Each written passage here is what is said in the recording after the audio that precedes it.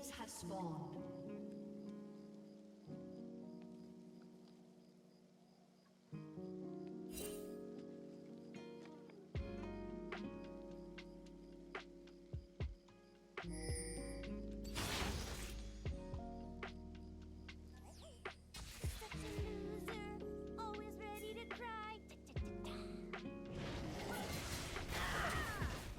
What the hell? Alright, if we have to stay here and make sure Vi gets the blue and miss some CS for that, that would be worth. It doesn't look like she's being contested. I'm gonna start walking. I'm not gonna sacrifice CS if I don't need to. Ooh, bro, what a messed up Q. Oh. Well, that was a huge fuck up from him.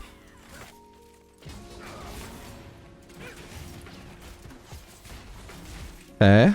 Kind of turned the trade around now, and we have Vi helping us.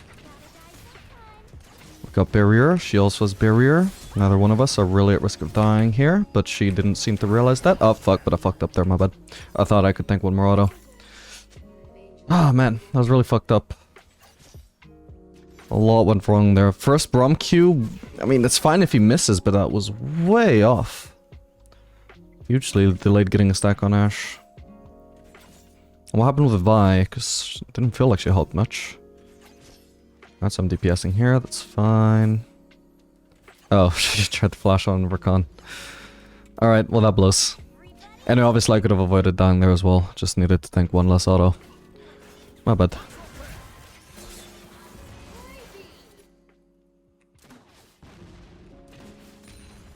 Okay, I'm gonna work to thin this out, because I want to freeze, but I don't want to tank up this massive wave. He needs to stop hitting the wave, because this is good enough to freeze, and we don't want to thin it out any further. He also is aggroing it onto him now by hitting the wave. And I wanted to freeze it further out, so he really fucked me over here. Hopefully this freeze still holds up, but this is way closer to the turret than I wanted it to be. Ah, fucking I missed the cannon, my bad. Yeah, now these melees are gonna go under turret. This is not the freeze that I wanted, unfortunately. We are gonna deny pretty much a full wave from them in the process, but it could have been a lot better. I should hopefully at least end up ahead in XP.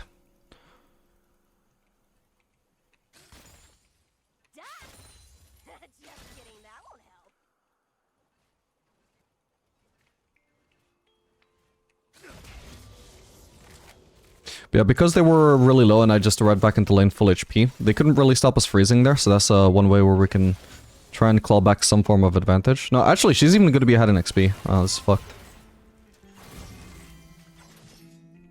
Well, I guess I'm at least not as behind as I should be.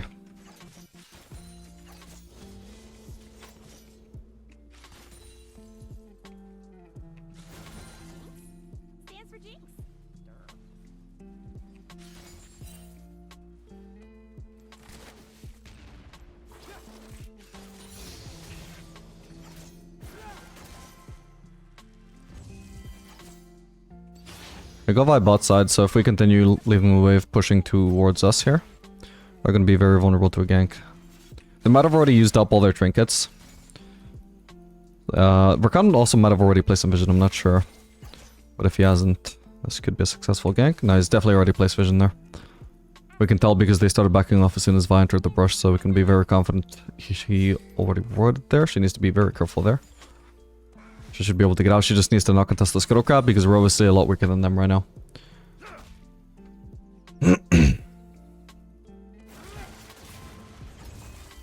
Ashe pushing here is very silly because at the end of the day she has an engaged support. If they want to push their advantage, they want us to overextend, so we are vulnerable to Rakan's engage. Right now there is no risk of anything. Even if Rakan in theory can land an engage on me here, exactly like that. Ashe chased me down for one auto, then she stopped because she was going to hit the turret after that. Ah, kind of unfortunate these melees already chased me. Ideally we would have kept on freezing a little bit longer. I'm going to place a ward for ourselves. So from here they can also let the wave push back into them. But you can see Ashe is just wanting to push. So even though I'm behind, I'm not getting any further behind. Like, there should be a snowball effect, right? If you get a kill early on, you get a certain lead, and then with that lead, you turn it into a bigger lead. That is not happening here because Ashe is not executing proper macro. This would be viable if she had maybe mage support who could have poked me under turret, and then it'd be harassed out of lane and I'd have to recall and they could secure a CS lead that way. But this is not how you play with engaged supports. I'm actually letting this get a bit too big though if I'm trying to freeze, so I'll thin this out. There we go, a lot better.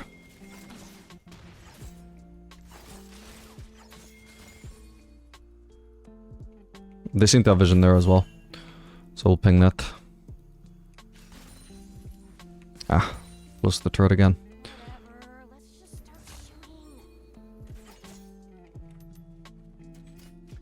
We've actually ended up with a CS lead, and that is just from me last setting better than Ashe. He needs to be careful. So here we're definitely a lot... This is the most overextended we've been since that first recall. They have a lot of room to chase us down here. And Ashe is very good at chasing people down.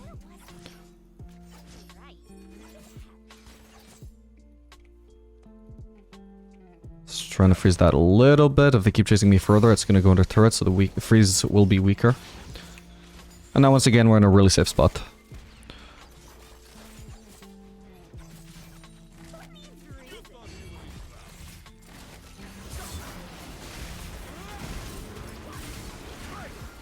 Oh, bro. Just no need to overextend that far. When we're in such a safe spot, it should be impossible to die. But I'm not dying, and I'm getting a lot of farms, so this is obviously inconvenient, and shouldn't have happened, but it's also not a disaster. This is not the point in the game where you're like, ah, fucking supports, man, I can't do anything, can't carry these goddamn supports, GG. No, that comes later into the game. We don't have to start overreacting yet. Because we're still fine.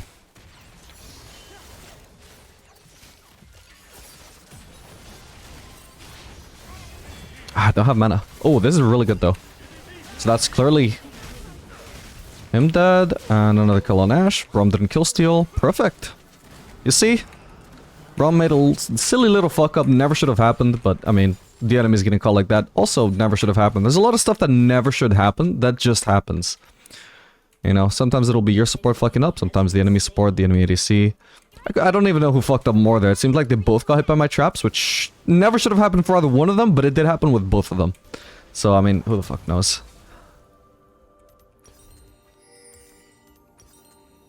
Oh, this is definitely more than enough for BF Sword. Almost could have afforded the full Yuntal. And yeah, just like that, we're just suddenly winning. 10 CS lead, evened out the kills, I got a small shutdown from Ashe. I know I'm ahead in XP because I hit level 6 before her. Which I never even ended up needing to use. The ult at least.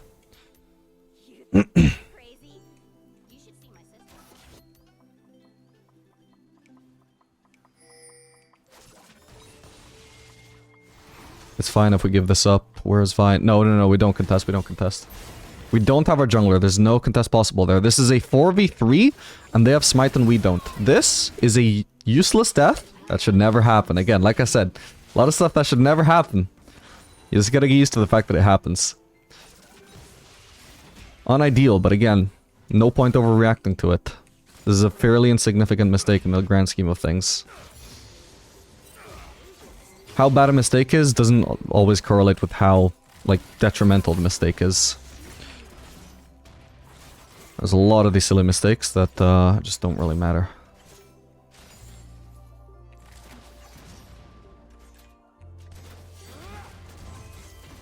I've got a large range advantage over Ashe at this point. Okay, nice. She should be dead there. Perfect. Yeah, she shouldn't have kept trying to trade with me for so long. I was spacing her, I got a huge HP advantage just from auto-attacking her while she couldn't hit me back. I currently have a 95 range advantage over Ashe when I'm using rockets, which is kind of hard for her to overcome if she hasn't slowed me with her W beforehand. If she hasn't slowed me with W, I would not recommend her to try and trade back. Yeah, that's a Nocturne. We got Braum though, so I think I would be fine if I get ulted. So I would like to try and stick around for another wave, because we're not basically on a kind of wave, but we do know Nocturne is around. Ashe is going to be back soon. Pretty sure she still has ult. Rakan has ult. Nocturne has ult as far as I remember. So yeah, we are going to base.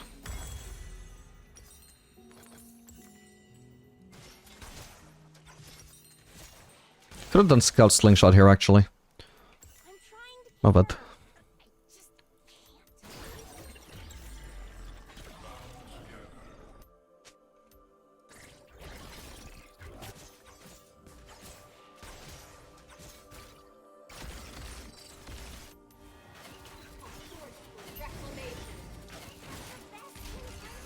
The traps are to more effectively zone her, because if I walk up to her and just hit her once or twice, it doesn't stop her going for the plating, or it doesn't stop going for the plating, being a good play for her.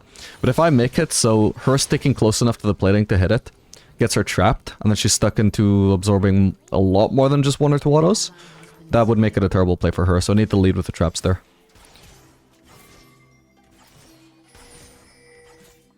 Where's Rakan? I'm assuming he's roaming, but I don't want to be making false assumptions. I'm gonna ward this brush. I don't see Rakan on the play, so I'm actually thinking he might actually be bot side. If he was part of that fight, I would have seen him by now. Oh, he's actually there. Okay.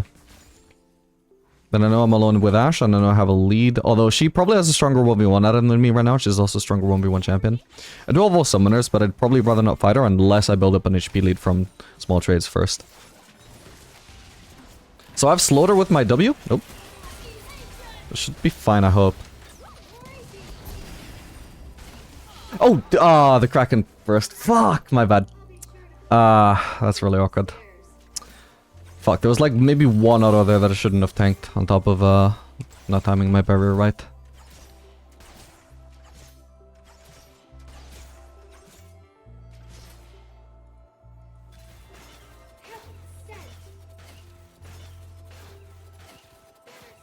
Yeah, that last auto right before she got trapped, it's kind of unfortunate I got hit by that. Oh well.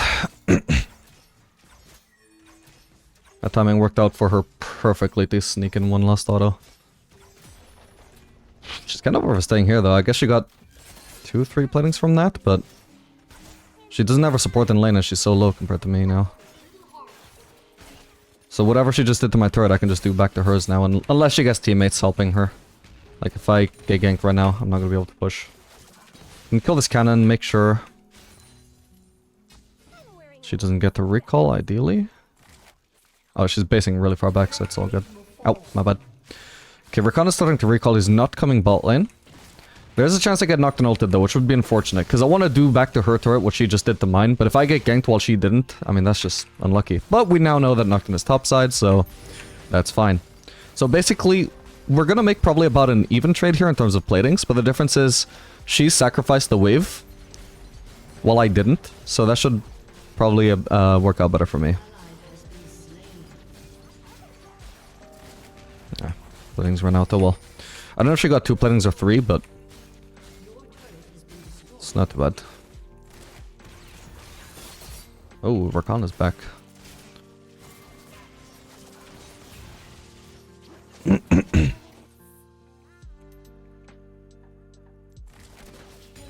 I don't know what Braum has been doing for this long, but he probably shouldn't have been roaming this long.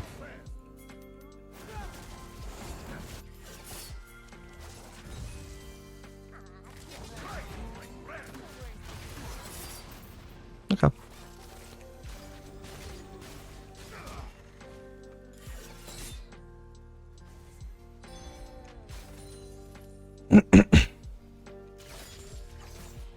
Wait, Rakan is going back?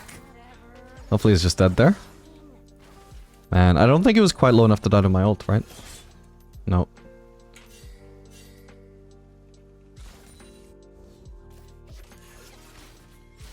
I think I'm gonna start rotating over.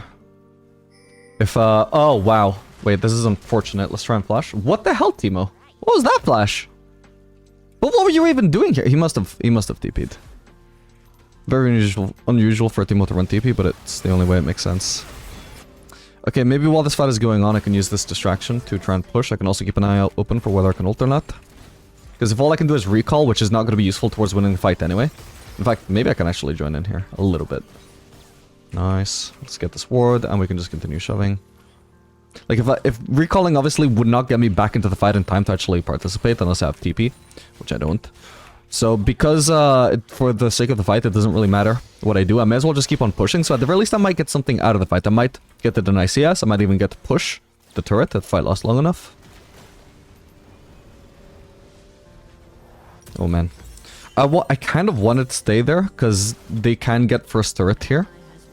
Oh, no, sorry, it wouldn't be first turret. It's not that big a deal then. But we had like 4 enemies bot side and only me bot side, so that would not have been smart. Certainly not on that HP especially. This turret is going down either way, so I'm not going to try and snipe the minions with this ult. I also want Braum to stick around with me, because I want to go aggressive on Orianna, but I've got to be wary about a potential Nocturne ult. We need Vi to come bot as well, because we know we're getting flanked by Rakan, and there could be a Nocturne ult as well. Yeah, this is going to be on me for sure. I can't escape it though. Didn't have Vi around fast enough. She should have been here.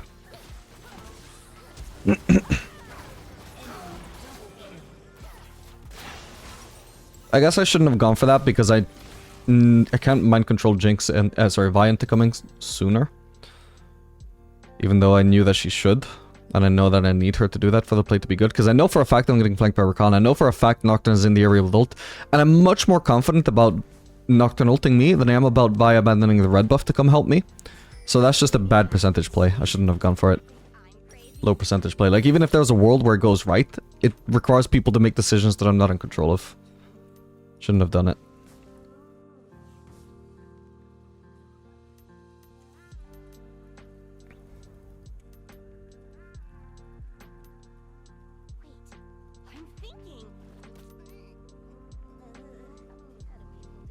And also Teemo being there was also just a completely unrelated factor that I didn't account for. I would have assumed he was gone by now for sure, but he wasn't. That's another reason why the play would have failed even if I listened.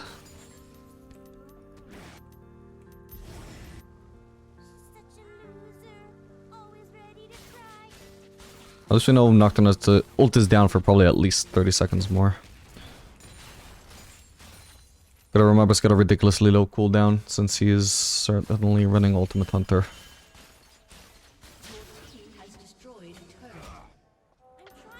Okay, we got a threat there actually. Braum, stick with me. Because I want to keep on pushing here. Maybe we kill Ashe because the enemy is... Okay, nobody's even actually defending this. Maybe I just get a free turret here then. But I want Braum's protection in case somebody does. Because remember, Nocturne could ult me. I don't want to stop pushing this though just because I could get ulted by Nocturne. Ideally I would just have protection so I don't die if Nocturne comes for me. At least they kill Ashe, so that's something. Looks like I'm probably getting this turret.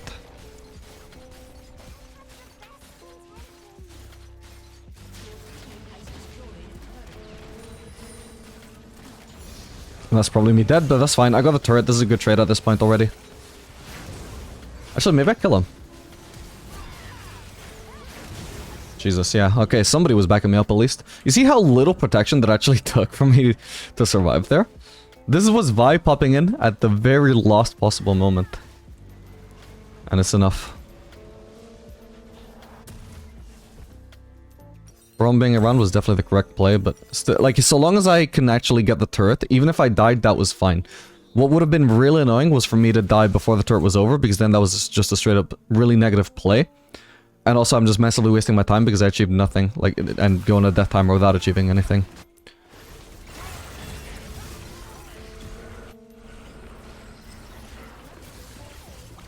Whereas going on a death timer after I already achieved that 700 gold turret, that would have been perfectly fine with me.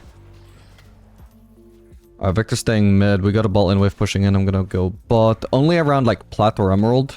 Somewhere around there. Do I even bother trying to communicate to mid laners that they should go bot? After that shroom, honestly, even Ashe by herself, yeah, could chase me here. Hopefully Vi gets her now. It's annoying, but it is what it is. I was hoping Ashe just wouldn't know the correct play there.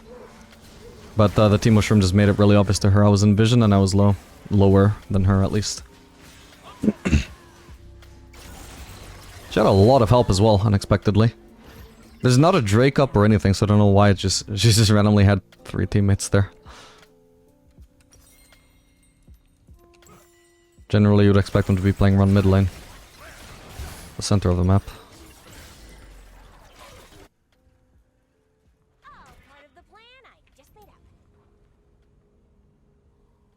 Yeah, it's really annoying for me, because the only way to... Once I step on the shroom, and I know Ashe is... I'm suddenly on Ashe's radar, the only counterplay for me is to go all the way around, which would have wasted so much fucking time.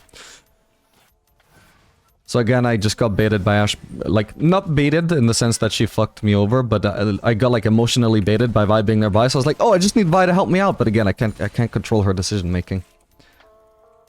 I can't guarantee that she's gonna sacrifice tempo to come make sure that I can farm. In fact, if I was in Vi's position, I probably wouldn't do that. Even if the ADC pinged me, so... Yeah, I can't really blame her. Braum here, though, I can blame if he doesn't come help me farm, because I could be Nocturnalted here. But I need farm. Oh, goddammit, another shroom. About to be blinded, but I want the cannon, so we'll get that. Again, Braum should have been here with me. This is really annoying. Sometimes I'm making bad decisions, sometimes my teammates are just screwing me over. Particularly Braum is just never with me. That's why I keep having to rely on Vi. My jungler's doing a better job of protecting me than Braum is.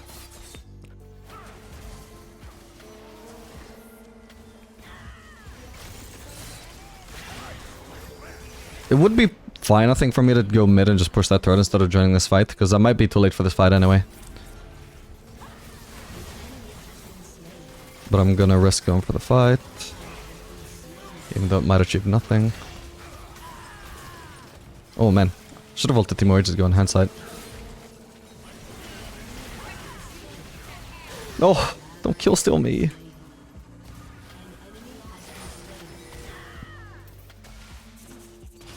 Ah, this is ridiculous, I have no vision. Got her. Lost vision again. No way she just stood in the same place twice in a row, man. I guess she was standing in the middle because she didn't want to stand too far to the side, and then if I go to one side, she would just get caught up for free. Fuck's sake. Okay, Nocturne might have ult back up soon. Need to get out. Oh, man. These team mushrooms are fucking us over. Do I even want a base? Rather not, because I'm so close to Infinity Edge. We're not contesting the Drake at this point anyway. Or if we are, it's going to be so later on that I'll have plenty of time to lifesteal anyway.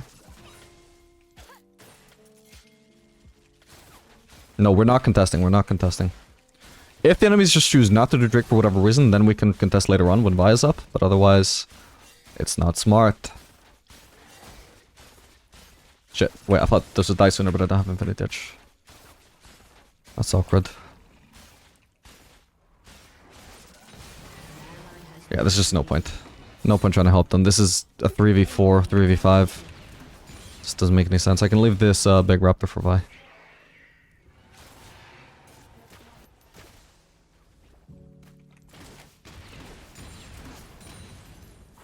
There's no farming it. But either way, I mean, I don't want to waste time killing it now, because I already have Infinity Edge anyway. My priority is basing for that.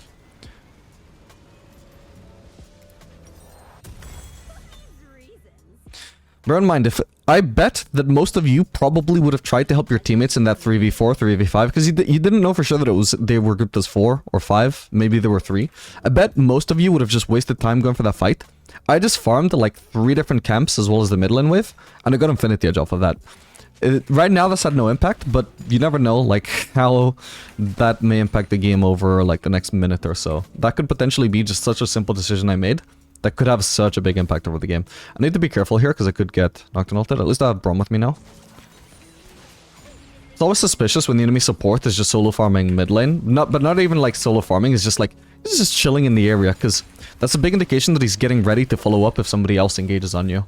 So you gotta think, like, who could go on me right now that Braum is hoping, that Rakan is hoping to follow up? And the obvious answer is obviously Nocturne ult. He wants to be nearby that if Nocturne ults me, that he can either Nocturne and R me and W me. Jesus Christ, these shrooms.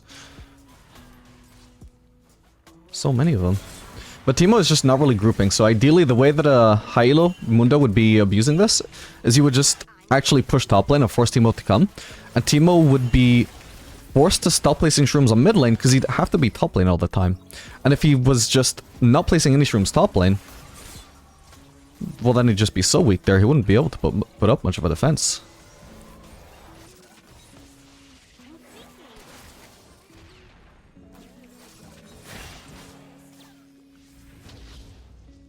Oh, weird TP.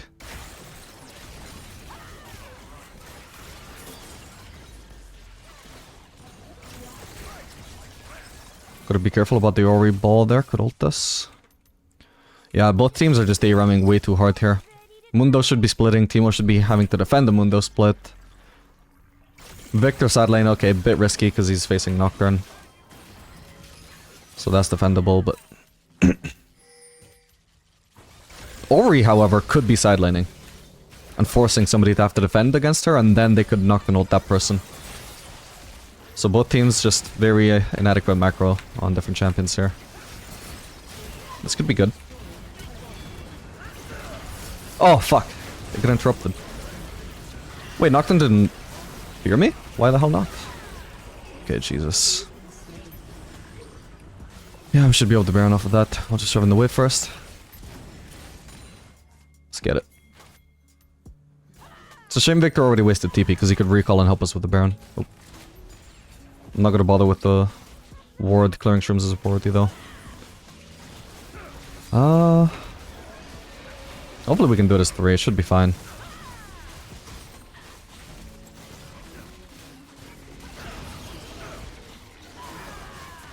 Wait, what?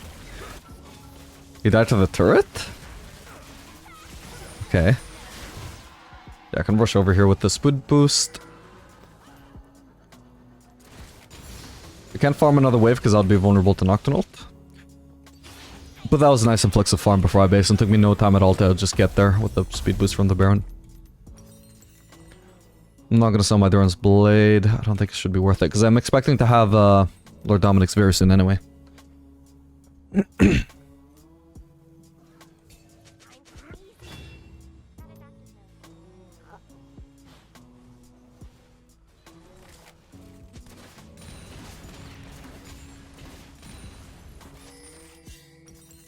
If I go for the Raptors here, that might give me Lord Dominic's. Drake is up very soon, so I need to basically get it off these Raptors or I can't get it at all. Should be good enough. We're not able to get the vision on the Baron, sorry, the Drake right now anyway, because all of our team are coming back from base, so we have to accept the enemies are getting vision there. Ideally, I should have been here to push this in, though. But I mean, I'd also need my help for that, so in hindsight, I don't think it actually mattered. But, yeah, either way, just the safest call here is always just to base and get my item.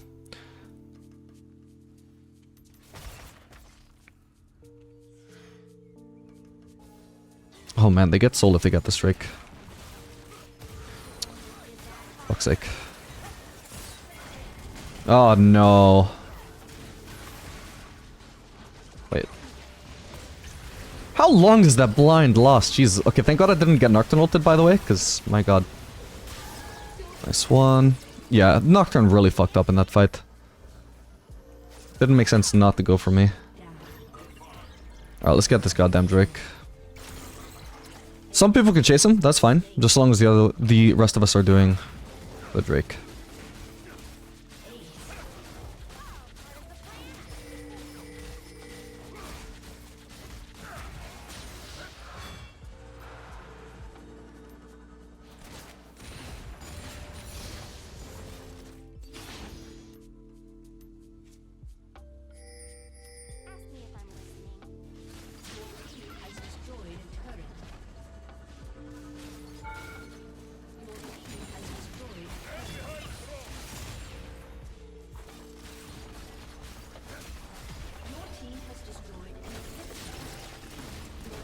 I won't bother using W because I know he would spell shield anyway. So I may as well just not lock myself down with my W and just auto attack. And then he just wasted his thing so I can actually use W anyway. Nice.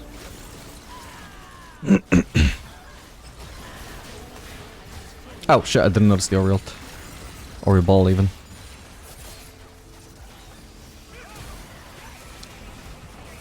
Okay, I didn't get hit by that, that's fine. We get the Braum passive, so this guy's gonna melt.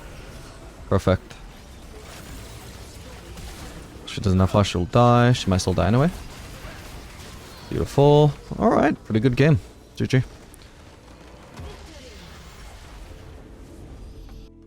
Oh, and you know that moment that I pointed out? Like, oh, I just got so much farm in a situation where most of you probably would have wasted time on that one play that definitely wasn't going to work out. That maybe you might have even died there, but at the very least you guys wouldn't have just maximized your CS per minute the way that I did.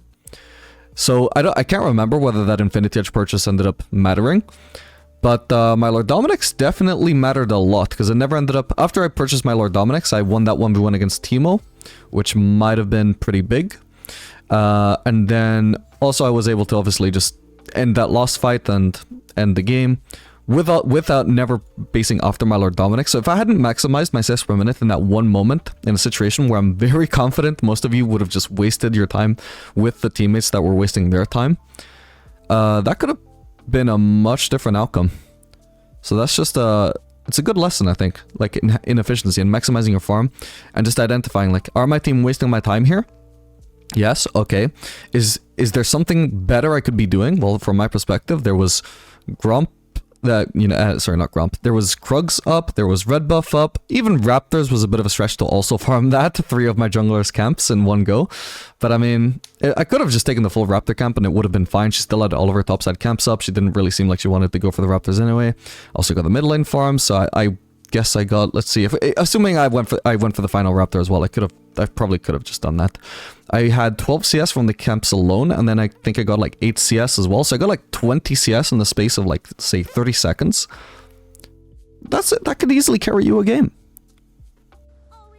Alright, gamers, welcome. This game we're going to be playing Jinx Morgana into Kai'Sa Renata.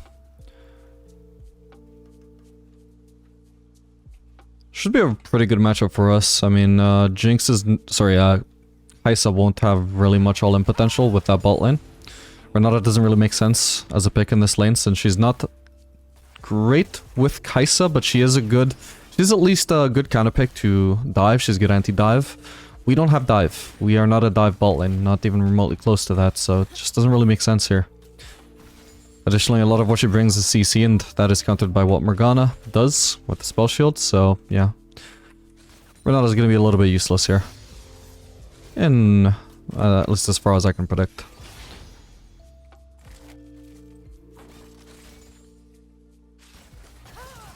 What the hell? I want to start disengaging before she lands the 5th shot. Alright, that was not as great a trade as it could have been if I had spaced her better, because I didn't think she would actually go for a long trade there. And if I had actually landed a W, but at the end of the day it was still a nice trade. Nice.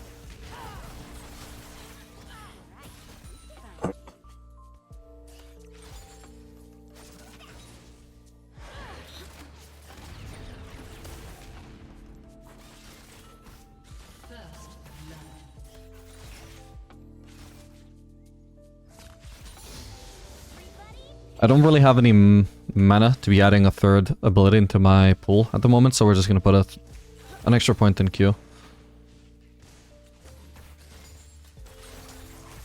I won't hit her because I'm about to get threat aggro if I do that. Snuck in 2 autos in the W there without getting a 3rd shot. That was clean.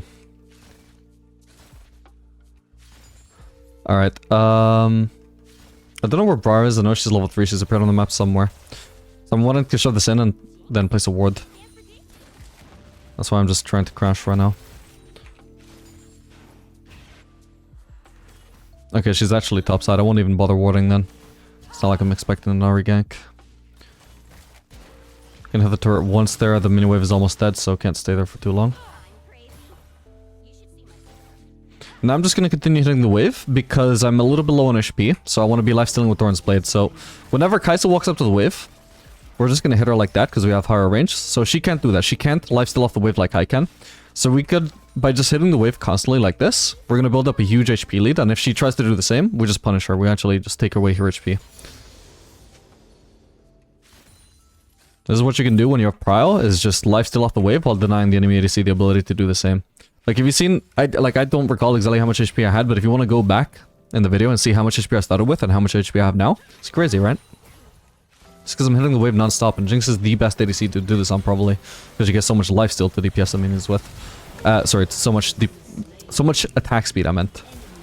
Oh my god, this is horrible for my team, though. Alright, I don't know where Briar is. I'm gonna probably ward and stay, because maybe if Morgana or somebody gets her in time, maybe I can... Oh, shit. Am I gonna have to flash? I feel like I probably do, but I'm gonna try and greet it and see what happens. Wait, fuck. Okay, I'm just gonna flash then. Yeah, that's unfortunate. If she just appeared a little bit later, I would have been fine. Just had to show up exactly as I'm warding. So once again, I'm gonna be forced... Do I even want Yuntal this time? I'm just gonna do it anyway. I'm not sure 100% that I actually do need it, but Swain is ranged, but he is kind of frontline. She is frontline. I guess with Nari ulting into me, I want to kill her as fast as possible, and that's going to be through DPS. It's not like I'm going to burst her down with W ult or anything like that. I don't think Uintel is bad here. I'm just, again, very sad that I just can't base on the BF sword. And I think against Swain, I just might end up regretting not going Uintel if he ends up getting strong.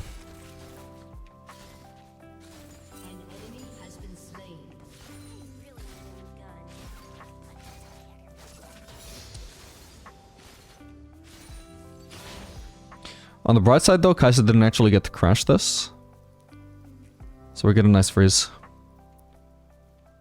At least I didn't get truly fucked over from that failed dive. Kai'Sa only got 1 assist even, not even 2.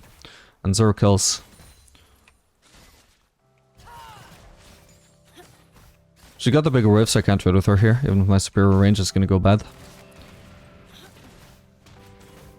She has Berserkers, I could tell. A lot of movement speed, a lot of attack speed. It makes it harder for me to space her, but it also means if we happen to all in or something, she is gonna do dog shit damage.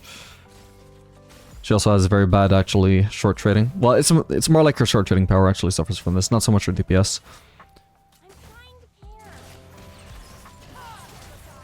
Oh shit.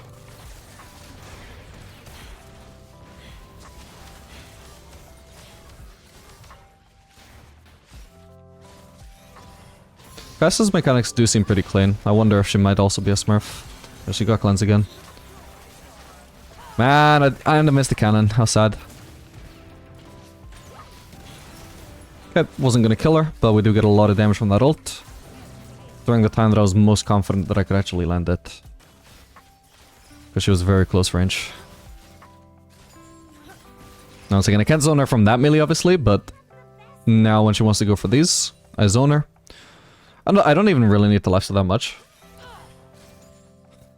She's not even going for last hit, just trying to harass me. Yeah, we're in a really good position here. There's no need to push, I just want to zone her. I'm slowly lifestealing as well whenever I do last hit, but it's not my active focus.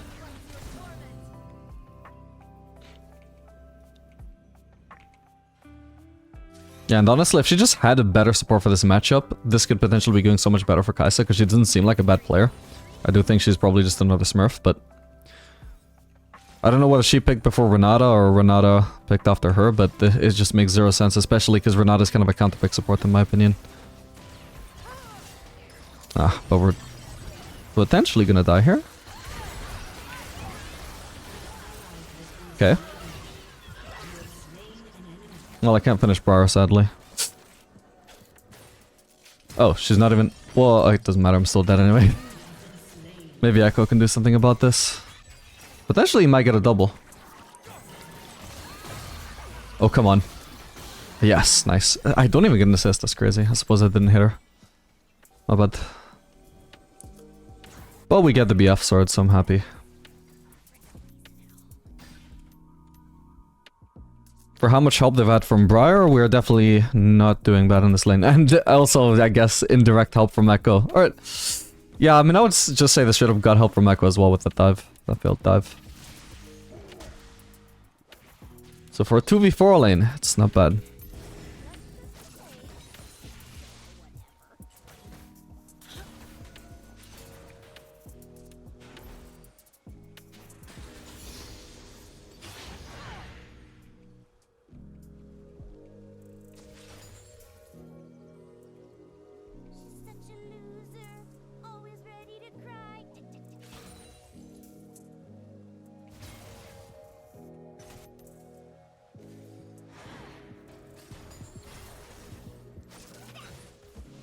It actually landed.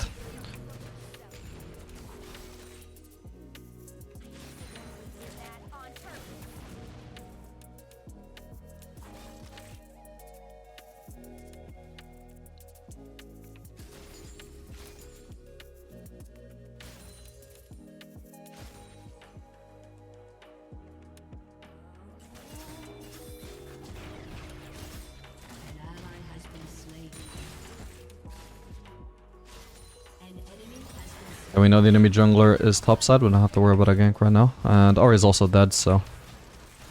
They're backing off really far, not even trying to poke us or trade with us, so... Well, holy shit, the Morgana Q is way off. So I can just minigun the turret. Not good at the time, at least.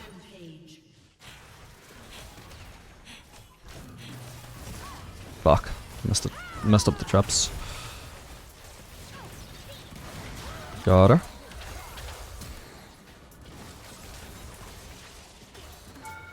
Wait, really? Ah, shit, I couldn't actually survive it though. My bad. Yeah, she kind of caught me off guard by pulling me towards her, because if I just actually reacted to that, maybe I could have killed her. I'm not sure. This has to be for Morgana, right? Yeah. I was looking at the map and I was like, it doesn't make sense unless she's going for Morgana, but it's weird to go for Morgana as well.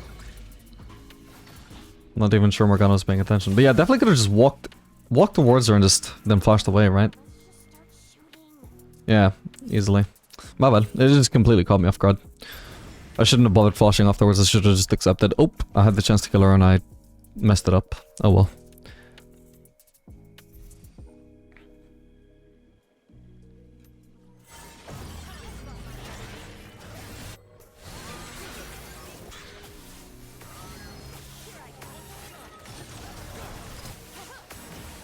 Wait, what?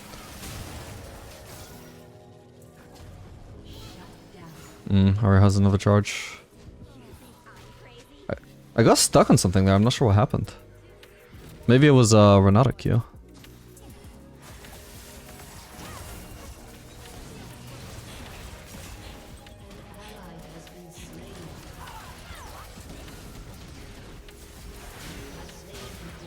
Nice one.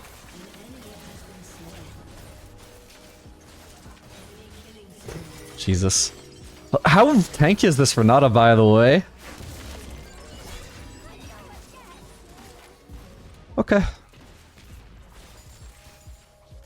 My god. Oh, let me check her items. Huh, I don't even get why she was that tanky there. Weird.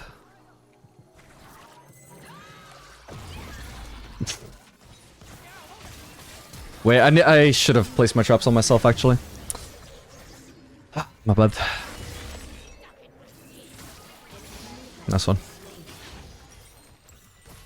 Was only gonna be necessary if she had flash up, but I sure didn't know that she had flash. Oh, he nearly has ult.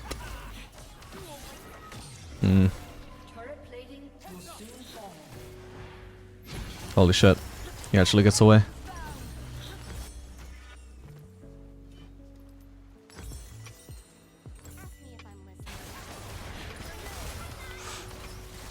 No, Morgana needed to back off. She beat her for the kill. Which in turn gave her not the kill because of the revive. Fucking if I had ult just slightly sooner, I'd have a chance at sniping Kai'Sa, but I'm not gonna bother. It's up too late.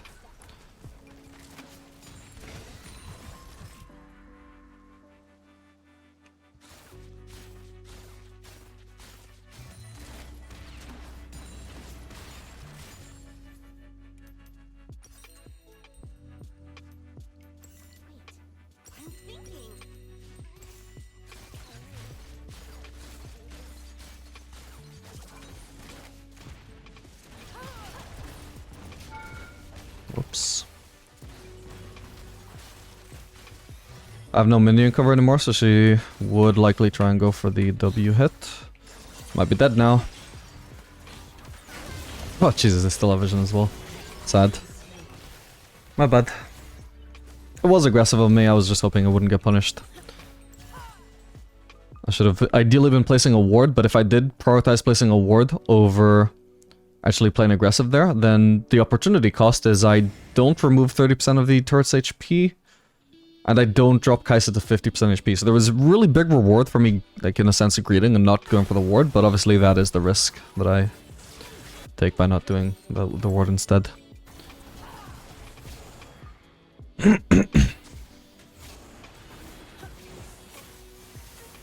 Maybe if I had better map awareness, I could have actually known Briar was bot side.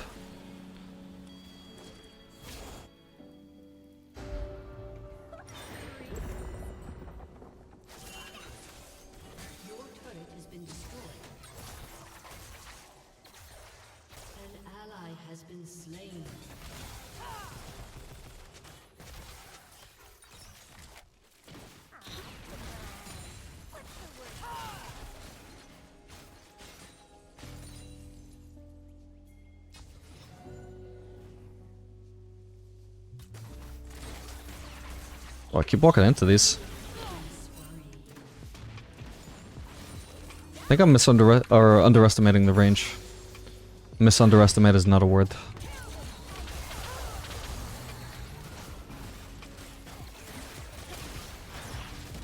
Okay, beautiful. Honestly, those traps were a bit ambitious, but I feel like they somehow just clumped up a little bit and it slightly extended the range. This is probably for us, so I'm gonna walk straight down. Where is it? Must have been for mid lane then, right?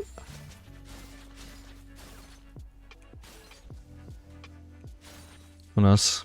It's very annoying that it doesn't just show up on the map.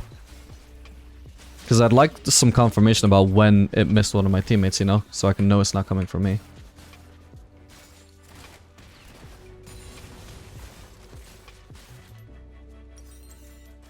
Just a minion, but whatever, I can still get Renance here.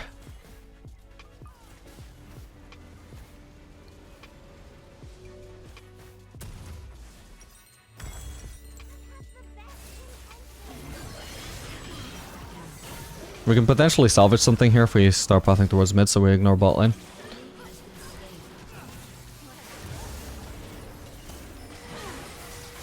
Fight is going very long. Decent chance I actually get here in time to do something, although it looks like the only people alive by the time I get here are just full HP tanky champions. This guy surely has ult.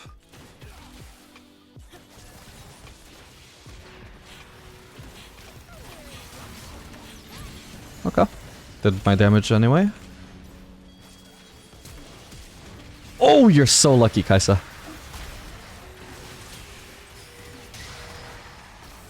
Okay, he's about to die. Oh man. If only I got the Kaisa as well.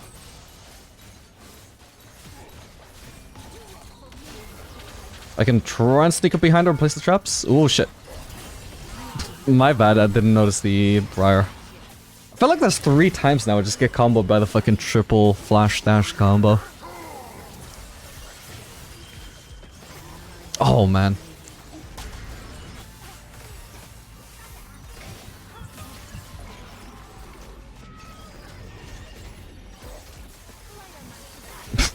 Okay, I can move. Oh man. Alright, do I want the... I'll definitely want heal reduction at some point at least. I'm not sure that I need it yet though, it's not as urgent as the previous game, so I'll probably just go for Infinity Edge.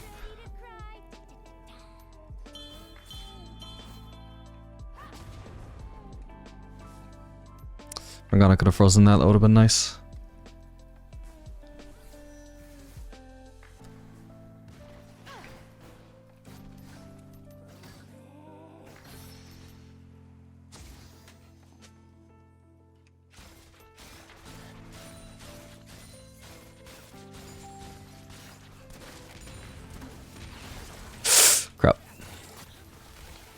You gotta watch out for opportunities like that as a support to just sneak in like 7 extra CS for your ADC single-handedly.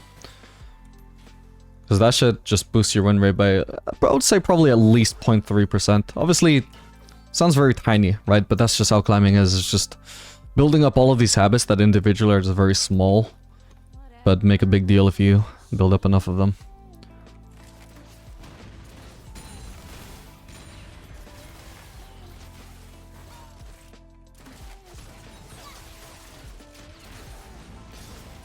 Once she's slowed, it's so obnoxious for her to try and avoid the traps. So I will lead with the W. Yeah, let's actually back off. I don't know where the rest of the enemies are. Like Briar, exactly. There might be a Briar ult now. I guess not.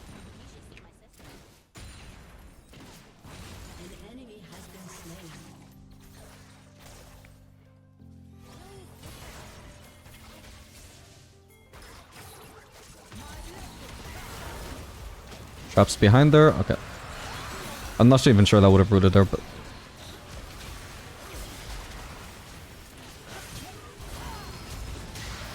Well, I think I'm dead here, sadly. Yeah. Not much I can do there, I just don't stat check the Swain. I had no peel. He flashed past my peel.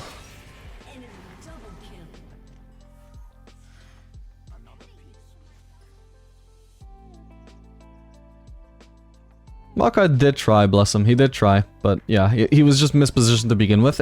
If he puts himself into a spot where the enemy just has to flash past him and suddenly he can't peel me anymore, then he was just mispositioned.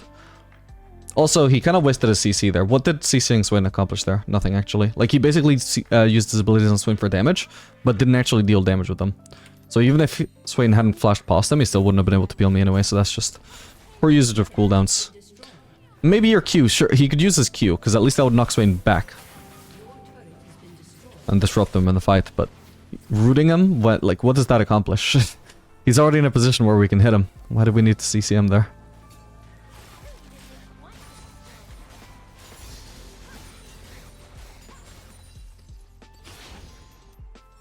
Bear in mind, I'm not optimizing my build for Swain until I build anti-heal. Me going Infinity Edge, that's not because I think that's going to deal more damage onto Swain. I'm doing that because I think it's going to deal more damage onto everybody but Swain. So that team fight for me sucked. Because I actively chose not to build for that exact scenario. I should be able to maybe kill Kai'Sa though. Oh, damn. Oh, shit. Oh, come on. Okay, we're fine. Jeez. Did she flash again or was that a dash? I don't know. Not quite sure.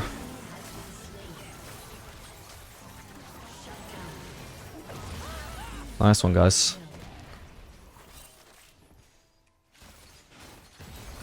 No Swain, no problem. And as the support, that is how you actively try and deny 7 CS from your carry or your other teammates. Mid to late game Morgana should barely be using her W on minions. Like this, it doesn't help me wave clear, just risks stealing lost hits. Obviously we're about to end the game, potentially anyway, it might not matter, but... I mean, you want to try and do your best in case, right? I think we're just gonna have to get out, this one is just too tanky. Can you tank this, please? Oh man. That's awkward. I guess I should have just flashed, thought I would get away with that, but the Swain W ruined our dreams.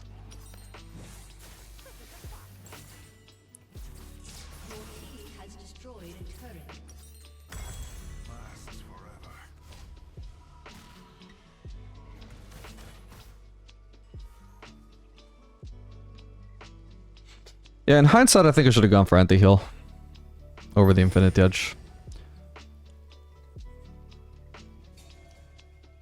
This one has been very impactful in these fights. And it just feels like a waste of time hitting him because he's just not losing HP.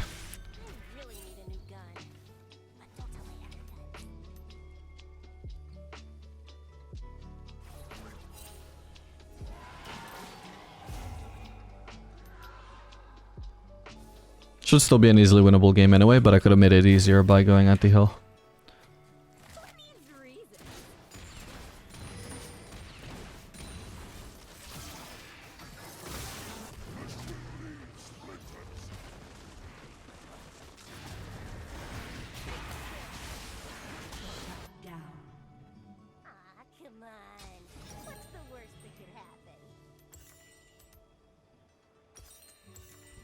I'm looking for 800 gold, or not 800, but 430 gold right now from my base. Oh shit.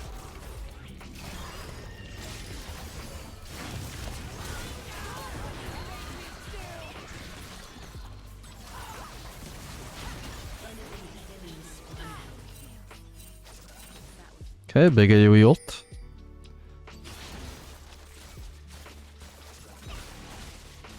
My bad for getting caught in the first place, at least I lived though. But it did cost Morgana her life. She did have both summoners though, maybe she could have lived.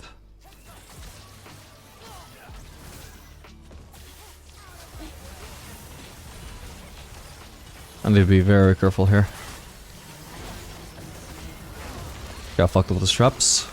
Or not. It did exactly what I wanted them to do, surely, surely. Trust me. She just doesn't take damage, man. What? Crazy. She might try and flash me or something.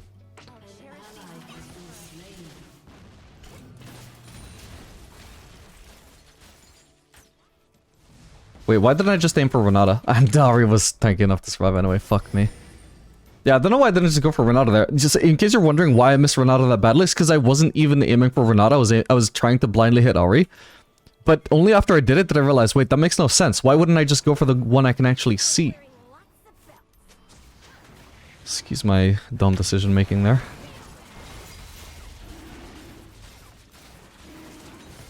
Got a little bit too focused on the carry there.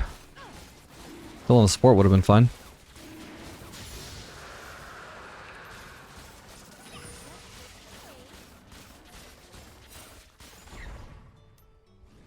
Alright, I can base now. I think I should. My team wants to push, but I know that anti-heal is going to be a huge game changer here.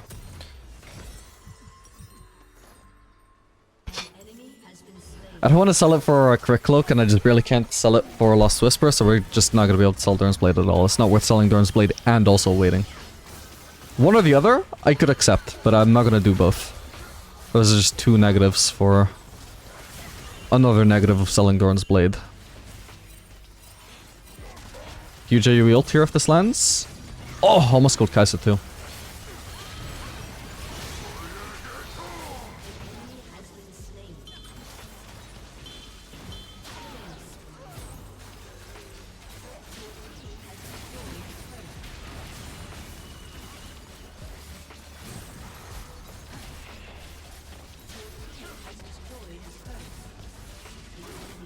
Just behind him, now that he's slowed, it's kind of hard for him to avoid.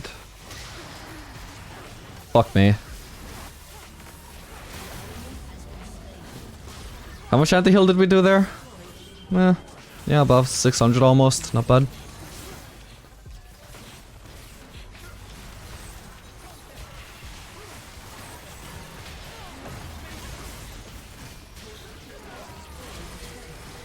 Smart from Kai'Sa actually. Oh, wait. Ah, that's the red buff.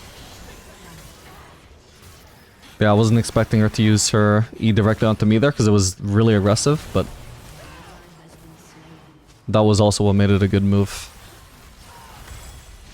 Because in theory, if I just reacted appropriately to her going in, I would just kill her easily. So I wasn't expecting her to do that for that reason. But that's also like the cheese factor that makes it work as well. Because I'm thinking, no, that would be dumb of her to do. Then I realized too late, oh shit, but that is why she's gonna do it.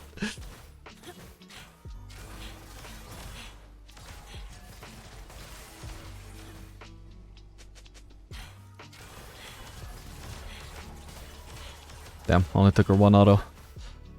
I think it was one auto anyway. Yeah. Okay, that was actually really unlucky though, holy shit, because I just realized her Ginsu's triggered on that exact auto.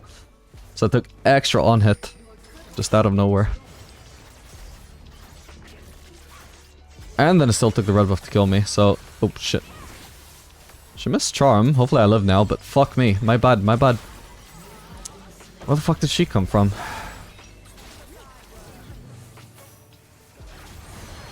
She had a ward? Yeah, she had a ward in here. Okay, my bad. No, oh no, she warded as I was walking past. Okay, that was very unlucky timing. But yeah, still, I could have reacted. I was distracted.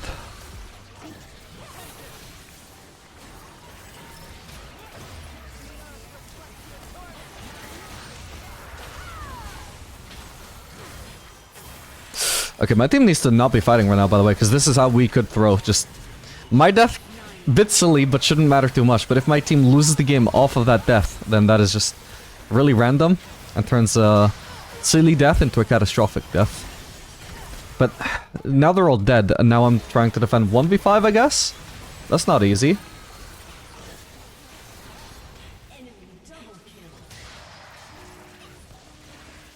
But it's...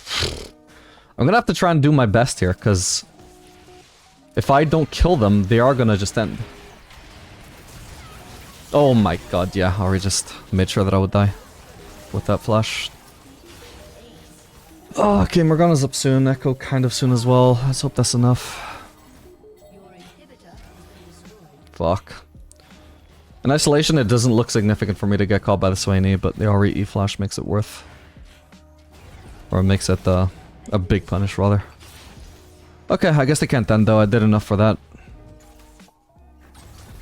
The funny thing is, this is still easily winnable. Like, that's the scenario we are in. I believe we have scaled strongly enough that the game is easy to win. So if we would have lost, that would have been really tragic. Because this is an easy game. We do not want to lose an easy game. Just off of one silly mistake.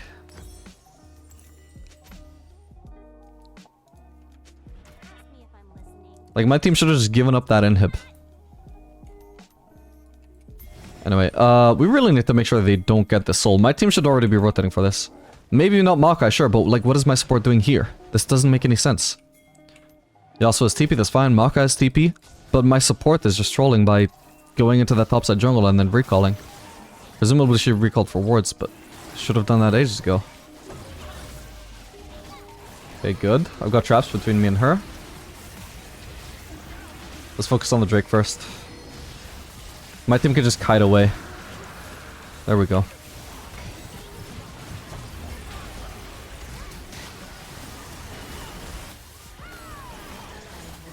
Oh, mistimed that. Not too bad.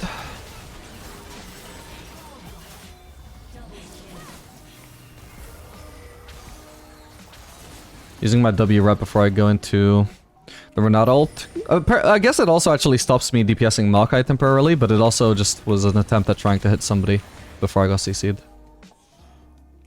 Or while I'm being CC'd. She's against the wall, that's hard for her to dodge. I'm tempted to flash on her, but I'm not sure it would actually be a game-winning move. It would just be a random kill if I kill her. Alright, Ari might have flashed back up by now. I need to be careful.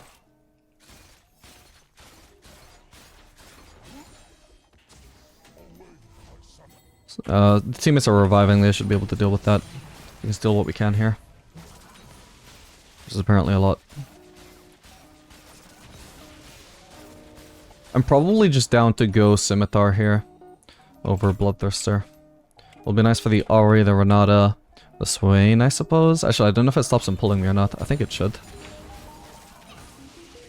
If nothing else, I mean, the Amar will be really nice against Swain and Ahri. Did we get that? No, we didn't. Okay, Ahri. Weird ult.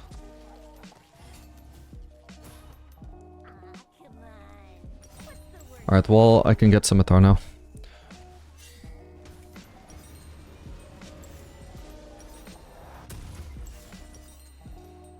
200 gold cheaper than Bloodthirster too is a nice positive. I wouldn't have Bloodthirster right now. And who knows, we might get into the next fight before I even have a chance to get Bloodthirster. It's not that unlikely.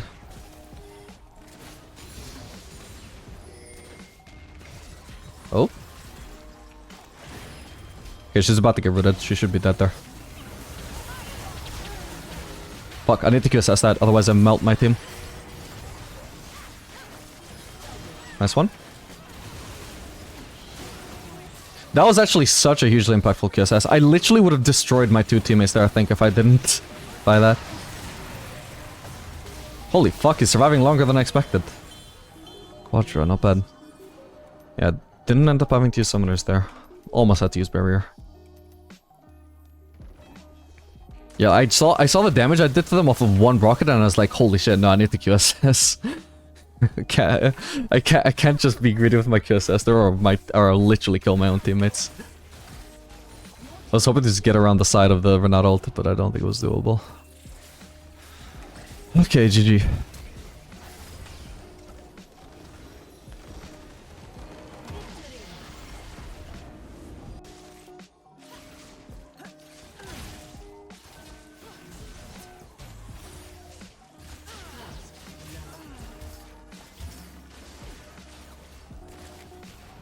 Well, that's a start to a game.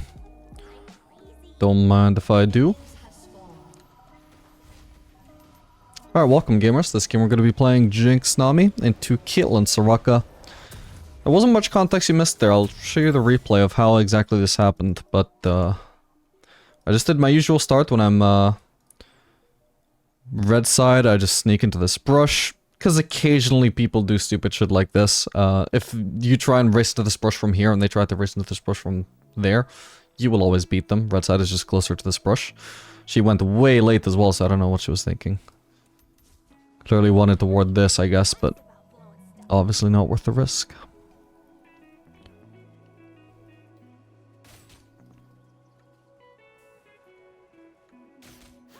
Okay, looking at their comp this game. Gonna split apart. Okay, fine, I still got them. Looking at their comp this game, looks like they're gonna have plenty of frontline, so we can go Yuntal this game. Particularly because they have Rammus, even if I have to hard force the Yuntal and I can't afford an early BF, so I'm still gonna do it anyway. Wireless vision. Oh, so awkward. She even hit a skill shot on me and I still can't see her.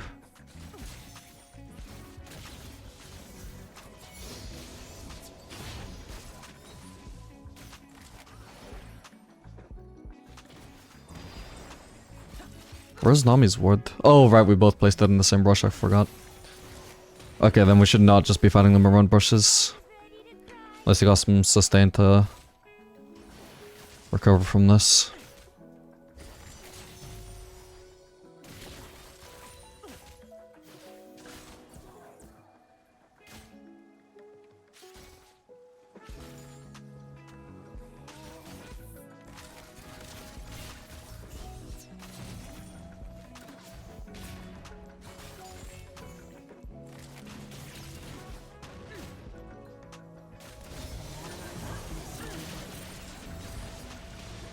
Very good trade there.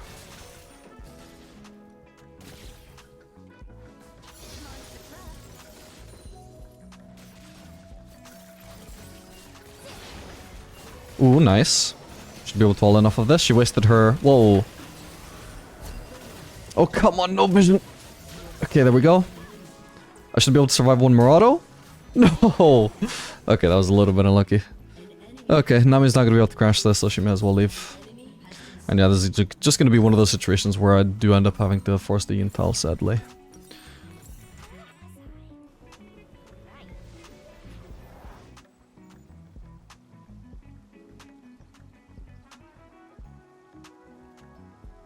Yeah, that was a bit silly from Soraka, because I wasn't going to be able to kill Caitlyn. So awkward about not having the vision, though. Also, like, the only chance I even have of even surviving there is if I don't go for that final auto on Caitlyn and just run in a straight line away, but this was already blocked off, and if I walk to the left, then it still lets her land one extra auto anyway, so... Just unfortunately, I couldn't actually kill her there. Or, sorry, escape there.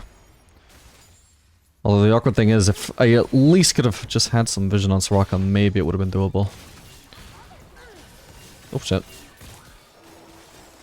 Unless we got some sustain as well.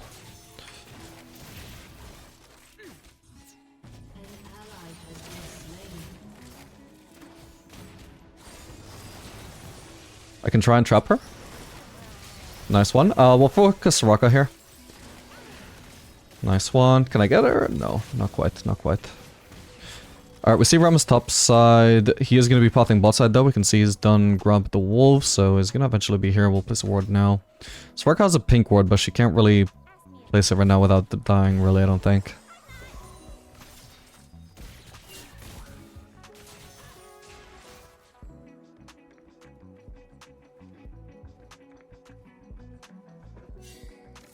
There's no way Soraka's staying, bro. Obviously, we can't really dive Caitlyn or really poke her very effectively under turret, so what we're doing instead is just zoning her from farm as best we can.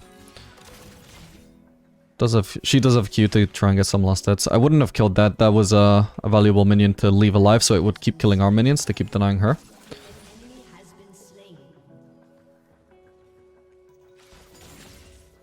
Trying to bait out her E. Ooh. Unfortunately, I was going for the cannon there, so I couldn't capitalize. I wouldn't have turned around and cost myself the cannon just to try and harass the Caitlyn. Alright, Soraka's back in full HP now. Oh, Rammus is actually topside still for some reason.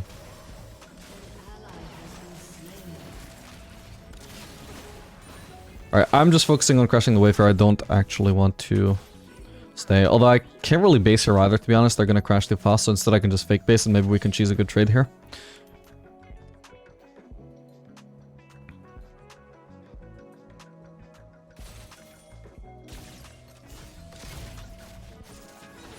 Oh, man.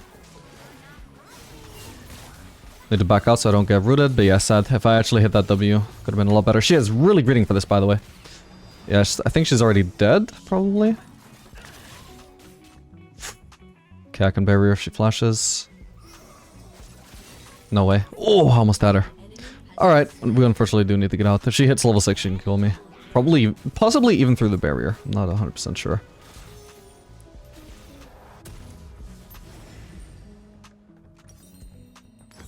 Yeah, I don't know why I tanked that killing Q though. I was like, yeah, I can reduce the damage by tanking it, I guess. Maybe it'll save Nami, but I'm pretty sure Nami, if she did get hit by it, would have died either way. Pretty sure, yeah, it's a level 5 killing Q. Still, I always had barrier in case I needed to survive, and I didn't even need to do that. Yeah, this is obviously, in terms of the amount of gold I keep basing on, a pretty awful game for Yuntal. But in terms of how much utility it's actually going to give me later on into the game, I still think it's going to be quite beneficial to do it anyway. I just really wish they would fix that about Yuntal, because it's just so awkward. Doesn't feel good to play.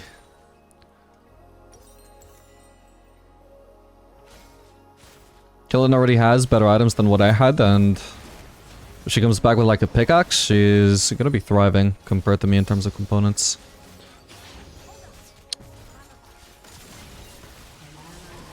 I try and cheese her with the traps. Okay, she flashes, cool. We got our jungler here.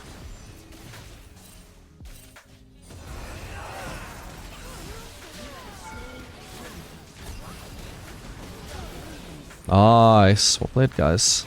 Pretty nice gank from the Yi. They weren't even low or anything, but he still knew we could actually dive there.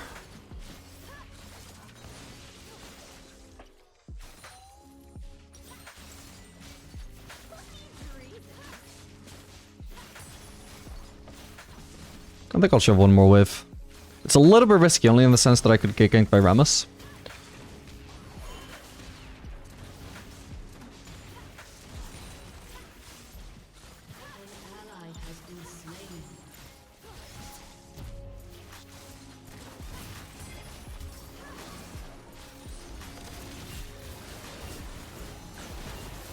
They're fighting with minions here for what it's worth. Not sure it's enough though. Yeah, still can't win that anyway.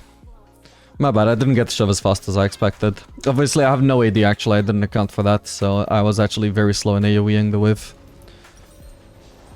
Oh well, it only cost a seal, and I guess Nami ult maybe.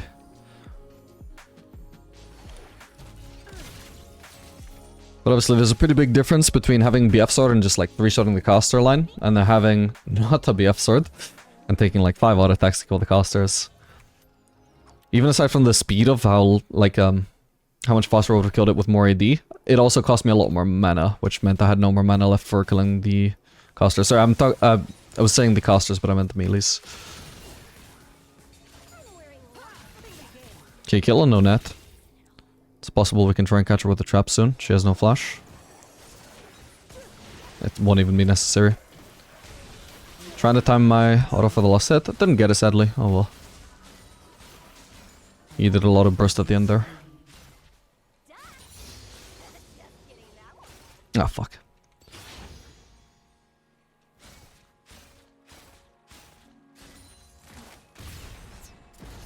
Yeah, now I just straight up 2-shot the casters. It's a ridiculous difference. Although actually, one way that I could have tried to shove that wave faster, although I think it's still obviously in hindsight was a mistake, was I should have started with the casters instead of the melees anyway. Because if I shove like half of the wave, you know, so either the casters or the melees, it's more beneficial to, you know, if I shove half of it before the enemy bot arrives and then they arrive and are trying to interrupt me from shoving the rest of it, I would rather that the remainder of the wave that I need to kill is melees, which are going to be further forward, so I'm less overextended trying to kill them, than the casters, where I was having to walk directly into Kitluna's rocket to kill them because they were so far back. So I should have started with the casters for that reason when the enemies aren't in the lane, so I know it's safe to kill them. You want to start with the riskiest minions.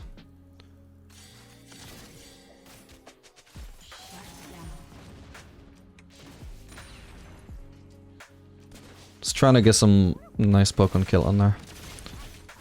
As I know she was trying to walk forwards for the headshot onto me.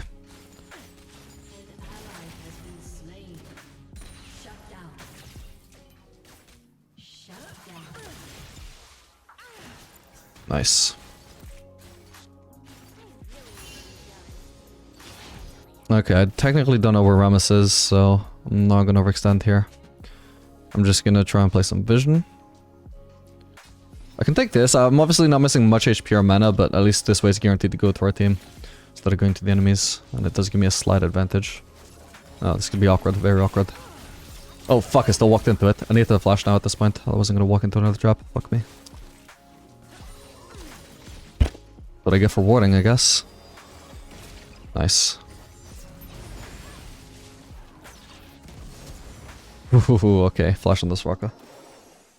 We got Ocean Drake as well, so I'm actually sustaining pretty nicely. There was a Rammus around though. What? How did that not hit that one minion? Oh, these traps were terrible, holy shit.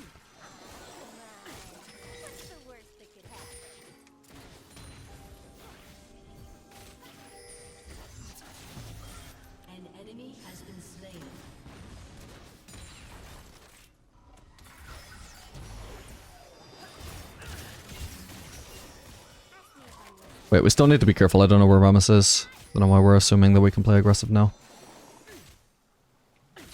He's very likely around, otherwise they just wouldn't be walking forwards like this. But that could just be them being dumb. There's just no way to actually know. Because, yeah, it's funny. He's actually tough. Because if we took that fight, I'm sure we would win. But oh well.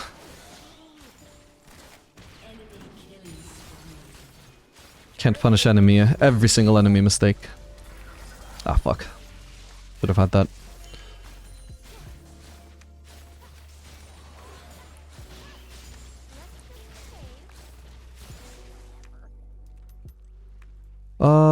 Is the enemy next wave a cannon wave? It isn't. I should probably still base her anyway though. Not make another plating for herself. I've already got enough gold for a Zeal, the next component I'm looking for, so there's no need to greed for an extra wave when I might just end up in the same situation as before. Just gonna ping her back. Hopefully she didn't get the idea of touching this wave. Nice.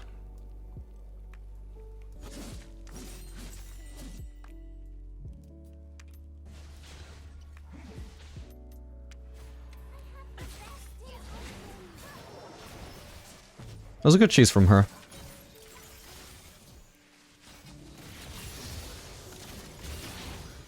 She obviously has no need to stay in lane, so why not protect her pink ward? And force a trade onto whoever comes to clear it. Unfortunately, it didn't actually pay off. But it was a good idea.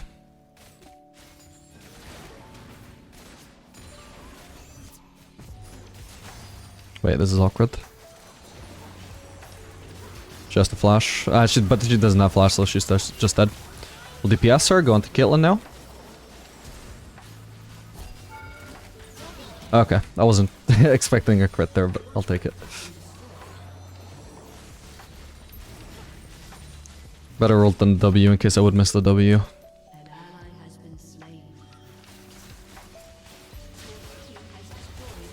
Wait, what? Oh, he ran into a minion, I suppose. Oh!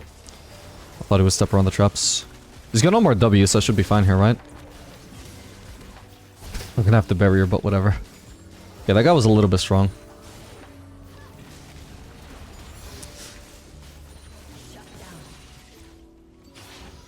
Got a big shutdown from that. Oh, he had Sork shoes as well, so he was doing a lot of damage, but I'm not sure that is worth it compared to doing Tabis. Would have survived a lot longer with Tabis at least.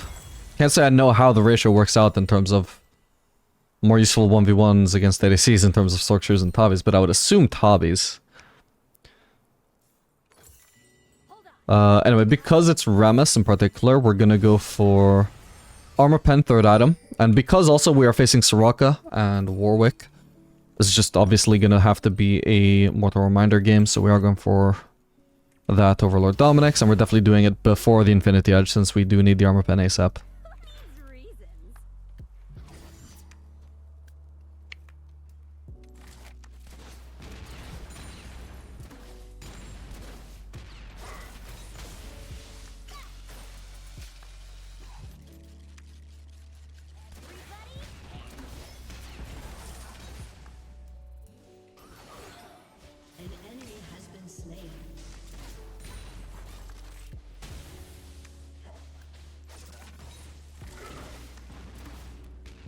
I'm not gonna overstay too long trying to poke him down. I just snuck a really good trade in there, but the longer I engage in that trade, the longer I give Ramos an opportunity to pop out from wherever he is and try and gank me.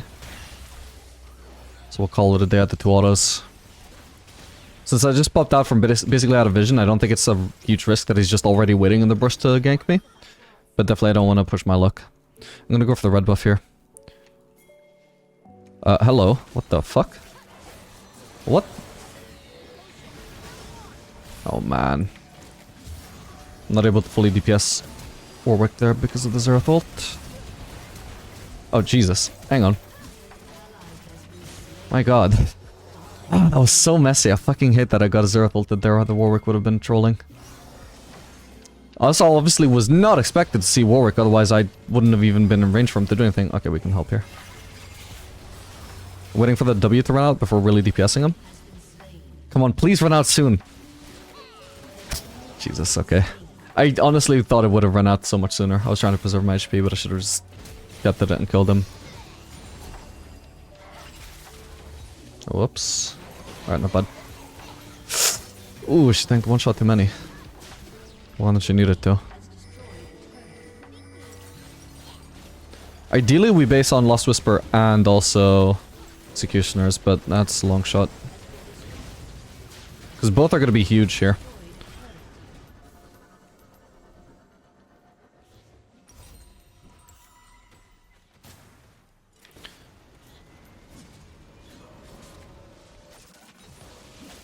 Okay, blocking off his escape.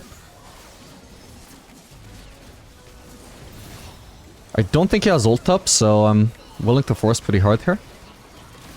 Oh, hello, Rammus.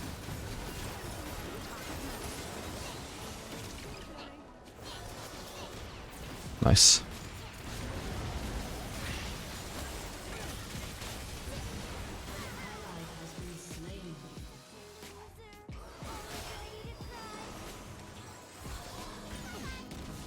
Ah, damn.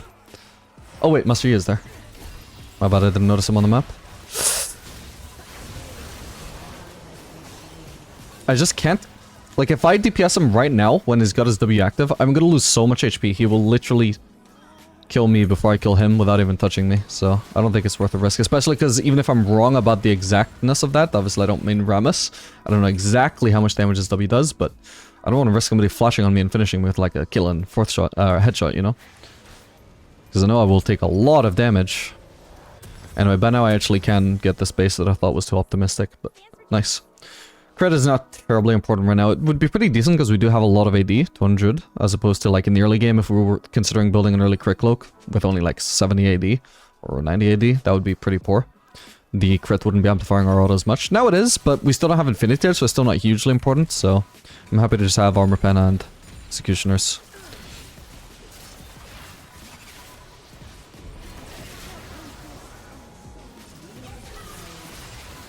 Should be able to finish them all here.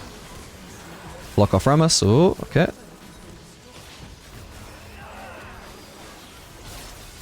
Yeah, I'm taking like 100 damage per auto there, I think. It's a lot of damage. Alright, Kali is doing the trollest TP I've ever seen, so we're gonna go bot for the farm instead.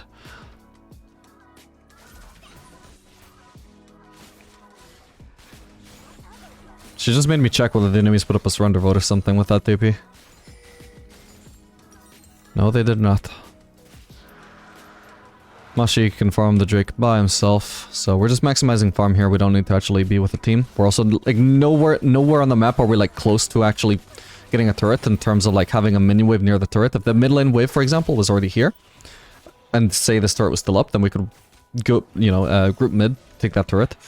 But no lane where a turret is available to be destroyed is actually like pushed. So we're just maximizing farm instead. Even like some, obviously you want to try and go for objectives after fights. It's, you know, like one of the most fundamental things in the game. But not after every fight is there actually going to be an objective available. Like aside from the Drake, which is so free that I could ignore it, right? And leave it to my jungler. So sometimes just the reward for winning a team fight is you getting to free farm while the enemies don't. That can still be kind of a mini objective in itself. I mean, CS is basically a mini objective.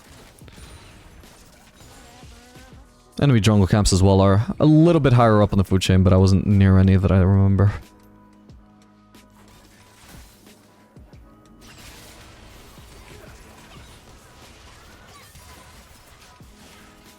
Yeah, I'm losing 120 HP per auto. Like, he's literally gonna die so much later than me. I need to wait usually for his...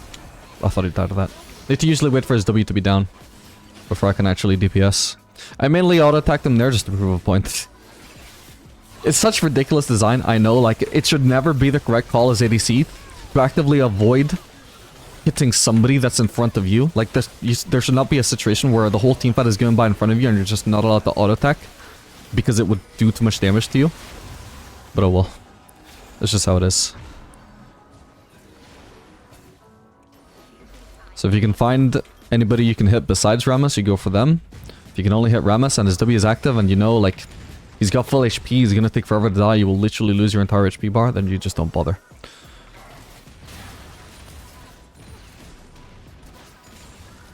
Obviously how much armor pen you have as well also, like, influences the equation there.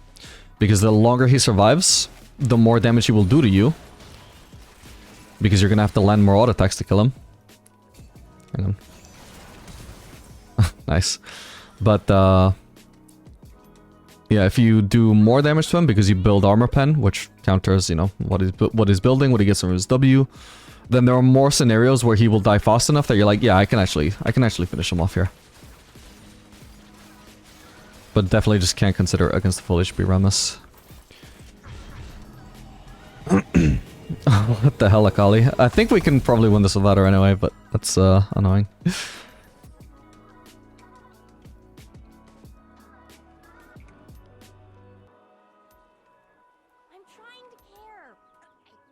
Okay, I was gonna go for Raptors, but there's clearly some potential action going on bot lane. I'm not sure there's any point in me rushing straight to bot lane, but I'll stick at least onto mid lane, where I can very easily rotate towards bot lane after. Or I can even try and make a plan kill, and it would have been ideal for me to land that W, but... Okay, that hit. She has Yomus. She has to use a Re? Or dodge that, sure. She is lucky. I don't think I crit there, did I? Oh well. Yeah, she played that really weirdly. I don't know why she just refused to use a Re. She would have saved herself a lot of HP. Oh well, GG. Doesn't matter that Akali went to FK. Alright gamers, this game we're going to be playing Jinx Braum into Varus Alistar. Braum should be good into this lane. Should be able to, like, if we ever get hit by a Varus engage, he should be able to just block some damage for us anyway. And he's also quite good into melee characters, such as Alistar.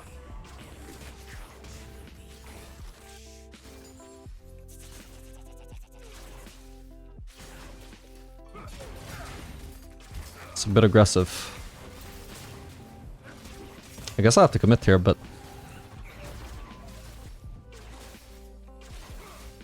Jesus. Alright, I would usually win that 1v1, but I'm standing in his wave and he's not, so... That just makes the fight naturally biased towards them, which is why, as much as we've survived, it has not been a good trade. I wish Braum hadn't gone for that. That was way too forced.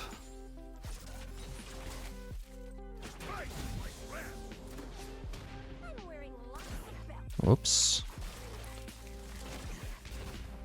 Just trying to snipe him with the rockets on the minions. I know he needs to stand around there to last hit anyway. Dude, this minion block. Oh my god, I almost missed. Holy shit. That would have been upsetting. Alright, I'm gonna place a ward. If I was staying, I would have to be very cautious there. I couldn't play too aggressive without getting flash queued by Alistar into the turret.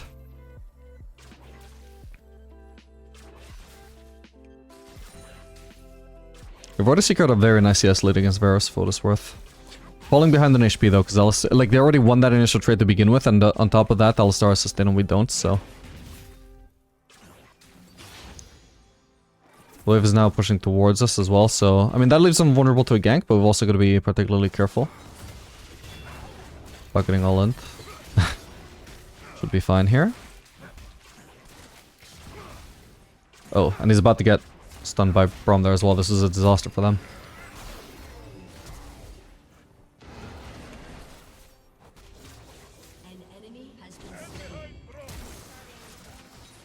Okay.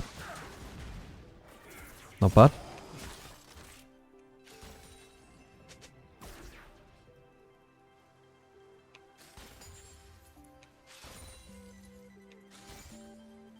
Okay, I'm thinking I probably just want a base here. Leave this wave pushing towards me.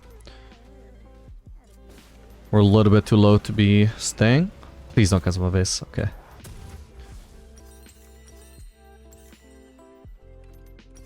I think it should be a decent Yuntal game again. This time I'm only doing it, I think, because the lane opponent, Alistar, is somebody who Yuntal is good against.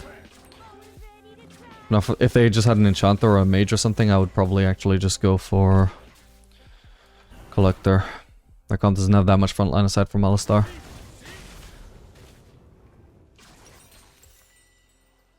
Okay, so Braum...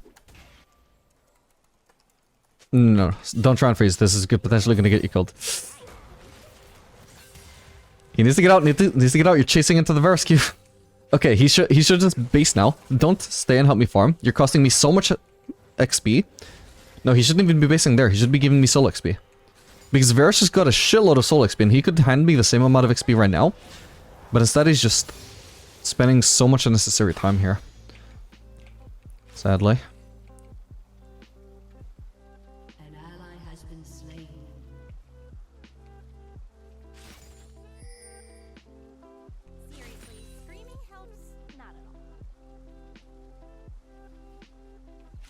Because he couldn't freeze that, he should have just been looking to base already. Like, as soon as this wave is crashed, Braum should have just already been gone. That would have set me up with a huge XP lead.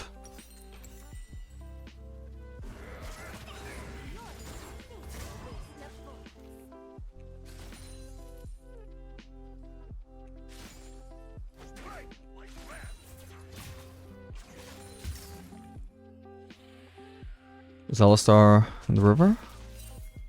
Not that I can tell. Oh. It's just not really going to be a kill opportunity though, sadly. We got a big wave here, by the way. I probably should have actually actively encouraged Alistar to engage on me by getting closer.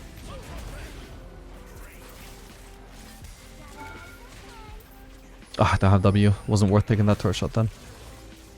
The turret shot would have been fine if I could have followed the stun with a W.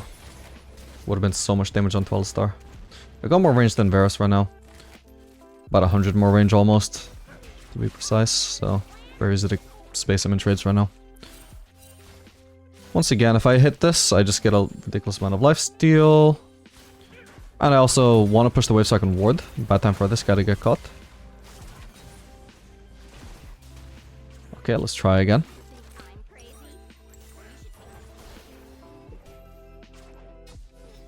We want to clear this. Wait, that's ridiculous.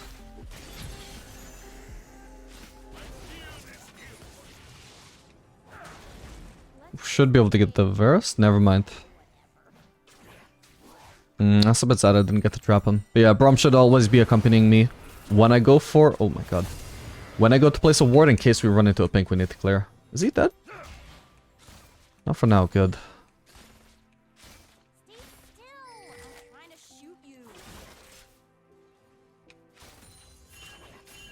Okay, well we know our jungler can't help us.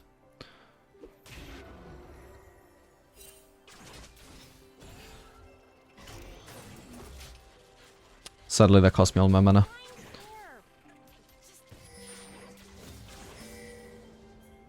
I had flash, so if he tried to flash to get me I would have been fine. Although it would have been annoying still, but I need to place a ward somehow.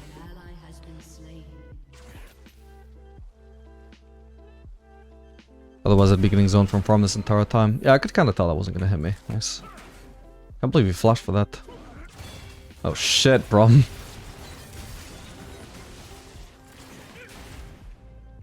Wait, I don't have mana for rockets. Varus might have barrier as why I'm... Partially why I'm afraid to commit. Also because I could literally die to one hit if he happens to have a cooldown up. Okay, I've got level 6. When I get mana for ult, so now I need to just conserve mana, I must not use rockets here. Then potentially I could kill them, so they do kind of need to back out.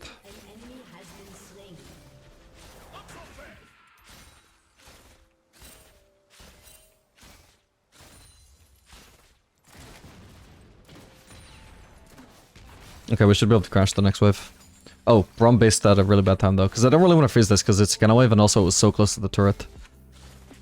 I thought I'd get punished here then. But his wave clear would have been helpful. Especially because he would have support stacks, he would have one-shot some of these melees.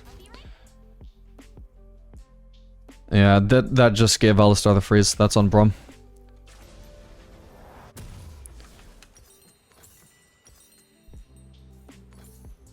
Okay, if I go for boots and a dagger, I get 2 components instead of going for longsword, which should only give me 1 component. Okay, seems like they actively chose not to freeze, or Varus chose not to freeze, potentially. Because Alistar just gave him a free freeze there. He just chose not to take it.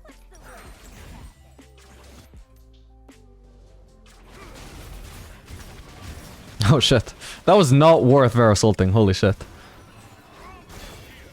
Even if he landed that Q, Braum would just be half HP is all. Yep, we combo with the traps. Oh, Braum, you should not have done that, buddy. Really bad kill steal from the Braum. That guy was toast. I should not have to time my auto attack for the last hit there. So obvious Braum should leave it for me. Oh well. My first kill participation of the game, I guess I can't complain. It's nice to have something at least. It was a good play from Braum overall. It's just one of those silly little mistakes. Which may not seem like that, again, might not seem like that big a deal. But in the grand scheme of things, that can easily cost you the game if your ADC lacks 1 kill. This might kill him. Come on, come on, come on. No! Oh, hello. Didn't even notice this guy was here. I'm running out of mana here, but it's a lot of nice damage I'm landing onto the turret from that. Overall, though, I do want to stay until I've got Yuntal, ideally. Okay, all my teammates are low, so even though they're in a flank position, not really able to do anything to that Varus from it.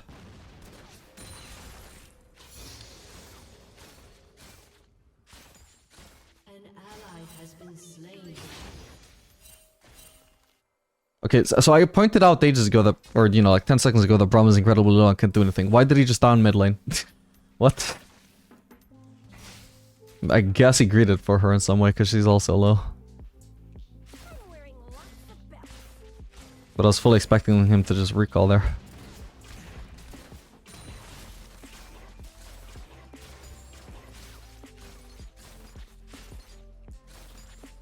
Okay, it's not ideal to base on a kind of wave, but I shoved it fast enough. I do get Yuntal if I base now. I'm just... So if Varus wants to try and crash and deny me CS, because I based on a non-cannon wave, he just has to shove a non-cannon wave here. He could try and make me miss some if Braum isn't able to freeze. But I don't want to greet too hard for the perfect timing when I can just already get the Yuntal anyway. Or, I mean, not anyway, but... Like, there's just, you know... I want to prioritize actually getting my items. Because I don't want to risk getting into a fight without my items when I could have had my items. Looks like it didn't crash anyway. I only missed 2 melees. This is nothing. Braum seemed like he was a little bit AFK there. Potentially I had to ring the door to get his pizza. We've all been there. Nice. Shit up just in time anyway.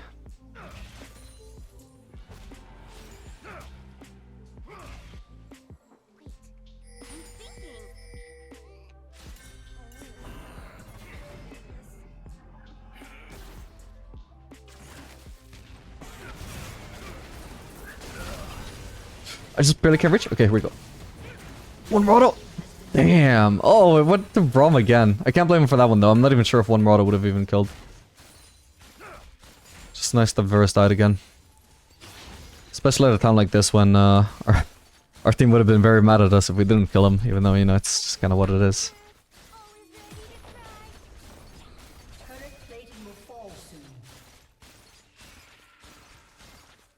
Nice that we were able to take advantage of the Alistar roam though. Oh my god, these minions are just killing me. I wouldn't usually mind, but like, hello, like I'm already so low. Stop fucking focusing me.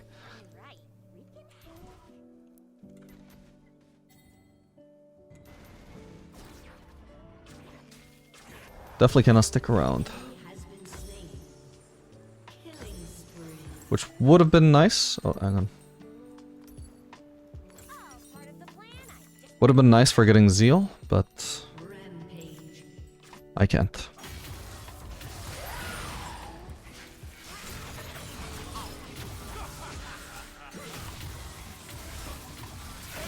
Jesus. You think I'm crazy? You should see my sister.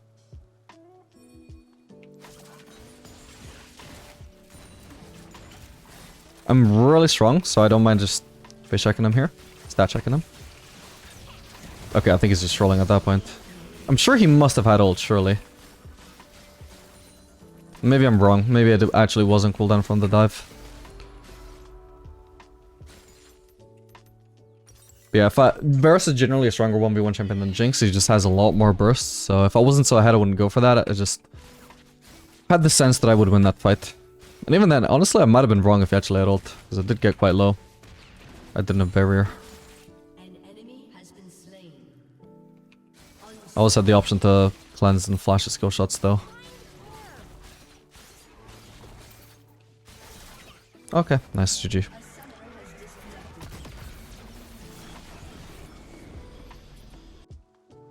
Alright gamers, welcome. This game we're going to be playing Jinx Volkaz into Aphelios Braum. Should be a decent matchup in the sense that Jinx versus Aphelios is okay, it's about even. Maybe a little bit Jinx favored. But as we mentioned in the last game where we were the ones playing with Braum, Braum is very good into melee champions, particularly engaged supports. He's not so good into mages though. There's not much for him to block.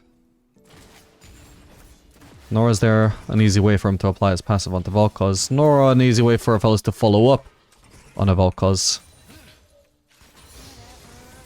Compared to on an Alistar.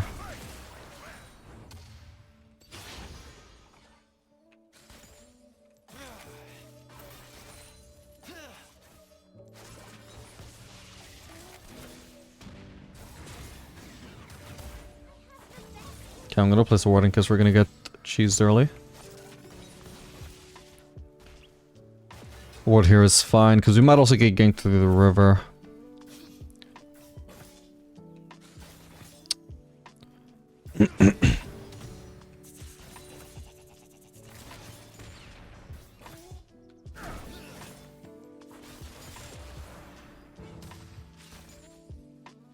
First blood.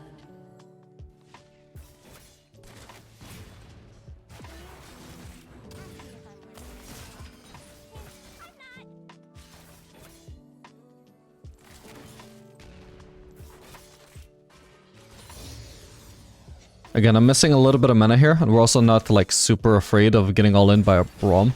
So we're gonna put an extra point in Q instead of leveling my E. So we can continue using our W without worrying about having no mana left for E. Because we don't need to use E. We can't use E. There's just no point leveling an ability if we're not gonna have the mana to use it. Meanwhile, we do get to benefit from the extra range of Q. Okay, Gwen is topside, so we're not afraid of a gank right now.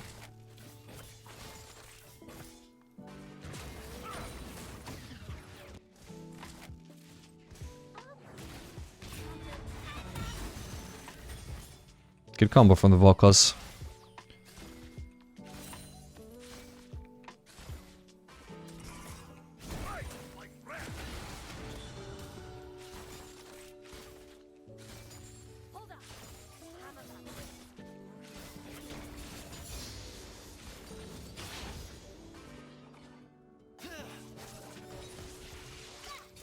I don't even know why I bothered with the traps, those too unlikely to land, and I wouldn't be able to flow up anyway. Because of turret aggro. So obnoxious for Aphelios though. Like, Braum offers absolutely no protection against Volkaz. For Aphelios just can't lane.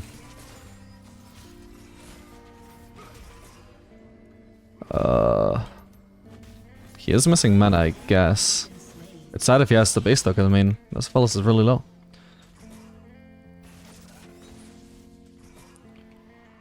Well, now I've kind of given away the fact that I'm still here.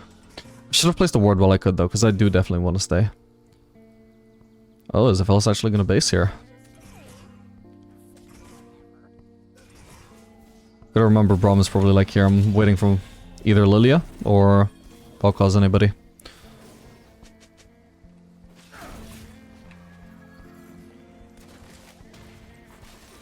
Can cancel Aphelios. Perfect. So we could just keep perma pushing here. If he decides to continue basing anyway, we'll make him miss farm. If he chooses to stay because we were crashing, then we can hopefully make him miss farm. Oh, hopefully that's Braum dead. It is a slow wave to crash though.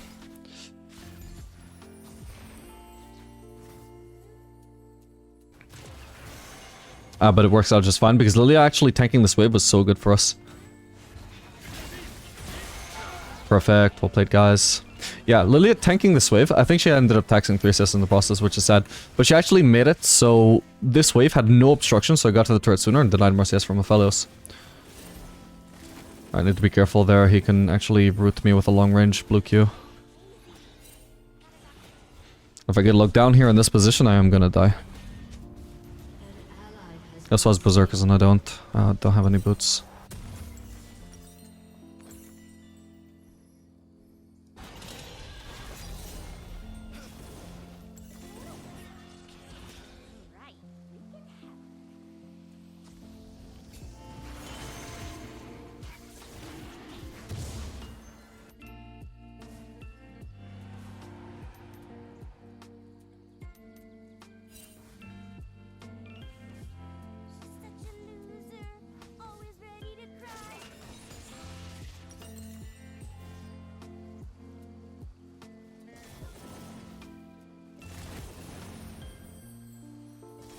She's going AFK or what?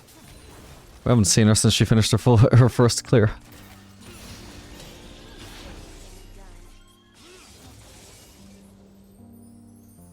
Braum could be anywhere, by the way. Oh, there's Gwen.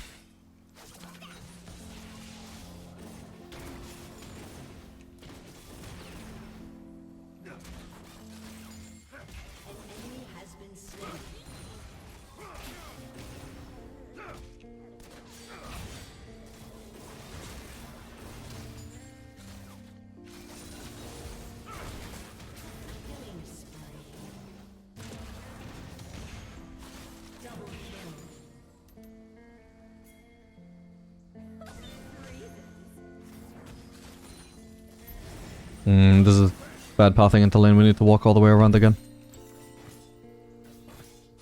Okay, Aphelios has no blue anymore, so he's got Scary all in right now, but at least we're no longer just getting massively chunked, well, slowly chunked, just by him farming the wave.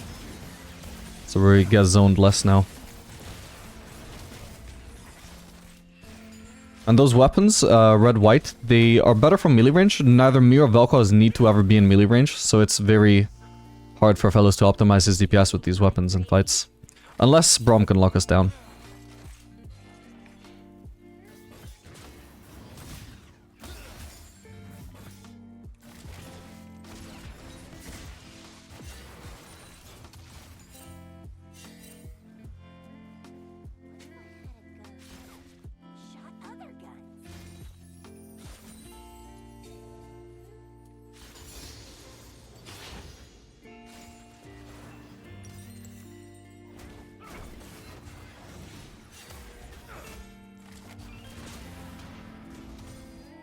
Nice.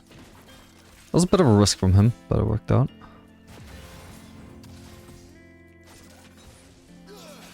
Yeah. I imagine Braum doesn't have shield, but I don't want to risk ulting right now. Okay.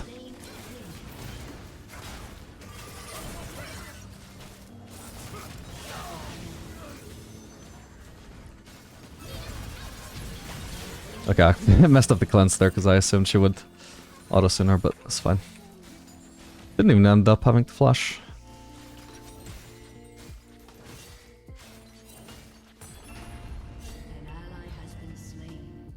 Oh, we're basically gonna wave, perfect. Alright, now we have a huge lead. This lane is mainly being made so easy, just because of the matchup. Because again, this Aphelios, just like in Kai'Sa in one of the previous games, he feels decent. I don't know if I'd say he's a smurf, but He seems to know how to play Aphelios at least. But the matchup, like, I don't have to outplay him, because the matchup just does it for me. And again, the culprit here... Well, I mean, Aphelios not great into mages as well, that's not ideal. But he blind picked Aphelios, so it is what it is. You know, you first pick, you are letting your team counterpick, but you're leaving yourself vulnerable to our counterpick. It is what it is. But Braum did not help matters by picking Braum into Vel'Koz, when ideally... You should either have some kind of sustain so he can survive the matchup more easily, or at least some actual engage, not some counter engage, which is what Braum really is.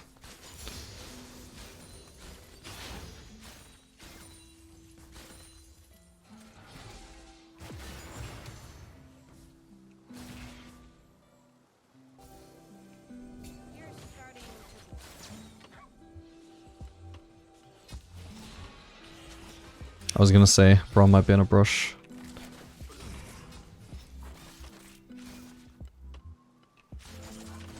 Oh, was aiming for the brush. Level 6. Oops, shit. Level 6, so Braum actually has the ability to try and force engages now. Like, at least it's gonna be much more effective than it was previously.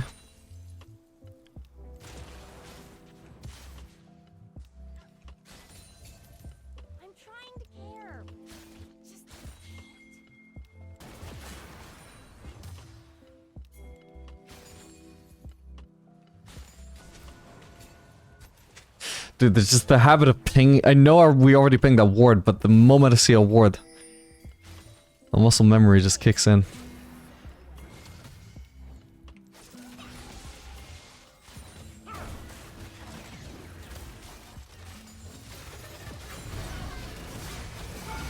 Jesus.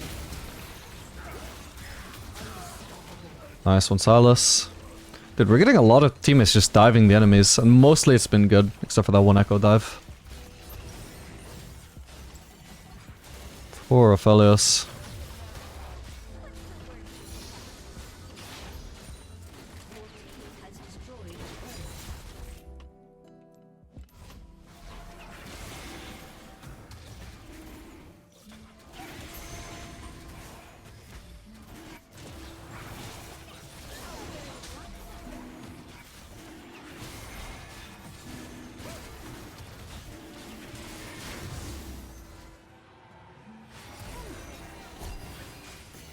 We could actually try and rotate this fight. I think we should do that. Hopefully it lasts long enough for us to actually do something. Singed. Crap.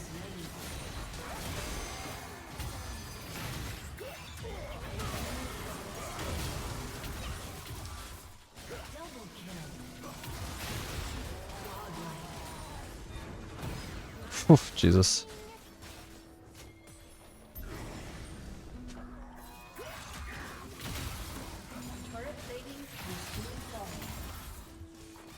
Okay, I think Silas should be going bot at this point, so I can push this much more effectively.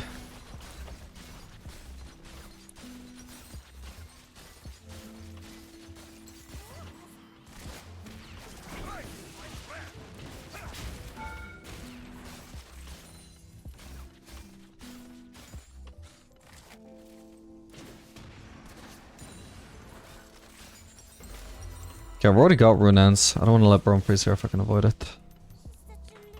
Nice. And yeah, I don't think I even mentioned it this game, but yeah, just another great Yintal game. Seems to be all we're getting today. Alongside good teams, by the way, because Jesus, what is this? Since is the only person that's even died this game.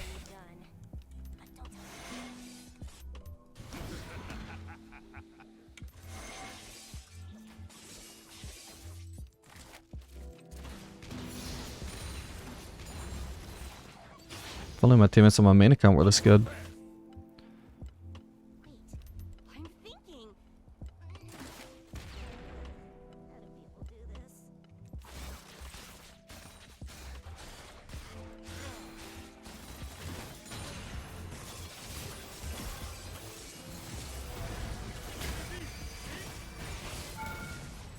Oh, so close.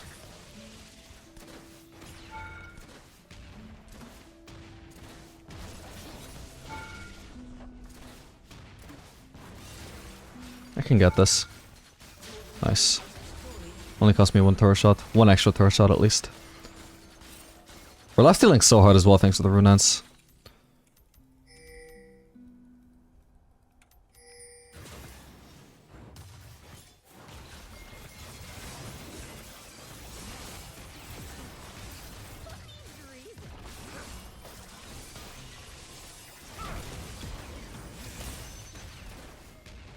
Yeah, poor fellas. It's such a bad matchup for him in general, just facing so much range in one lane. But really does not help having Braum.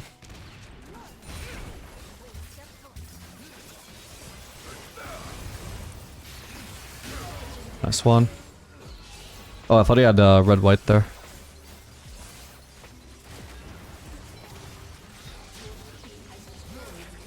So I need to stay away from those turrets.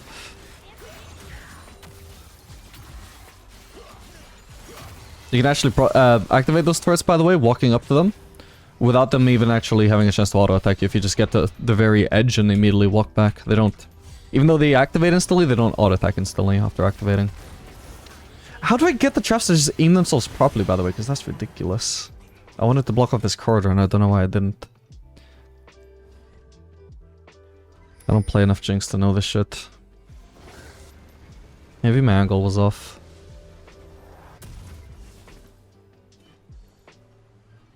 When I'm walking... No, actually, I think it's because I clicked on myself instead of backwards. That must be it. Okay, I think we just go for the BF sword here.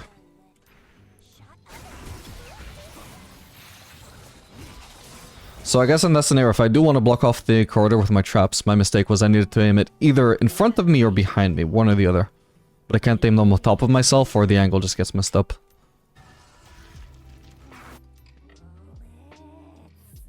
So if aiming them behind me would place them too close to San where he walks into them, then I guess what I should have done was just aim them in front of me. Because I think I make that mistake a lot. We're getting to the getting down to the cause of it though, it seems.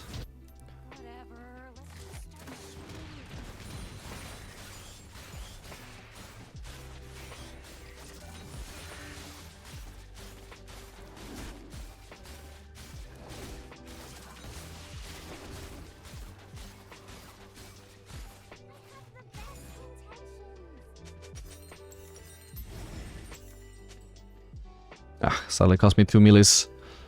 Going for those 2 camps. Still worth it though. Lily's on the opposite side of the map anyway, we don't know when she would get around to farming camps.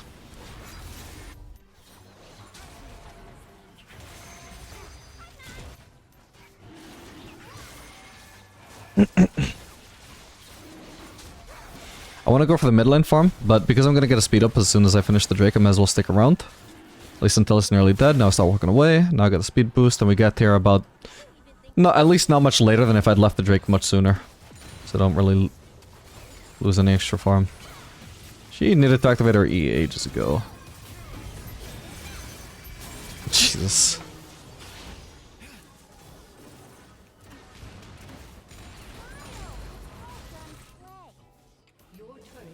Okay, what do we do here? I guess play around our teammates who are bot side, so we go bot side.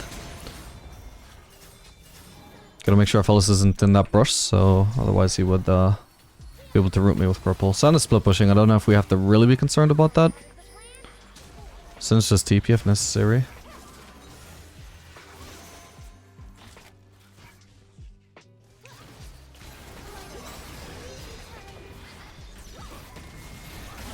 Nice.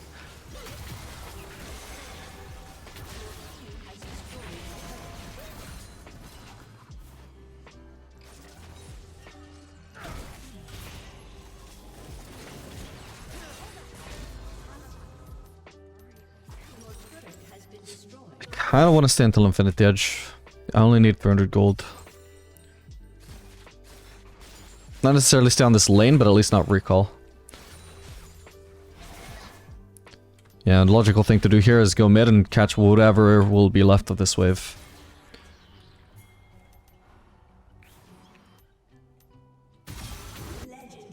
And then I'll be able to farm the next mid lane wave and I'll get more farm that way as opposed to if I'd stayed bot. Because now, for example, this next mid lane wave corresponds to the next bot lane wave here.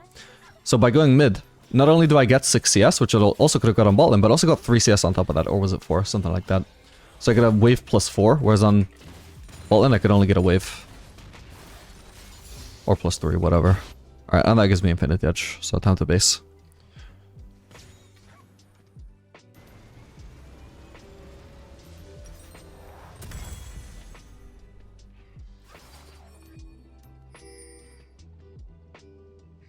Ah, come on.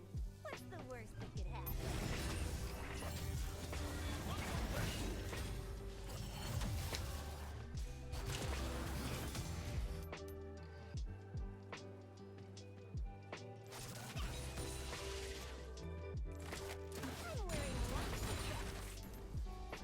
Can go for the Raptors here as well. This guy should really not be there. But I'm not gonna try and play around that guy. That guy is potentially making a suicide play and I don't want to join him in it, so I just maximize my farm by going for the Raptors instead of trying to back him up. If our team as a whole were making a play somewhere there though, then I would totally back that up.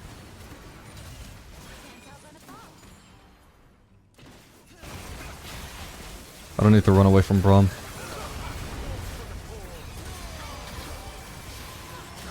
Out. He's got a lot of chakrams.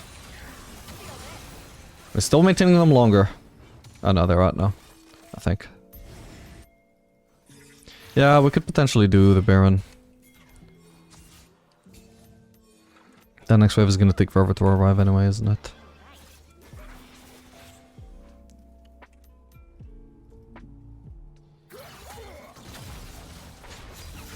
I don't think I talked about the cleanse this game, by the way. This was because cleanse is pretty good against Braum, since his passive is basically a point-and-click stun. It takes a while to get to the stun, but it is point-and-click for both him and his teammates who proc it. It's also good against the fellows when he has purple, so we could cleanse that. I don't think we ever needed to against either him or Braum, but, you know. The potential was there for avoiding us getting caught. And then also, mid to late game, it's also very good against the Ari Charm too. I would never take Cleanse just for Ari Charm in the mid to late game as an ADC, but when it's also really good in the lane, it's just a no-brainer. Especially in a lane like this, where their only win condition is to try and catch us out. Like, we never have to try and like fight them straight up, so barrier is not a win condition for us, because we don't get into fights. We're not supposed to even get into fights where they can try and stat check us. But we do actively want to avoid getting caught out.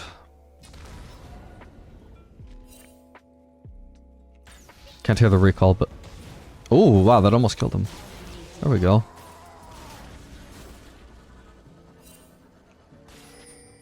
Is he gonna blast in? Hey!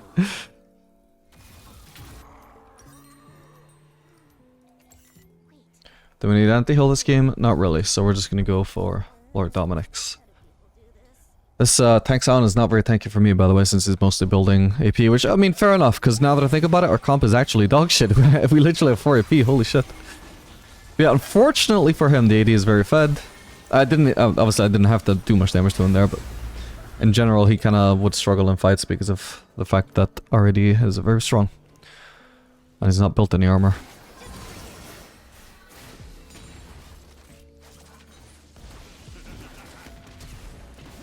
Jesus, if she had no ult, there was no point flashing.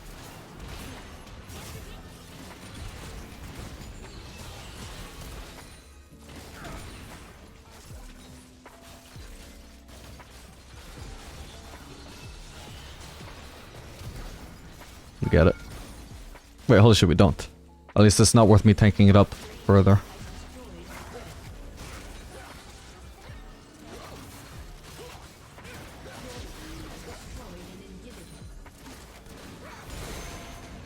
Squeezing in as many autos as I can. Has to be the focus here. Making it harder and harder for them to defend. Nice. I have to be ready to dodge to either side if he starts channeling Q there.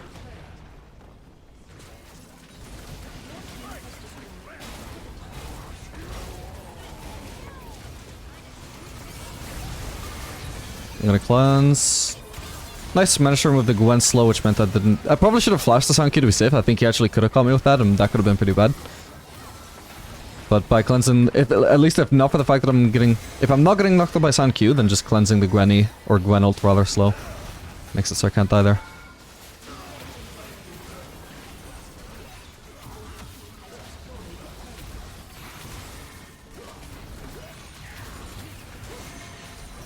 Alright, GG.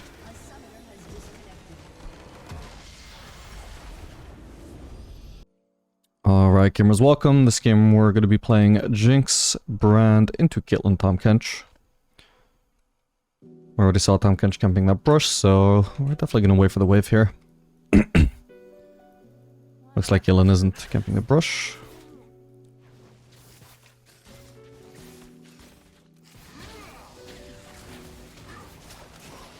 Okay, looks like we should be able to easily contest for level 2 here, so I'm actually going to ward in that brush so Tahm Kench can't pressure me from there.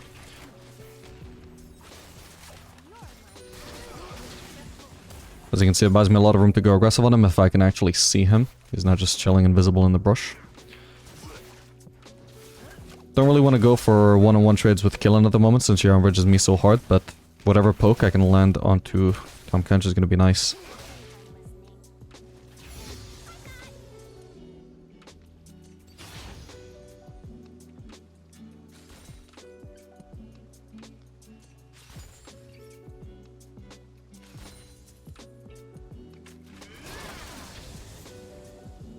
Okay, right now she's gonna go for a last hit. Ah, and I still can't even reach her because she outranges so hard.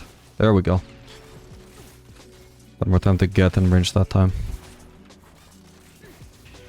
Okay, Tahm Kench is still full HP, but he's at least been forced to use one of his potions to achieve that.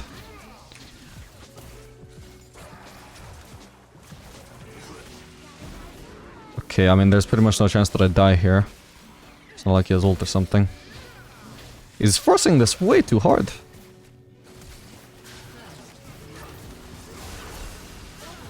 Oof, a bit of a shame that Brand got both kills, but oh well.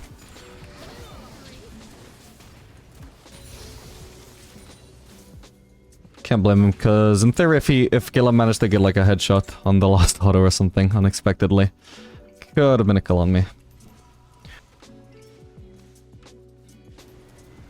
Always would rather my support is safer than sorry in a fight that close. Safer than sorrier. What are we actually building here?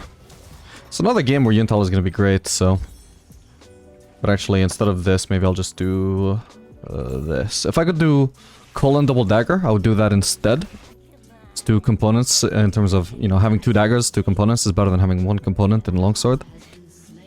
But I can't do that, it would only be 1 dagger, since then I'm going to prioritize the call, and this should give us enough AD to very comfortably last hit, even if we get shoved under turret. Which is not something we would get out of Scout's slingshot. Alright, so because Tahm Kench can get so easily, we're definitely going to want the level E here. If I was a little bit lower on mana, or significantly lower on mana, then maybe I would consider not leveling it as usual, but... I think that's the auto for that. Alright, these minions have very... awkward HP, so I'm gonna try and wave clear them all instead of trying to let's hit them individually under turret.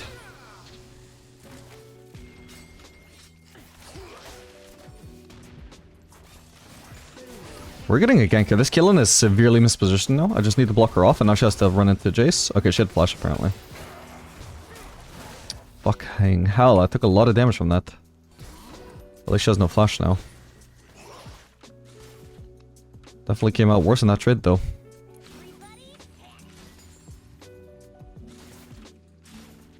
She flashed away, Tahm Kench dashed away, so there wasn't much way that I could actually retaliate there.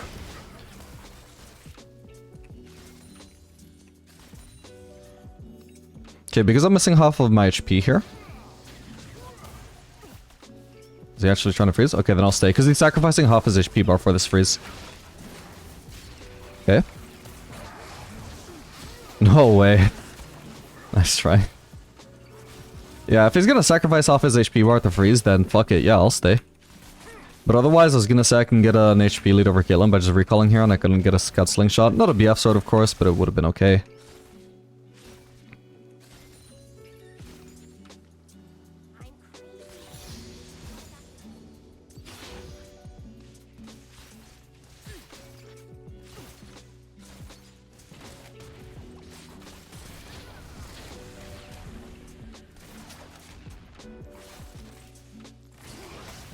Okay. She's gonna be forced to recall now. We can shove this wave. It's also gonna just perfectly get me a BF sword, so that's great. Unless he manages to loss at anything. Stop, stop, stop. It's making my job so much harder. I'm a bit lucky. But we did get everything. If I could have missed once, yes, and still been fine, I suppose. Maybe even two. Especially if they were casters.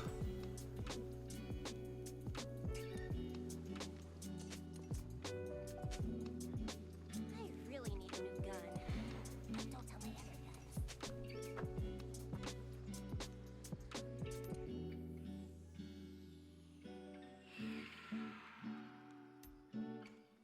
That is now a very fed brand. Interesting that I still have more gold in my inventory overall, though. Supports have to get really fed to actually out-gold the ADC. Granted, that is because I'm getting half of the gold from the assists as well.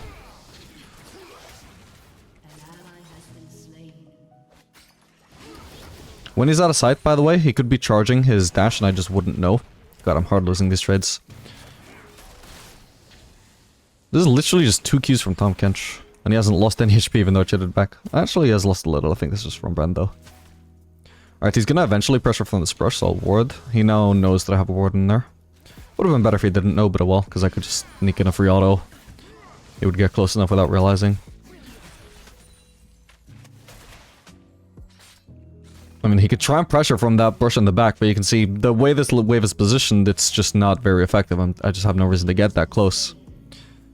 And I'm not gonna waste mana using my W trying to snipe him from out of sight. I'm fine to just chill here.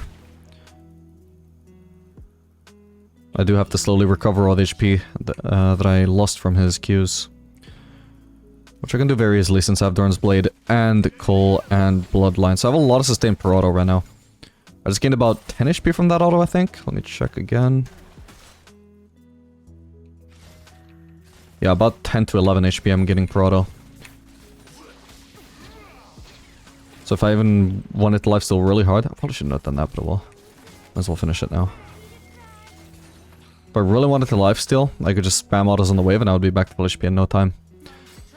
Bear in mind when you're healing 10 to 11 auto HP per auto, that is a large percentage of that is coming from the Cole, because I feel like people don't really rate Cole's healing appropriately. You know, the fact that it's basically tripling my healing per auto, which is a significant amount of healing overall. It's pretty big.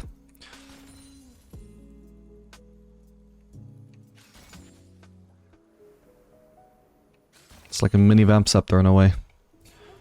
Not nearly as good, but it doesn't require to commit to Vamp Scepter. That's the positive.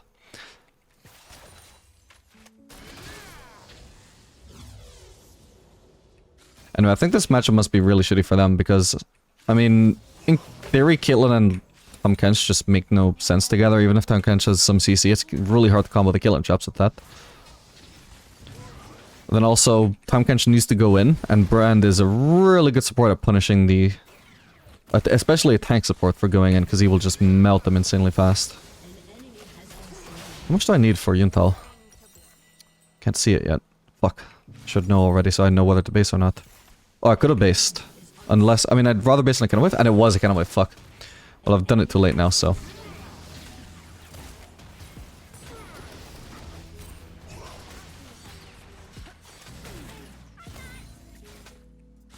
We're running Ghost, by the way, because I think the Tahm Kench is very kiteable in lane, which actually... Holy shit, I didn't even realize that in the level 1. I was wondering how she killed my barrier so fast, and not in the level 1, but that early fight, the level 2.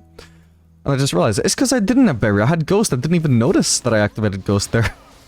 God damn. Yeah, I could have activated that while being chased by Tahm Kench, I didn't realize. But yeah, I did it because Tahm Kench is very kiteable, it's also going to be very nice against Hecarim and... Renekton later on. The more melee focused they are, the more kiteable they are, the better Ghost is going to be. And because Ghost in this lane is such an effective replacement to barrier. Nah, we'll stay for now. I mean, Caitlyn is just too low at this point for me to actually want to base. I meant to hit her with the W as well, would have been more damage, but oh well. Literally more damage from the ult as well.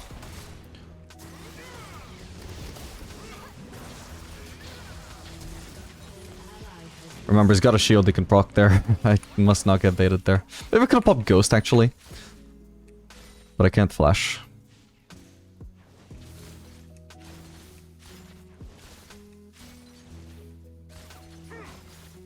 Okay, this is gonna be a kind of wave. I say I'm gonna start spam pinging that wave back.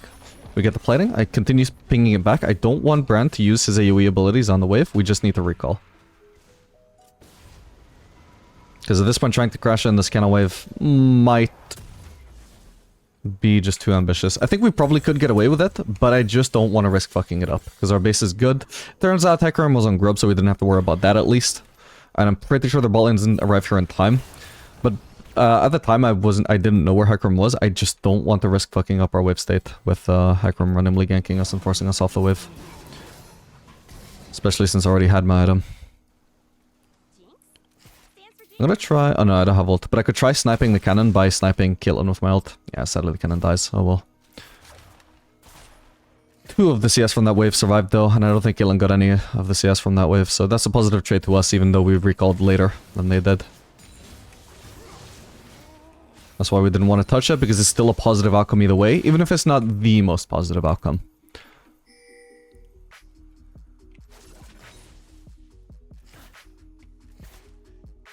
An ally has been slain. Crazy.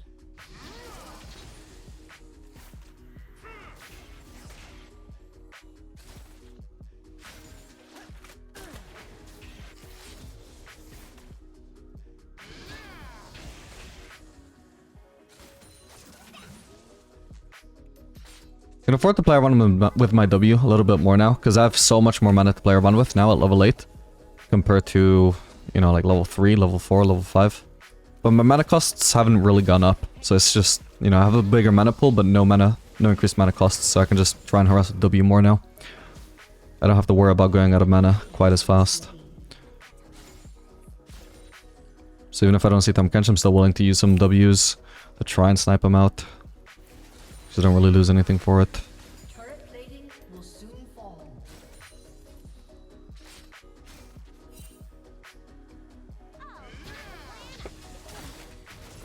I thought I should go for the minions.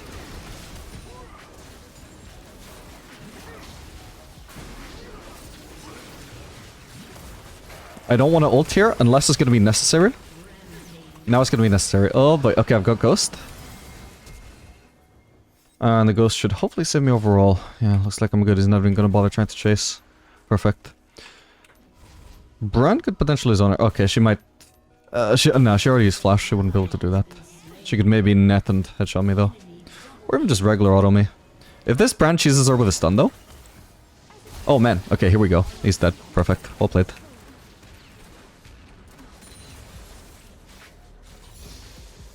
I was actually expecting him to just zone her off the wave, but this approach worked even better, because this is much more likely to kill her. I mean, it was also riskier. Because there was a chance he wouldn't hit the stun, and then she would be fine. What I wanted him to do was zone her off the wave, so then I could shove the wave in, even though I was low HP, because she couldn't afford to walk up into Brand. But yeah, obviously the approach worked just fine. I'm not going to criticize him for that. Very successful play. I think there was a trap in there, wasn't there? Alright, he should freeze this entire wave. I obviously can't stop him on this HP.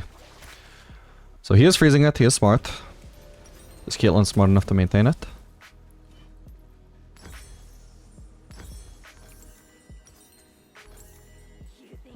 It's not around to fuck it up yet. So most likely I should just lose this entire wave, but we'll see what Caitlyn does. It's not the end of the world if I do, but... Oh no, look. So you see how she's just killing my minions? This wave does not die unless my minions are alive to kill them. So she just... saved me at least 3 CS, it looks like. Which is awfully kind of her.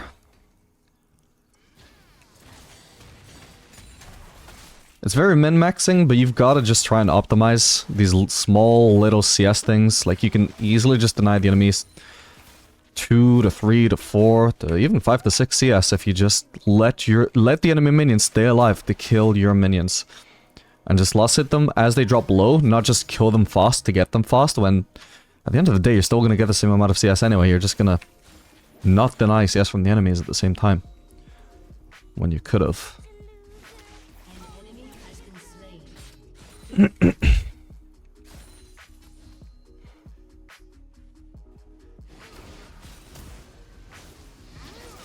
He's stunned, so we get the free W on him. He jumped away. That was an overreaction. At first I thought he must be trying to re-engage onto us to hit us back, but... Which I thought would have been really stupid. But him jumping away when we clearly weren't following up with it made even less sense. Again, I can afford to try and snipe with W.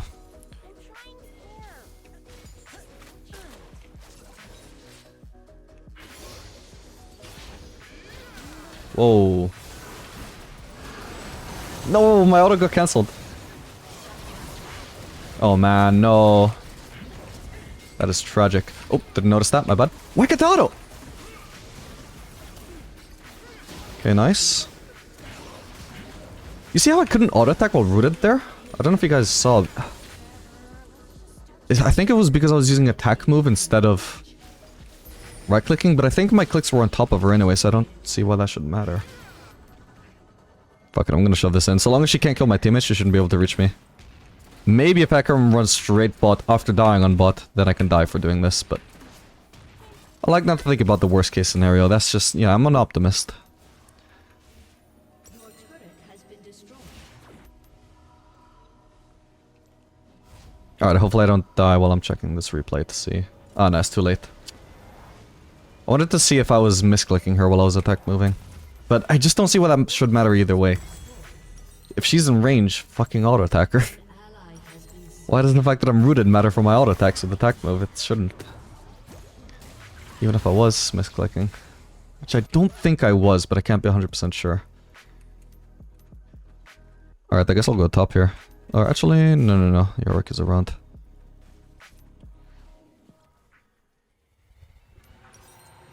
Alright, what do we need here? Do we need anti-heal?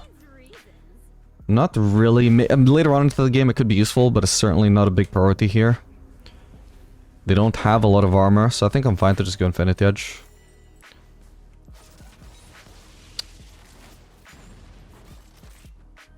I don't even think once about blowing stuff up.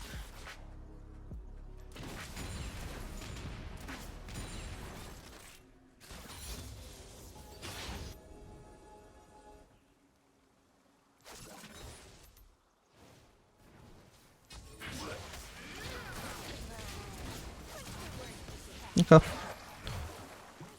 Again, kind of a useless jump there.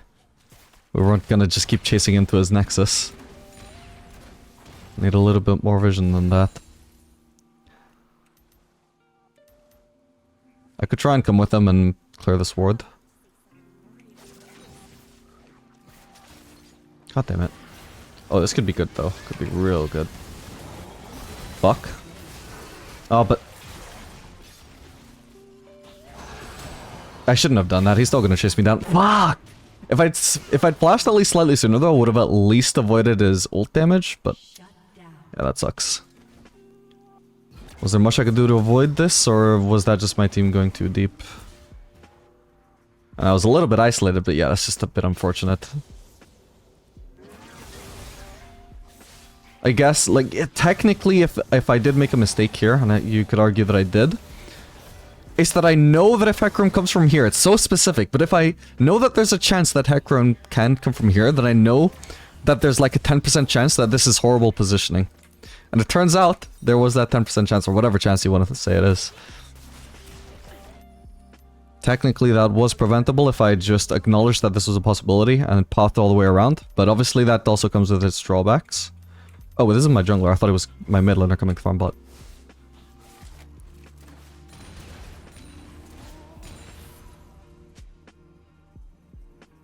Again, in low elo, no expectation that my Jace will actually go side lane. Otherwise it'd be popping mid already. Instead I'm just gonna keep farming myself.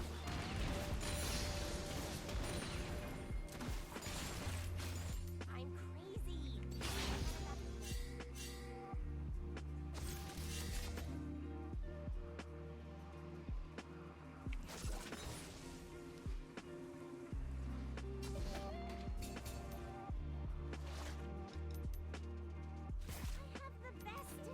Okay, I'm gonna want to catch another bot lane wave. I can try and sit in this brush and maybe cheese Renekton. Ideally I'd have a ward for it though, and ideally I'd have a brand with me as well. I'm gonna have to trap in there for vision. I think he sees the traps. Okay, I have to be careful now. Yeah, you saw the chest for sure. If I had a regular trinket, I could have placed them instead.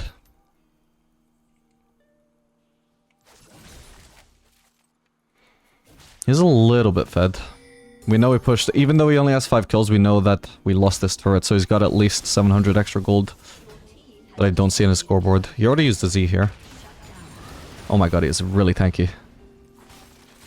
Oh, come on, that went to Brent. It's on me, though. Yeah, with Brent here, you can see he's quite a bit pressured. Killing spree. An ally has been slain. Okay, we know Hecarim died topside. We know we're not being ganked here, so we might actually be able to push this. Because now Renekton is really low. He can't defend this. We whiff the wave. Renekton might want to recall on TP. I'm gonna cheese this. Wow, how far back did he go? Oh, I didn't mean to think that. He must have walked all the way to base, I guess. If he has... Oh no, he doesn't have TP anyway. Maybe I shouldn't have bothered ulting then. My bad.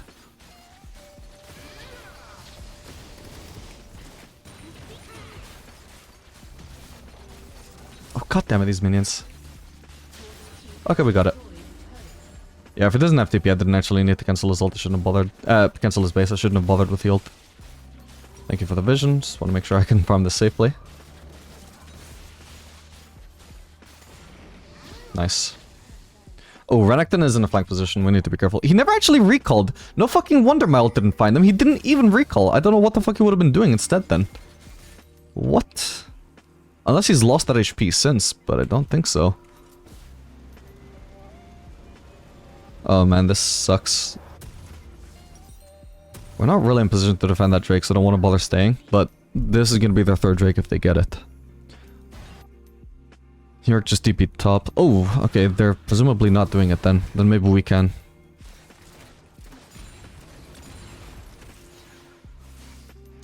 I'm gonna start pinging my team. They should be already rushing over there. I'm just gonna push mid. That should be safe. We know Hecarim at least isn't here.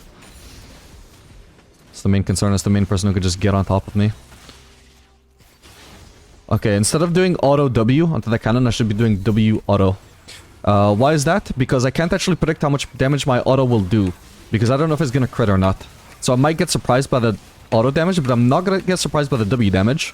So if I know that W won't one-shot the cannon, or like put it like 1 auto away from death to a minion, then I just reduce the chances that I can get fucked over by something like that. Hopefully the name isn't gonna be smart enough to do Baron if I show up bot here. Obviously I don't have TP.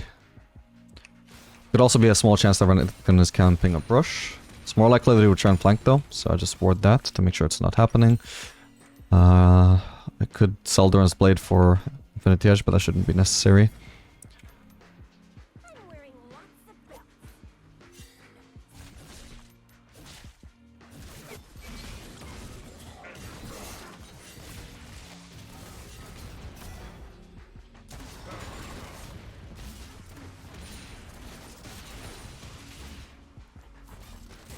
Okay, I can base now. They might be on Baron because of how Gillen is trapping here. Nah, they haven't started it, but I think they... Oh, shit. I'm gonna have to flush.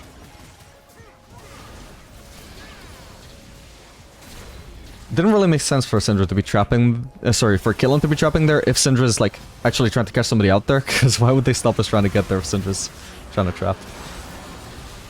Kind of unexpected, but oh well. Okay.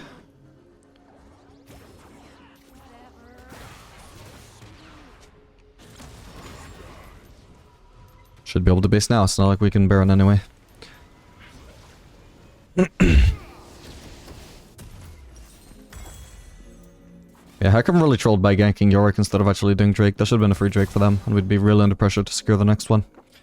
Now we're kind of chill. We have a lot of time to skill before we have to worry about their soul. It's going to be at least 8 minutes away.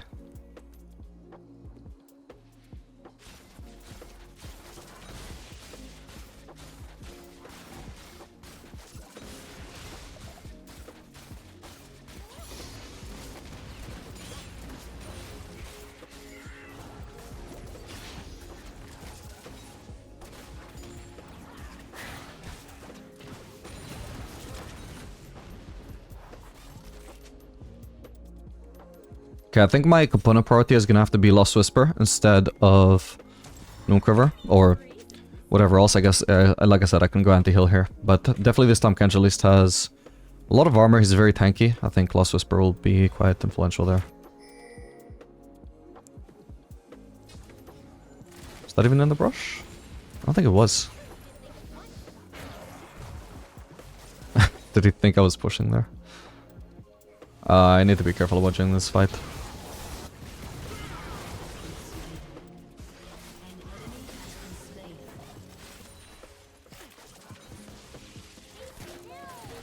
He's really slowed. Ah, but I didn't get to trap him.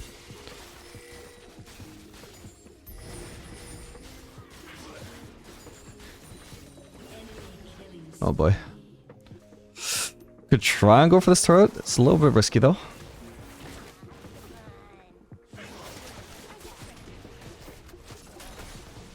He's slowed from red buff, easier to hit him with W.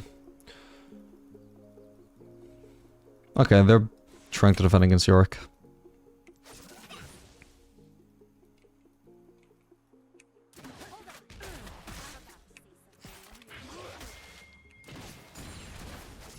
This W was troll.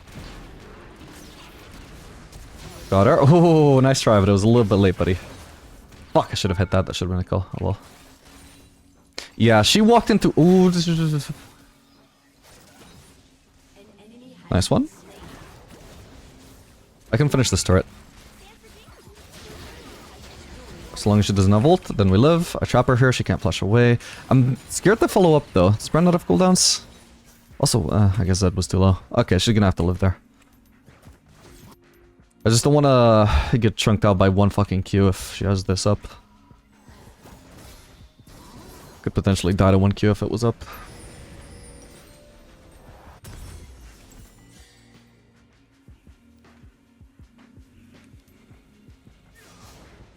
Did I have that much healing? It's basically just Hecarim W and Renekton Q. But at this, especially at this stage of the game, the increased cost of Mortal Reminder is not going to be that big of a deal.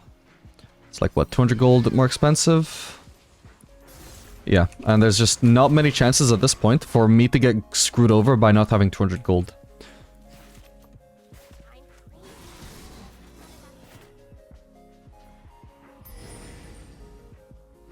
The earlier into the game that you're, you know, just randomly down 200 gold, the more likely that's actually going to screw you over at some point.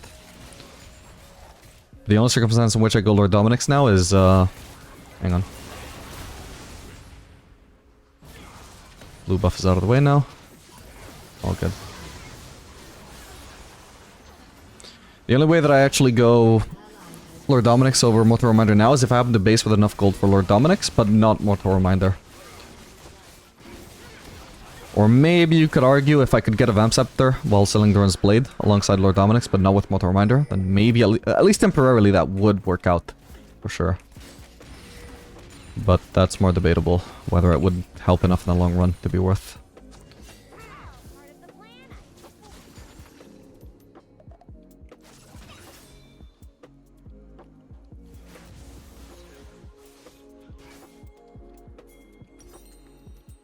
An ally has been slain.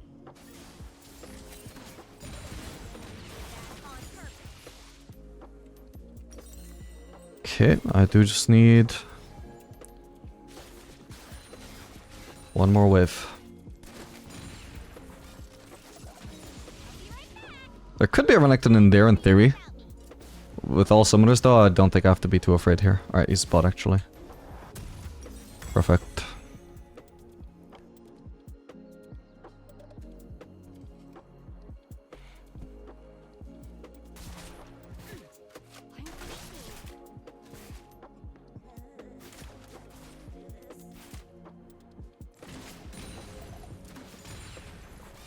In case you're wondering, technically yes, Tahm Kench does have healing from his W, but that is not actually affected by Grievous Wounds because he doesn't heal when he's in combat, basically. And, you know, if I'm applying Grievous Wounds, he is in combat, so those two just overlap in a way where Grievous Wounds never reduces his W healing. Could reduce his Grasp healing, but that's not very significant, I don't think. Who just died? Yorick.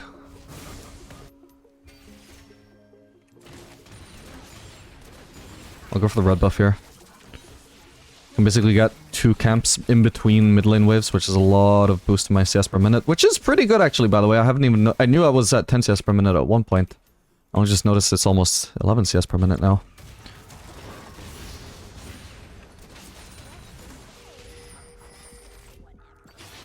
Well, your champion has a greater capability to side lane than mine, Case.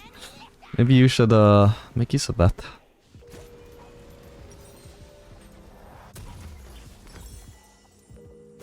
You know, it's not my job as the ADC to make sure my poor macro mid laner gets good CS per minute. I'm just trying to take care of myself, which sometimes means I have to go side lane, sure, but I'm not going to the side lane to make sure Jace can get farm, I'm doing it to make sure I can get farm.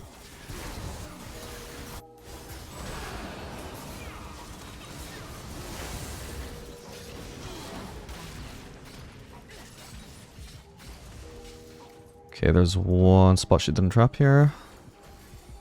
This might kill Syndra. Ah, damn.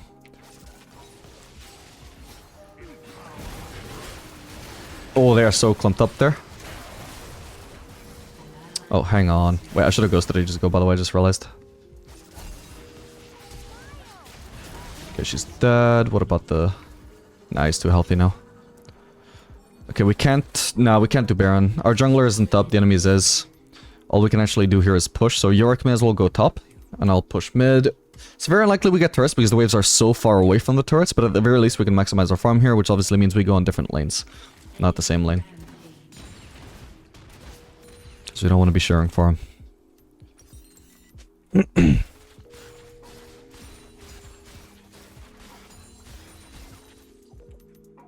Okay, I can't push any further, so either I try and go for the enemy raptors, risky because I don't have vision up here, or we go for our wolves. I'll take the small ones and leave the big one for Zed. Well, it seemed to me like he was going to be annoyed if I took that, but I guess he's fine with it. So I can just farm it myself then.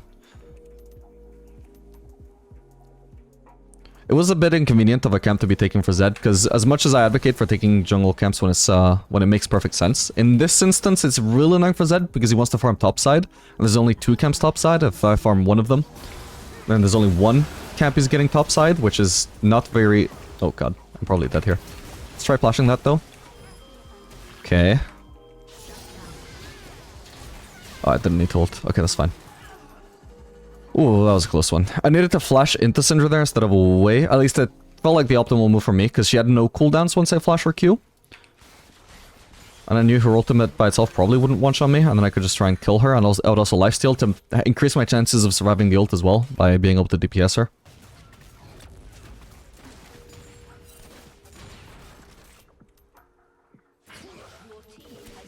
Okay, we push here. The enemies might be distracted with the Nexus.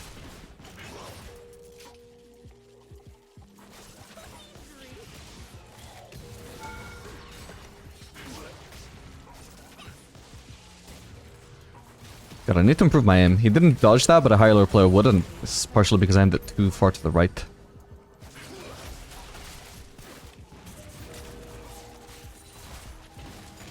Oh shit, this could be very bad. Okay. Cancel quarters! Oh fuck, I should have been able to kill time catch, my bad. Oh well. I don't know if it was 2 autos or 1 actually, but either way. Not good.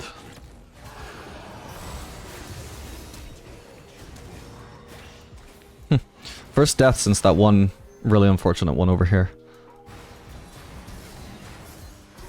This one was more on me. Definitely a lot more controllable than the first death.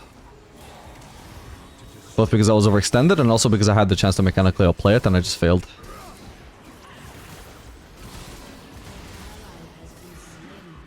Still like to review the exact circumstances of my overextension, but yeah, for sure I was playing that very aggressively. I knew there was a chance I could get flanked. Did not pay off this time. Okay, anyway, I'm full build.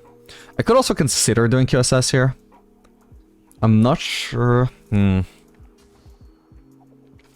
know, I think it actually does make more sense. Especially, the main reason I think this is absolutely the optimal move here is because I can also afford to do Elixir of Wrath. So I'm literally stronger right now. Like, even if we say this is a weaker item, even in this scenario, I'm literally stronger by doing it anyway. Because I could also get an Elixir with it. Then later on, if I want, I can also just sell it for Bloodthirster. But honestly, I think it could potentially pay off over Bloodthirster even without the elixir. Just because it's good against Hacker Mult, and mainly, as we've seen, the Syndra QE, if I get hit by that, it basically forces my flash. Every time. Ideally, I just shouldn't get hit by it, but sometimes, you know, it can be harder than others, so you might just not see it coming. This gives me more margin for error, which is obviously a very good thing to have.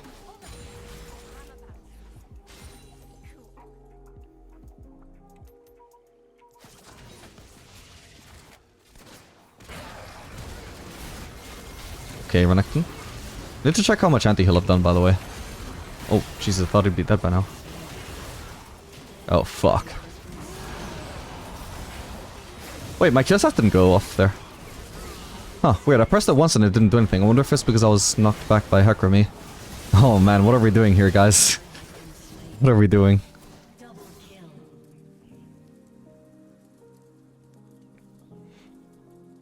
Man, I definitely expected Renekton to die a lot sooner, though. I kind of stopped. I stopped hitting him there because I thought he would die, but he healed right at the end. He did a little bit of extra damage to my teammates from that. Yeah, we didn't have Zed with us. Yorick is top lane, which is fine. He should be top lane. I guess we got kind of baited by Renekton. It looked like he was making a really troll engage, but I should have just ran from there. I think the main... I mean, it's not my mistake that my teammates died, but I think it's mainly my mistake that I died after as well. But I think my teammates dying was very understandable. Less understandable for me to die after them. Because that did look like a good fight. Can't blame them for that.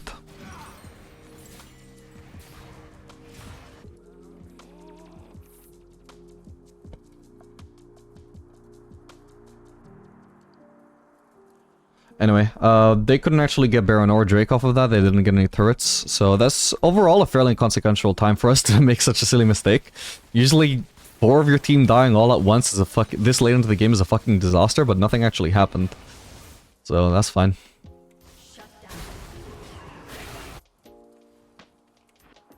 Still not great that we gave them all that gold, but especially with a Smurf on our team, we should just be playing better scaling. So it shouldn't really matter too much that we set them a little bit ahead. Ah, Town Kench will block it without even wanting to. Places just behind him. He shouldn't have used his Q there. You see how him using his Q there just made it harder for him to walk past the traps when he was already slowed, so it would have... Oh, he already had a very tight margin to walk past them. He could not afford to use Q there. Actually, I'll probably just want to keep pushing mid here. I don't know why I'm even going for Raptors. I'm already full build. I'm just denying them farm, I guess. Well, I guess I could get Zephyr.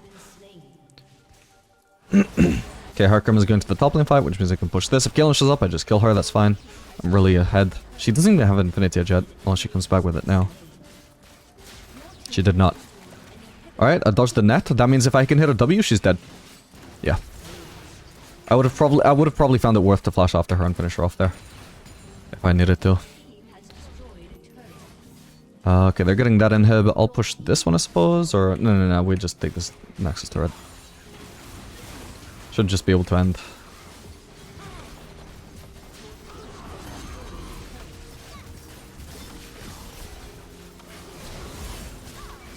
Nice. Wait, what about my anti-heal? Where is it? Where is it? Here. Reduced a decent amount of healing. I think that paid off for sure. GG.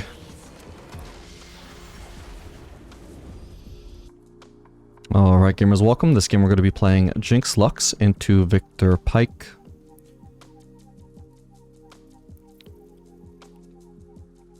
Which, Jinx is kind of weak into mages in lane. Victor should be one of the easier ones, though. His E is going to be a little bit annoying because it basically outranges everything that I can do, which is the main reason why Jinx sucks into mages, because she's obviously a large part of her draw is supposed to be her range. Her range is a huge advantage over the ADCs. It's not an advantage against a mage, though, because their abilities outrange her high range, so her range becomes useless. That being said, her Victor's E-poke is not really that oppressive. It doesn't hurt that much. It's not in a low cooldown. And the rest of his abilities don't support that long-range playstyle. And additionally, the fact that he's got Pike who wants to all-in with Victor who doesn't want to all-in, I mean, their lane just doesn't make sense, right? So I don't think we're actually going to struggle here. Oof. He doesn't have barrier, but I think I would Need 2 autos to kill him, not 1, so...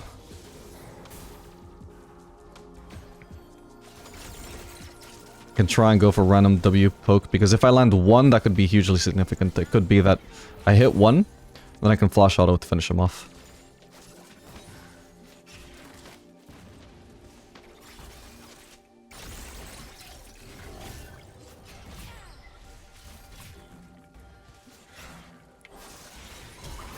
I should have done it. No! I fucked it up!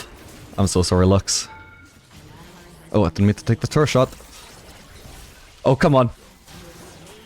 Okay, we should be able to finish this guy too. Perfect, the shield didn't even have time to arrive. We can block this off. Oh, but he's already chasing over here. Okay, he failed to block that. He's gonna be flashing on me. Ah, no, he warded. How unfortunate. Alright, I do want to die sooner rather than later, so we're not actually gonna drag this out now that I'm 100% convinced I am gonna die. I want to die fast. Ideally, I revive in time to get this wave. I don't know if that's gonna be possible, but it's what I want to do. Did I just rush Berserkers for that? Honestly, I think I do. It's a bit silly, but Berserkers are going to help me get into lane so much faster, and this is such a big wave to miss out on. I want to get there fast enough, so I'm actually not going to go for the BF sword. A bit unfortunate that Nocturne happened to be there. He actually cleared his entire bot side and then ganked, I guess. Oh, apparently he also stole his top side. Yeah, so he actually started bot side, I assume, and then was still bot side really late. I guess he saw he had no topside camps and returned bot lane. Bit unfortunate, but oh well. Still overall, fairly a good outcome for us. It's just that I could have had even more from it. Let's hope my next base I also get a BF sword. Okay, Pyke is roaming. If we try and crash this, if we're like, oh, we need to try and make something happen here because the enemy support is roaming, we need to try and kill the enemy ADC, well, can we dive as Caitlyn, sorry, as Jinx Lux? No, we can't. So what is there to achieve by shoving him in? Letting him free farm? That's not how you abuse a 2v1. So what we want to do is slow push and deny as much farm as possible that way. Lux using E, shoving the wave faster. It's not good. Now all we can do is poke him under turret, but that's obviously not as good as actually what, you know, what Pyke is doing. So I can't actually follow up there because of minions being in the way of my W. Alright, I'm in a really uncomfortable posture here actually, let me adjust. Whoa, gotta be careful here. Wait, what? Oh, I didn't even notice there was a Vector W on me, my bad.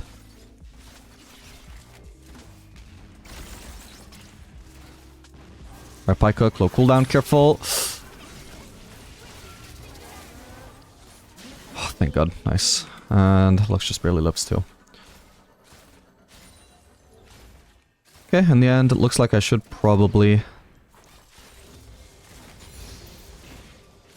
be able to base on that BF sword.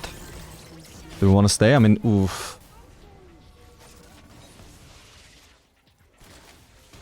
I was gonna say it is tempting to stay for that plating, but we know he has no E, by the way. Oh, sorry, not E. Spell shield, which is his W. I'm pretty sure.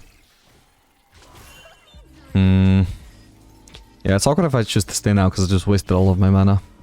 Lux also has no mana. Pyke shows up. We're not gonna be in a good position to fight. Fuck, I'm gonna have to get out here. Fuck, he was patient. Okay, that's should be fine. Hopefully, yeah, I'm fine.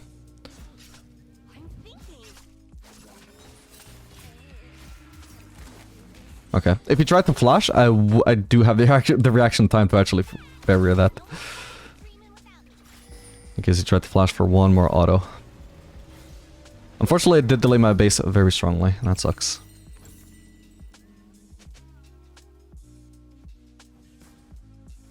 So, as much as we're stomping the lane 2v2, annoyingly, I'm not getting as much out of it as I should have. Because of all these goddamn Nocturne interruptions.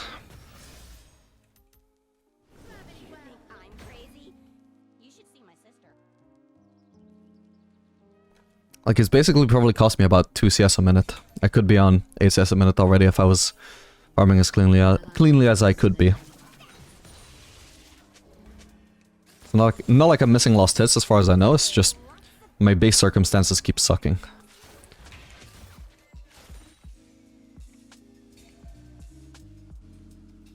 I'm not fully in control of when I base.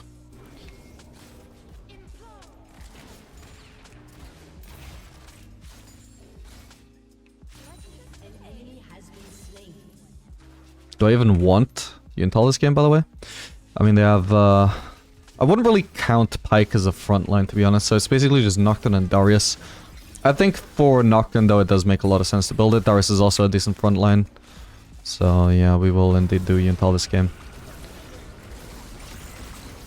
I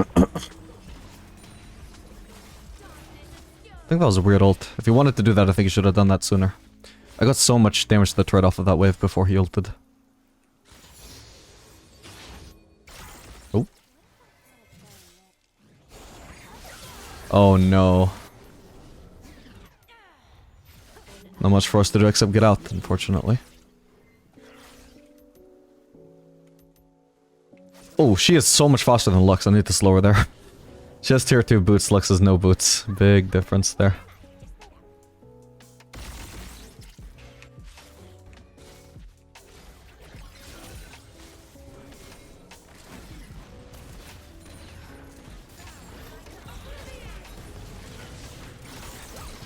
Oh, man. God damn it. And I missed the cannon. How sad. I was so sure he didn't have flash, because otherwise he would have flashed sooner. He should have flashed sooner, 100%. He's gonna be ulting over there, flashing, or like, yeah, ulting over there, but I'm not sure I can chase with flash, because I just don't see. Fuck. I'm not even sure I should be doing this, but Lux could at least be helping me. I guess she didn't have vision. I'm trolling here.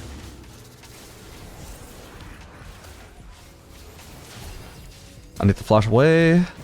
Okay, I actually live, and I got a shutdown, so not too bad. Yeah, fuck, if only Lux was helping me. I don't know if I could have finished it though. I should have probably... probably should have just focused on trying to kill... like, walk forest to zone the Nocturne off. Okay, I got Yuntal.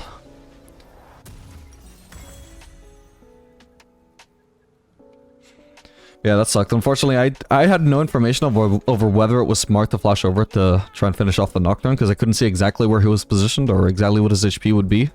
Whether the person who was ulting would fight back or not. And Lux also couldn't see that I was deciding to DPS the Drake. Just a huge mess. Wasn't possible to be on the same page there, by design. By Nocturne ult design. Can only avoid that with voice comms.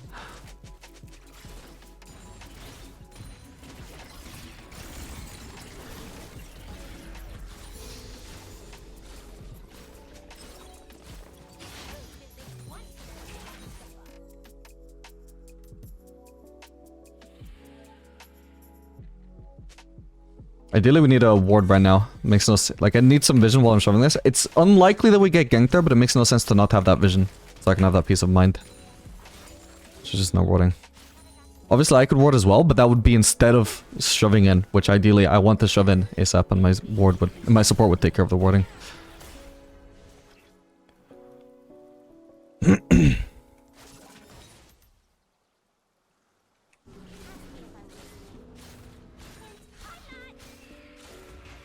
Obviously, at this point I want the plating, so I'm fine shoving in. We've also got a lot of dive potential now at level 6, not in the terms of like rushing in and just killing him with a turret, but one Lux Q is all it takes for us to just snipe him. Oh, my bad, my bad. Bad. Thank god he's so weak early. It's unbelievable that he just caught me in such a bad spot where I trolled it so hard and I still have 40% HP minimum.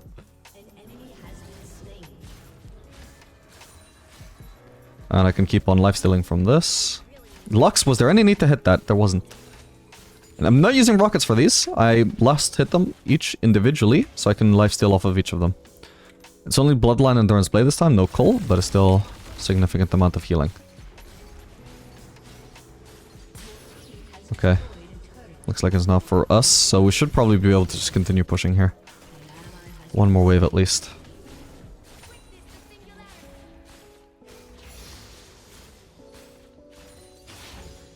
I don't need the extra healing at this point, but it doesn't cost me much to just not use rockets there.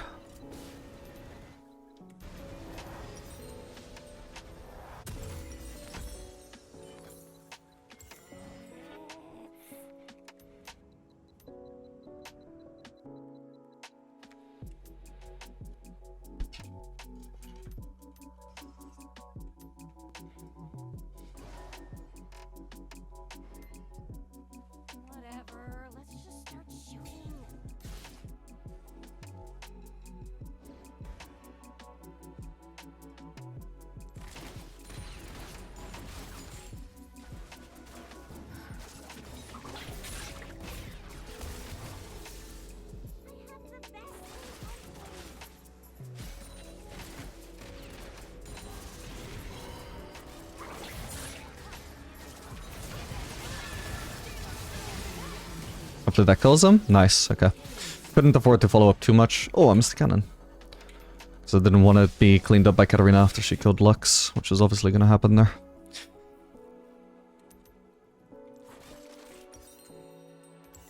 Yeah, if not for those early Nocturne shenanigans, I would probably be on about 10 CS per minute right now, I suppose. Will soon fall. An enemy has been slain. An ally has been slain.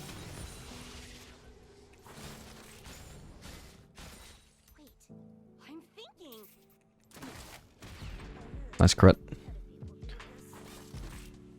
Okay. Is he not actually going for it? I thought he would just rush with the Z. Oh my god, he played this so much more patiently than I expected. Okay, at least he dies for that. It could be worse. Yeah, that is such a weird way for the Pyke to play that, because I could just walk in a straight line away, and he never would have caught me because he was just refusing to E in. So I was placing my traps there so that when he tried to E, you know, he would get trapped by them. Oh well.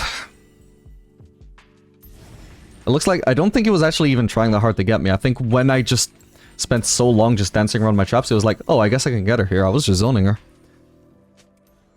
But I think he should definitely have been trying to just catch me from the start. I was alone.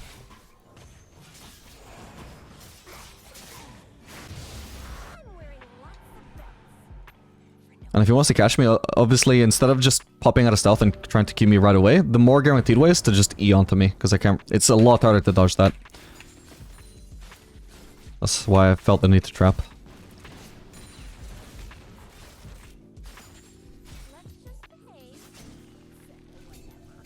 Alright, I've got enough for rune ends. I want to base if I can. Okay, he's dead.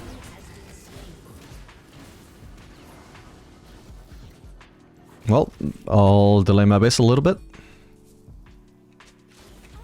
We see Darius top lane. Maybe we, before we base, we might actually want to collapse on him. Because that guy is very overextended. We definitely shove him the wave first though, and now we start rotating. Didn't get the cannon, sucks. I just wanted to shove that fast though.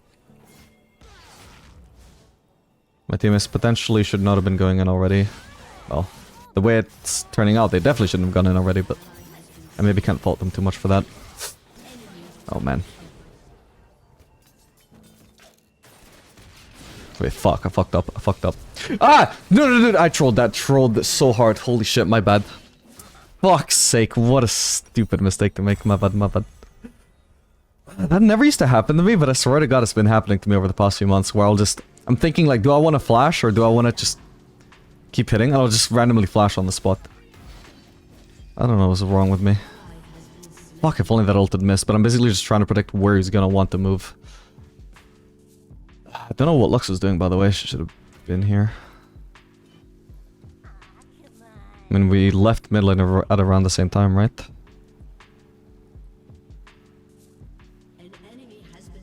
Stuff for a ward, maybe.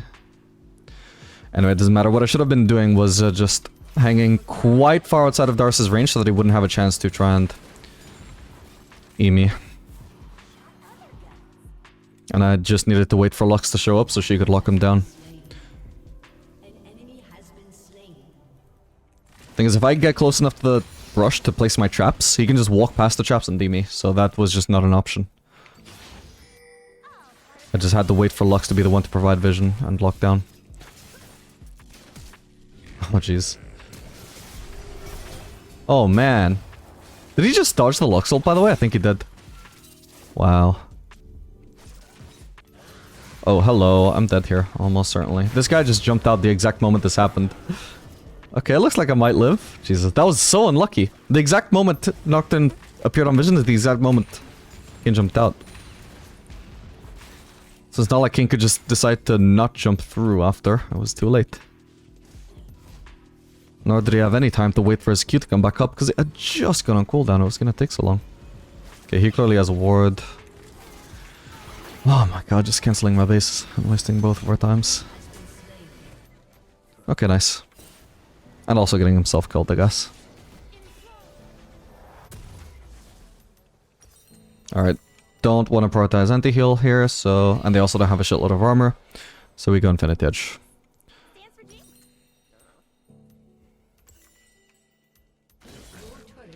Ideally, I should have some help here if I'm gonna be forced to defend against Darius here. Because if he has, like, Flash and Ghost up... I don't think he has Ghost, to be fair. But if he has at least Flash up, he might just be able to just walk at me and kill me under turret. Ah, didn't steal it. Okay. I got a fair amount of that. Can't pressure him at all, though. Again, if he has Flash, it's just flashy and I'm dead. Oh, man. Did they place a Herald there, or was that ours? Oh. Oh, that's Kayn. Okay. I'd like to pick up that red soon. But I want to go for the wave first. Okay, he's rotating.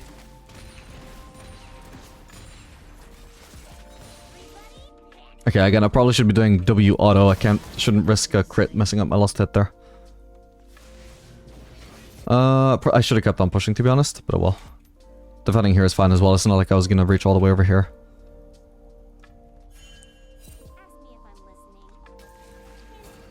Oof, I was gonna... Fuck's sake. Okay, I think I've actually outplayed him here. I'll barrier it. And I need the lifesteal, so please don't kill these minions. Nice, perfect. Yes, I just needed to run in the direction where he would most likely run into the traps there, because just running towards, you know, supposed safety of this turret wasn't going to be the most reliable way of outplaying that. I needed him to get trapped, and then I needed to use that space to actually kite him. Forcing him under turret, but not being able to properly kite him, because he didn't actually run into the traps, would not have saved me.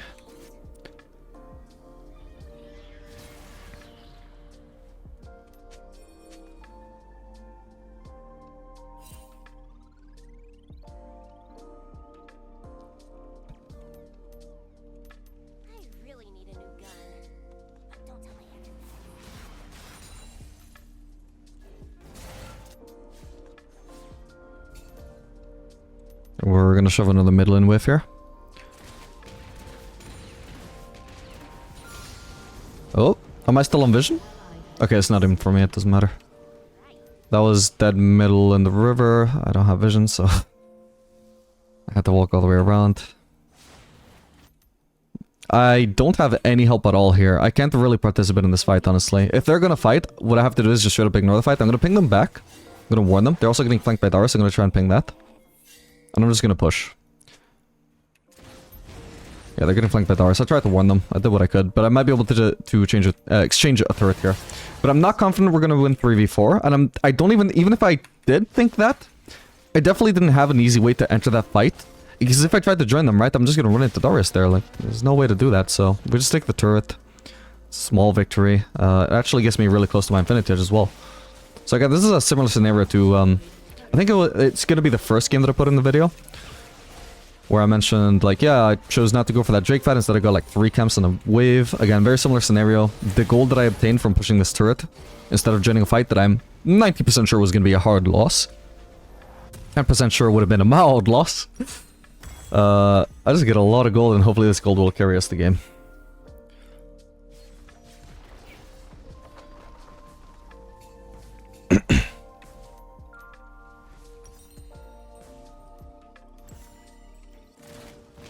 Ooh, Jesus. Just barely can't get her. Okay, we go for the golems.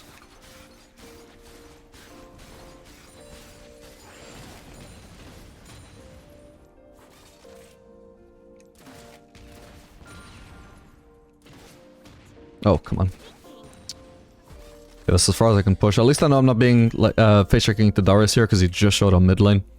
Otherwise, I would have taken a safer path thing. I can go for the Raptors here as well. Presumably this isn't for me. I'm just going to hope it's not for me. We can farm the Raptors.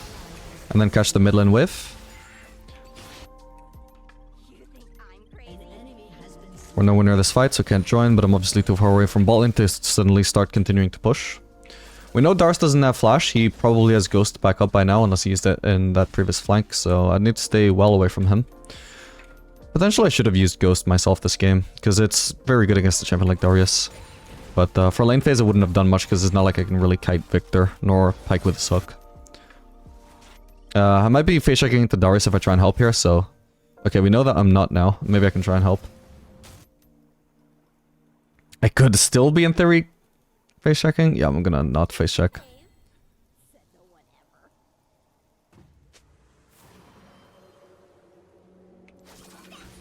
Okay. Damn. Nice one, though. Ooh.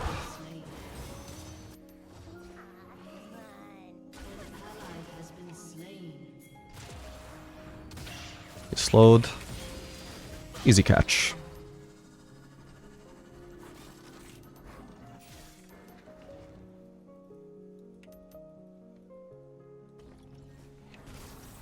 I can either try and gank bot or go for the middle wave, or I can go for the middle wave then gank bot, but... Oh, do we have any help here? Because I know this is for me. Okay, we managed to prevent the fear. Fuck. Lux was just in the complete wrong direction. What was she even doing? If her ADC is farming mid, I shouldn't have to ping her to come and help me. I don't know what she was doing around the wolf area. That sucks. My only choice is to run up here as well, because I have to reach the nearest wall. If I can flash over a wall, then I can break the tether from his fear.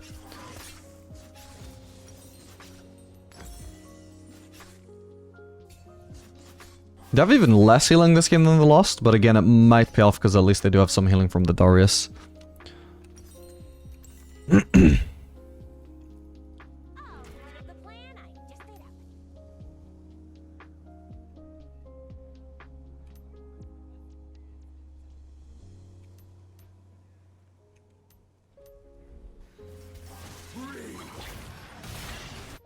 Yeah, the shitty thing about playing against Nocturne as an ADC is it, like, very strongly punishes you for your teammates' mistakes, especially your support's mistakes, if you're supposed to be, like, counting on his heal, or, like, his protection while you're farming, but you don't get that protection, and you're like, well, in theory I can farm, I could still try and risk farming here anyway, because I need my farm, but Nocturne just makes it so no matter what part of the map he's on, he's always in position to punish you for that. Even if it's not your fault that you can't farm, it still leaves you unable to farm.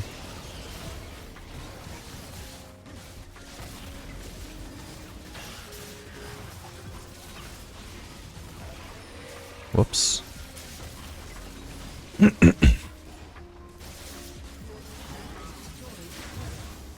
Nice. Alright, so if I want to go for this mid lane farm, I need Lux to protect me. Because now by basing, she's fucking me over. It makes me not able to farm safely. If Nocturne wants me here, I die again. But I can't just choose not to farm the entire game. It's such a shitty position to be in.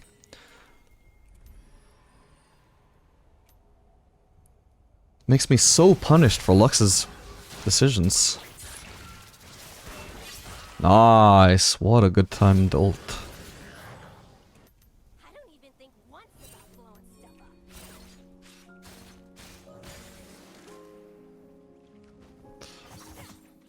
Hopefully we can get this.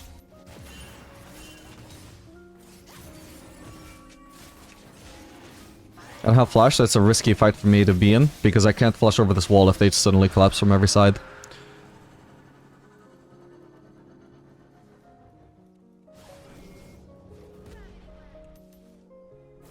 Uh-oh. That's not good. I'm gonna have to take a very safe pathing around, because Pyke could be trying to intercept me. Looks like Katarina is not following up though, so I won't bother trying to avoid this area.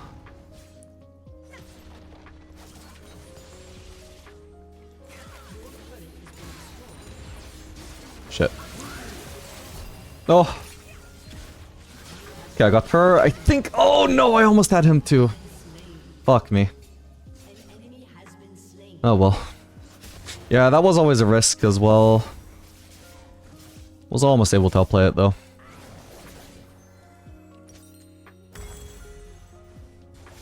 Thank god he didn't have ult the Pyke.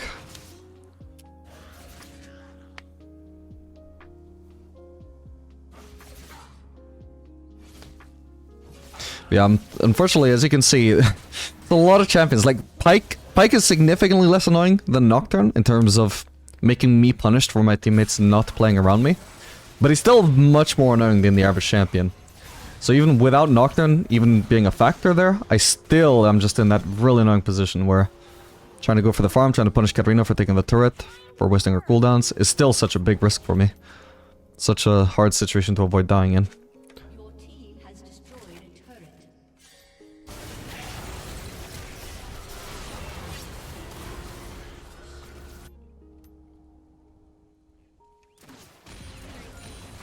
If they didn't have Nocturne in particular... Actually, well, I'll probably still have 10 CS per minute. No, yeah. Like, if they didn't have Nocturne, I might have 10 CS per minute, but... Because they do, I'm basically down 1.5, more or less, just because of Nocturne. Just because of the champion that he picked.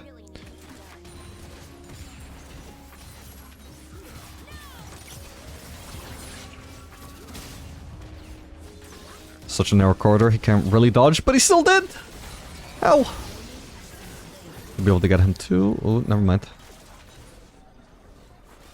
Nice, she lives. It's crazy, Darius dodged my ult though.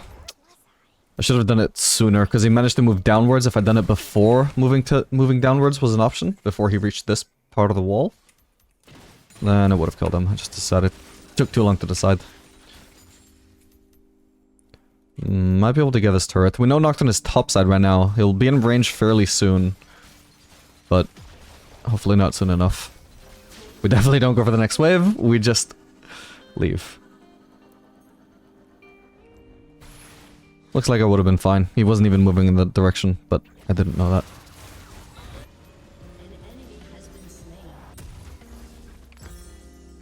Whatever, let's just start shooting.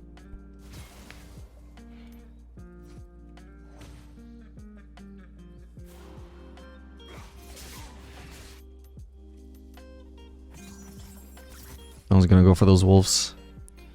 Sad. Could try and go for the enemy wolves. Potentially pays off harder, but there's no guarantee that they're actually up.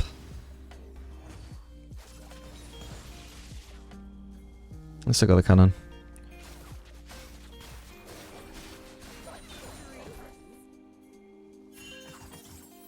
We want to join the team, Lux. Ooh. Fucking hell, I can't see Nocturne, I can't finish him. But he's gonna be easy to finish anyway. Whoa, that flash. Okay, could anybody kill me here? Maybe Pike. Should be able to lifesteal up a little bit.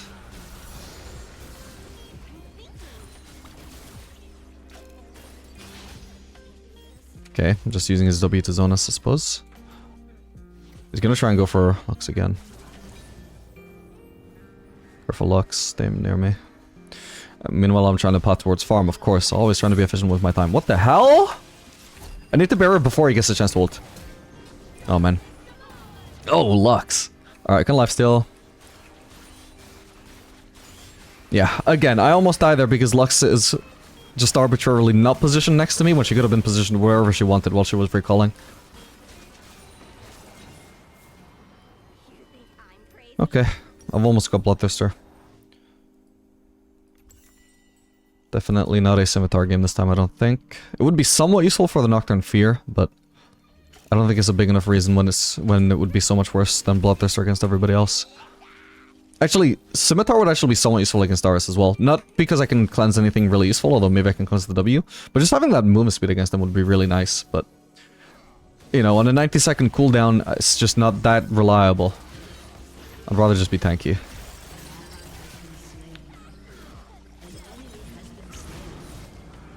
Okay, I need protection. I need to stay out of sight if I'm not getting protection then. Can't get Nocturne ulted right now. Ooh! Oh, come on! I miss every ult this game. Nice. Okay, that should hopefully just win us the game. Actually, I don't know if we can end. But we should be able to get, like, I don't know, 2 inhibs, maybe? Not, like, this is not the time to be doing camps. I had the idea that maybe some of us could push mid, the others bot, and then we get 2 inhibs, but let's see. We should be helping Lux, because Lux can't push by herself. There we go. If he comes to try and 1v1 me, I should be fine. Full HP. Okay, it should be fine. I can easily just rotate and get this one as well. I think I can just one-shot this turret almost. Okay, got it. And now we can just get out. Obviously, we're not going to get the second one. Got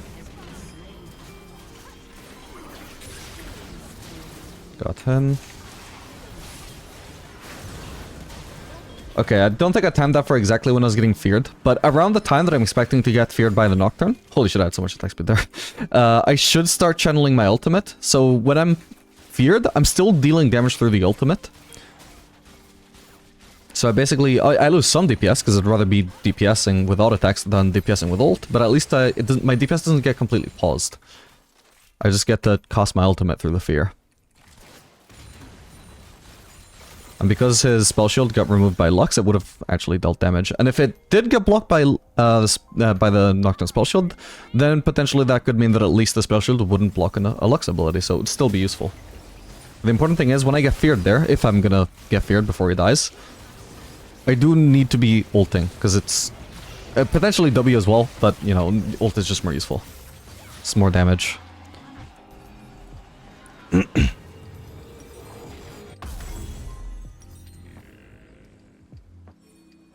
Oh man.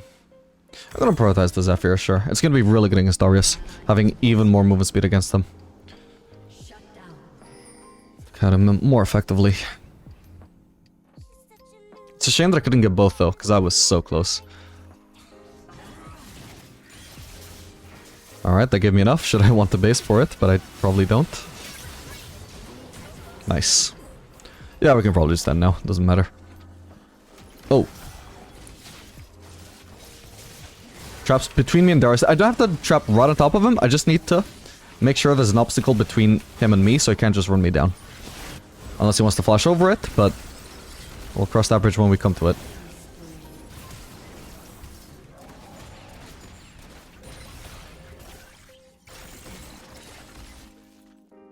It's only Victor alive and he already used ult, I believe, so we should be able to just ignore him. I'm gonna pop barrier because I don't want to get cheesed by any little unexpected bit of damage if we got a cooldown up sooner than anticipated. And yeah, GG.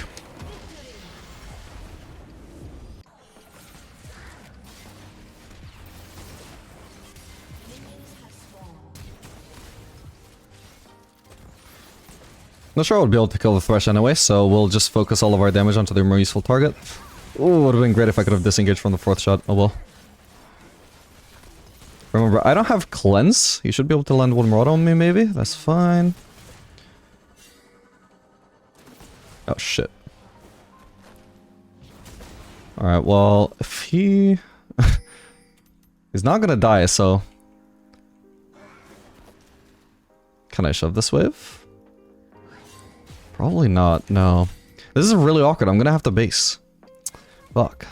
It's so awkward that I have Cleanse. Because it's a very high value cleanse, but not so high value in the 1v level 1, 1v2, 2v2, whatever. Ah, really annoying. Jin is actually gonna be ahead even though we won that fight. At least our Nocturne gets ahead though. Wait, you're kidding me? He had Ignite up the whole time? Bro, maybe use that. What? Holy shit, that would have created such a huge HP differential. My god.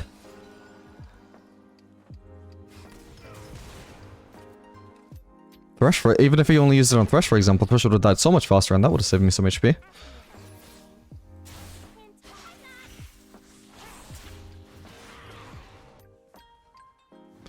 Alright, so yeah, we're definitely going to be behind in the lane. Both in gold and also in XP. It is what it is. Let's hope the Nocturne can actually do something with this, with his lead. What's the worst that could happen?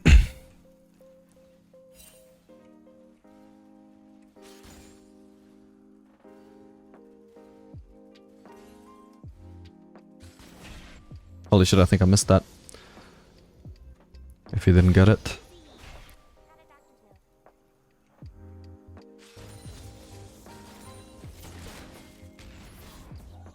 I don't know about this, but... Oh, no, definitely don't keep forcing now. Definitely do not keep forcing after missing the Q. Thankfully Thresh didn't have hook. Yeah, I guess because Thresh is level 1, it actually was worth to engage. He just missed.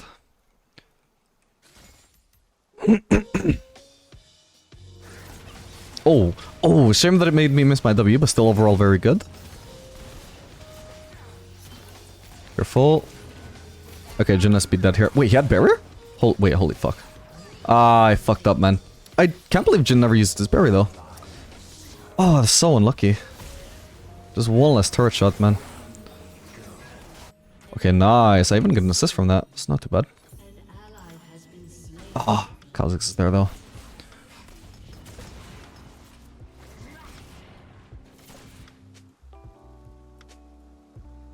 This is so bad.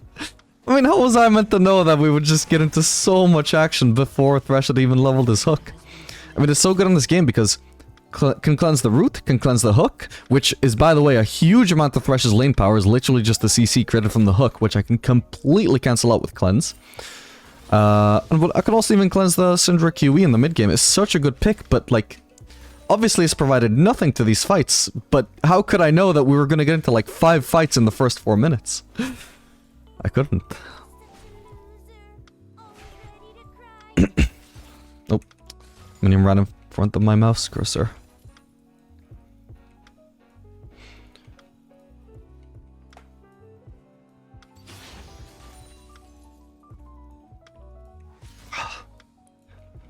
And the other minion now too. Can't get that. How sad.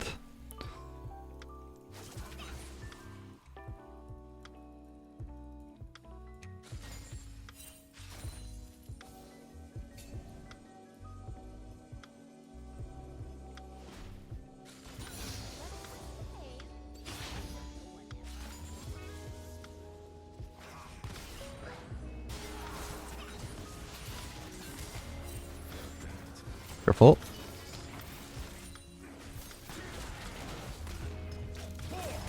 Yeah, pretty bad traps. Took him no effort at all to sidestep that. Oh, he still stepped into the manway. And I stepped into his trap, so I guess it evens out.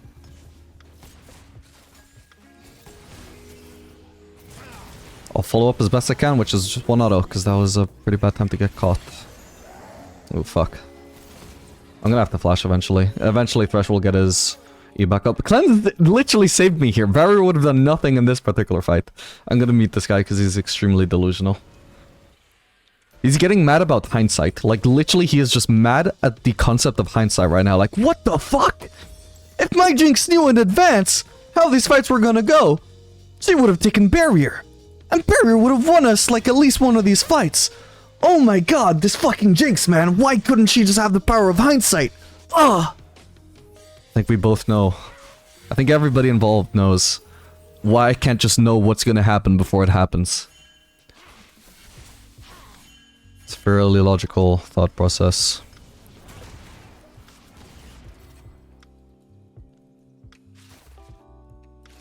Sadly, I can't freeze this. Or can I? Huh. Actually can. I can last hit those melees before the casters have actually gotten under turret. Now drag them out. I've had to tank this for such a long time, but it should be worth. No, stop. No, why did they de-aggro? Fuck, I mean, it's still a freeze, but it could have been a much healthier one.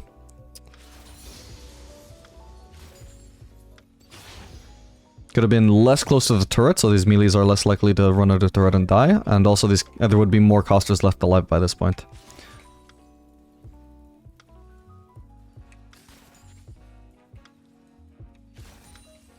Still, I mean, we managed to deny quite a lot of CS from Jhin here. This was a cannon wave. He missed out on the cannon, he missed out on 3 melees, 2 casters. Yeah, he missed out on 6 CS. Jhin is level 6 here, by the way. We gotta watch out for that. Yeah. That was way off, buddy. Oh no, I'm dead. That sucks. Yeah, just overforced from Nautilus as usual. Once Jhin flashes away, we know we're not gonna kill him. Stop forcing the fight, man. You know he's gonna turn around with ult. I'm not gonna get a longsword here. I just want to make sure I can afford BF sword on my next base.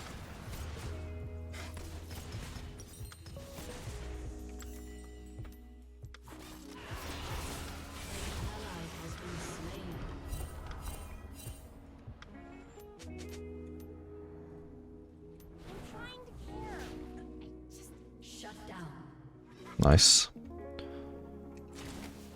That's literally Nocturne's second kill of the game is just reaping off of our hard work yet again. That's not exactly getting a...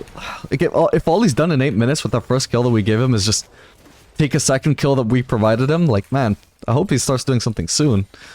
Because at this point he's doing worse than Kha'Zix, even though he started with first blood.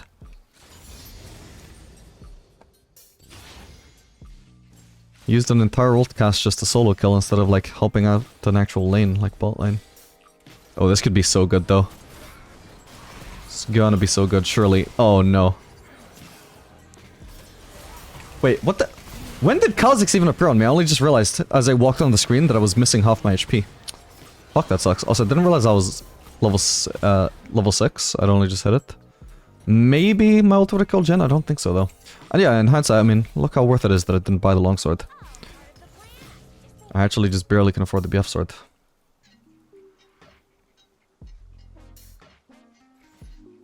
Where the fuck did he come from? Because this is literally where my teammates came from. There was no sign of Kha'Zix at all. That's crazy. There's no sign of him until the exact moment that he popped out. Oh, come on. He started moving before it was even on screen. That's so sad. Oh, Jesus. I should be fine even if I get hit by everyone. Unless Thresh also does some damage. Yeah, no, I'm fine. But, I can't path around the turret. Fuck's sake. Fuck me, my bad. That sucks. I don't know if my ult would have killed Jhin, but it would have at least wiped out so much of that wave. I'd have had so much farm from that. I'm so sad.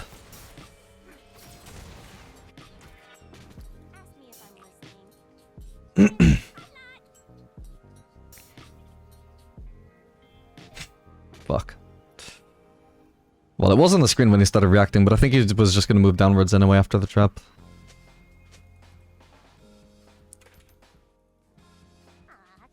Got so late into the game still not have tier 1 boots. I'm having to walk into lane such an awkward amount of times.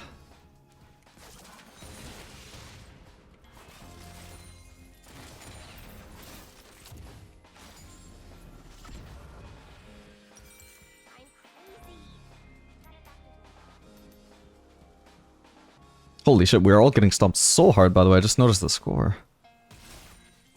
Okay, Thresh is currently mid. Jhin shouldn't be able to just kill me in the middle of my wave, I hope. It might actually work if he has barrier, because obviously I don't have barrier. But he would need that cooldown. To even try it. Nah, it's not worth basing. As much as I have a good timing, there's just... all I can pick up is like tier 1 boots or maybe double dagger. A longsword, hardly worth basing for, which would cause, even best case scenario, I almost certainly lose like at least 2 CS.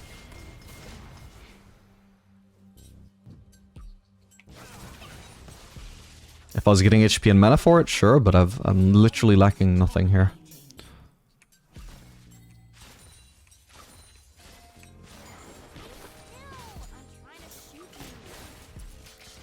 Got him. Wanted to prioritize the cannon there, unfortunately, over fully focusing on the trade. Because overall, I was pretty sure he wouldn't die. Alright, Thresh doesn't have Lantern now, so if Nocturne wants to ult... Ah, he's ulting mid. He's ulting nobody on mid lane! Oh no, this could be really good though, maybe. Oh come on, I have to flash for it, I can't believe it. I cancelled one fucking auto as well, is the sad thing.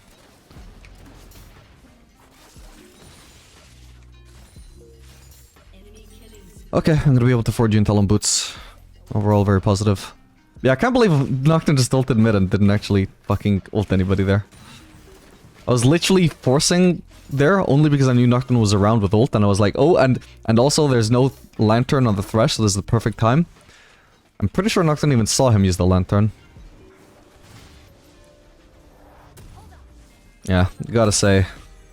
That level 1, where I said maybe, like, hopefully this works out, because, you know, Jhin was ahead in farm and XP, but at least he didn't have a kill, and we did.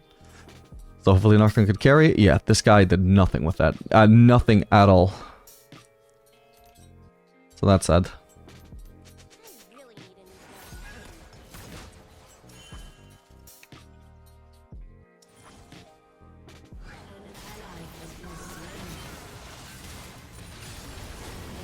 Fuck, you can take the Lantern now. If he'd taken the Lantern sooner, it would have been blocked by my traps. Oh, man!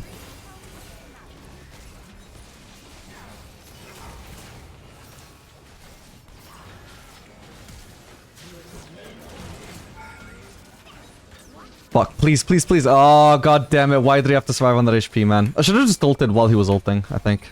He couldn't have cancelled it fast enough, I don't think, but I didn't want to risk it. Surely I don't get away with this, right? I think he's not running away. He actually greeted for some farm there. Okay, he juked, but that means he had to walk backwards into me. He almost got... I swear to god, he almost got saved by the Ocean Drake there. It wasn't quite enough, but if he had had like 20 more HP, just getting that lost tick actually almost saved him. Oh no. Why would he use either?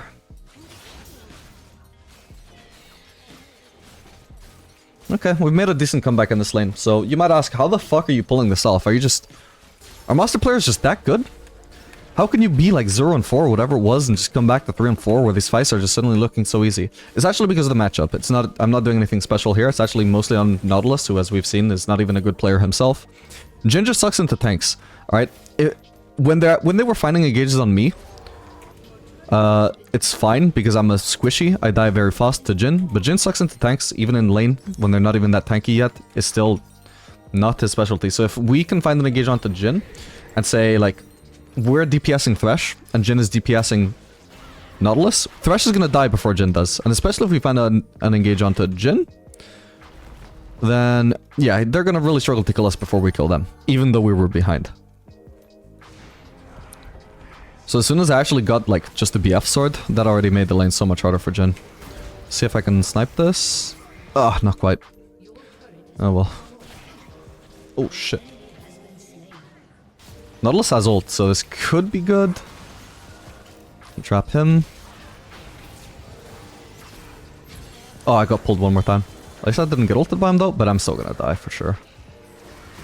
Kha'Zix. Oh, that sucks.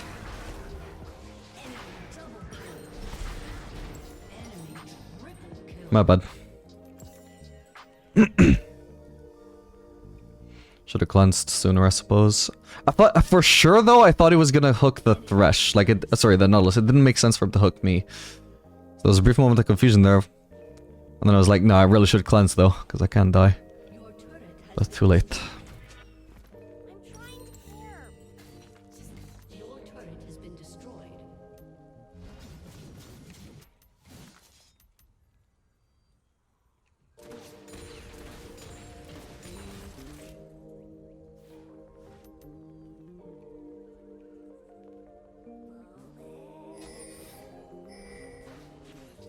Okay.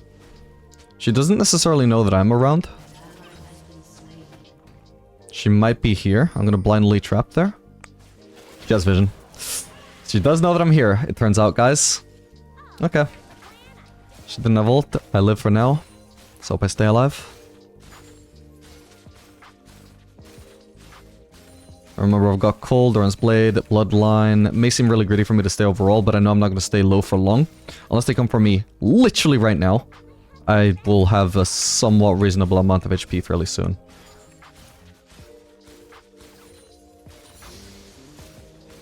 I'm back over 50%. This guy could potentially kill me though.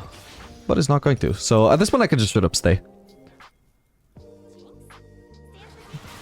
I was going to do golems, but instead we'll try and follow up here. Man, this Nocturne is struggling.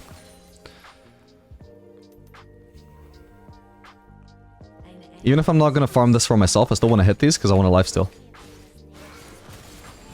I can just, yeah, farm the small ones, whatever.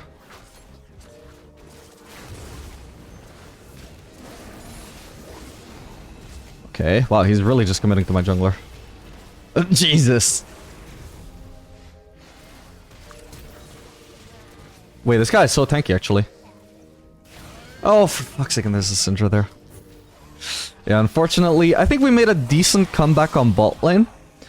As much as we still definitely, by the end of this, have not won lane, we do outscale, and suddenly are nowhere near as behind as we should have been. But, unfortunately, the exact game that I chose, well, I didn't choose, but the exact game that I did struggle in lane, is the exact game where I really needed to carry, because look at the rest of them. I do not have the kind of lead to 1v9 in this game. It's possible, but extremely unlikely. But I'll try my best. I mean, I've potentially got Runan soon.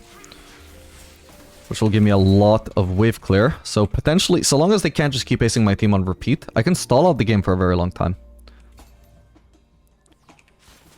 Jinx with the Runans is just... Only Sivir is better at stalling out games. Oh, hello. Yeah, I don't have ult, flash, unfortunately, so not much to do there. Maybe Sion can do something. I don't think he's gonna be able to just stick onto the Kha'Zix long enough, unfortunately.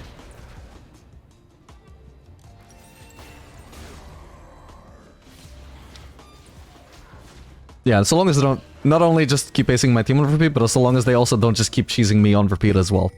If I do, like, you know, whenever I'm trying to farm, if they're just randomly in a part of the map where I have no expectation of them being in, well, I can't, again, it's like playing against the Nocturne last game. It's not like I can just repeatedly refuse to farm what looks like safe farm. There's only so much in my control. Even if technically you could say, well, you didn't have to farm that. I don't have to farm anything, but it's not a very successful way of carrying games, just refusing all farm. Okay, nice. What? Oh my god. Again, like, we have so much vision. There's such a big vault lane wave there. Of course I want to go to the farm. Maybe I could have taken safer pathing for sure, but either way I'm still going to get flanked by Kha'Zix and die. It's rough. It's just that if I took the safe pathing, I at least would have had some farm before I died. Unfortunately, I don't get anything if I just run into Kha'Zix on the way. Oh! Is he gonna live? He would have if he just ran away from the start. He wasted time with a root.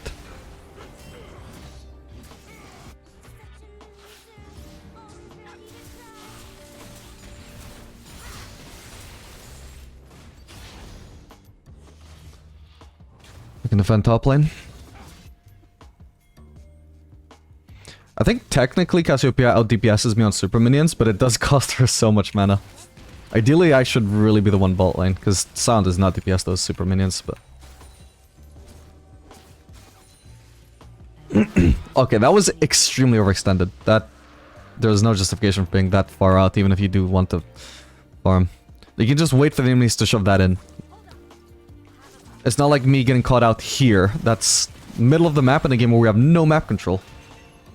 You can't be there. Oh, she really wants to kill me. Running past all this CS to try and hit me with a QE.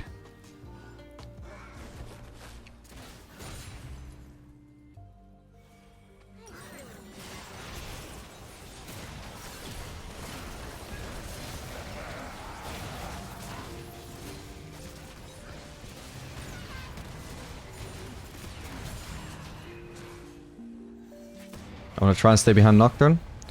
Even if he doesn't have spell shield, he's still a more valuable target to tank it. Oh, such a shame it went to Sion.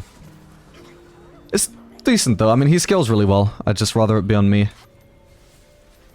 Ideally you do want kills on your carries, not your tanks.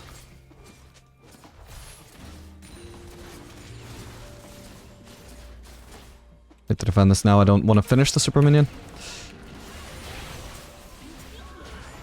Fuck me, I'm massively drunk from that.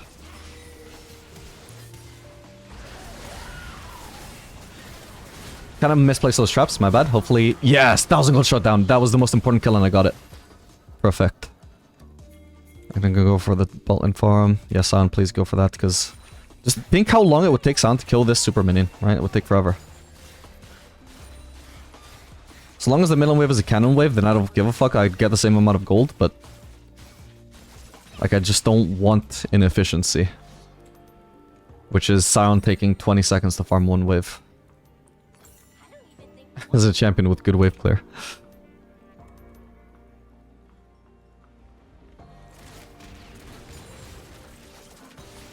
I'll kite it around the inhibitor. I don't want it to go under turret. Oh shit. Okay, turret still lives.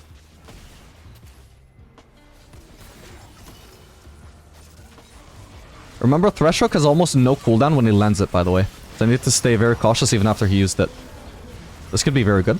Did I see Kha'Zix there? No, that was just a blue trinket. Fuck's sake, I thought it was Kha'Zix invisibility. Okay, very good, very good. This guy's somewhat low, so this will do decent damage to him. 500, not bad. I'll flash this. But we're so fucked here, aren't we? Oh, no, we're not. Not yet. Okay, good.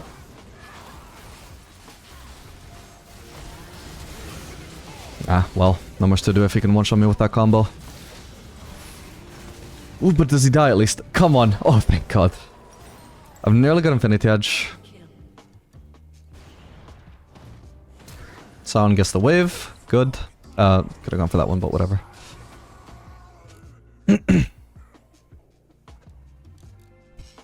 Did Nautilus just try and flash engage? But this is so bad. This, even if he killed Jhin, do you think this is worth it? No, it's not. Because what is it? This kill is 300 gold for the support. That is not going to carry the game. Do you know what might stand a chance of carrying the game? Is a flash ult play from Nautilus, where he potentially gets us a kill in a position where it's going to carry a team fight or get us an objective. Nautilus going for using his flash for a solo kill here makes absolutely zero sense. What the fuck does he want the gold from a solo kill for as a Nautilus support? Nothing. Useless. Terrible use of his flash, even if it worked, which it didn't. But obviously, you know, if a guy goes for a play and it doesn't work out, you know, I can't blame people for their plays not working out. Everybody makes plays that don't work out. It's you know, it's normal. But I'm just highlighting that because that's a solid example of not having good fundamentals, right? Just because you can get a kill with flash does not always mean you should do it, especially as a role that scales so badly with gold. Even as ADC, I won't flash for a kill sometimes if I know that it's just not likely to actually yield a good result. Especially the later into the game that we get. Please, please. Oh my god. Oh, I'm rolling. That sucks. My bad.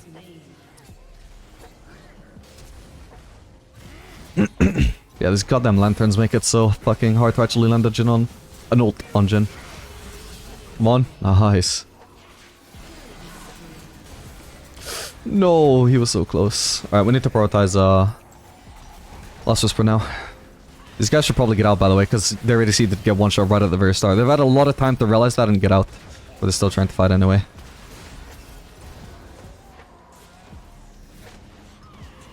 Like, absolutely on me that I died, of course. But, you know, once that mistake is made, maybe just don't fight without the ADC.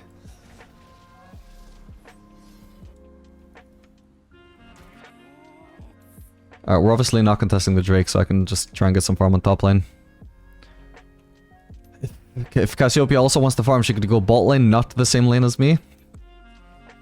Like she got halfway through and realized.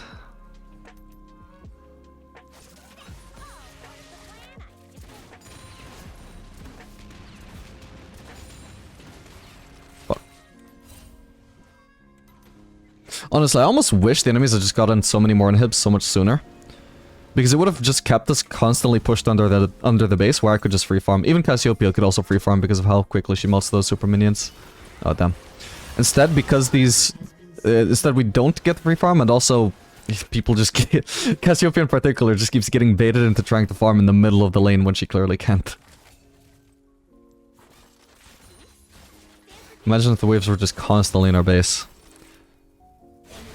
We have the wave clear to deal with it, so it wouldn't have been a big deal. Alright, they're clearly going to be on the Baron right now. There's still a risk one person could come and kill me.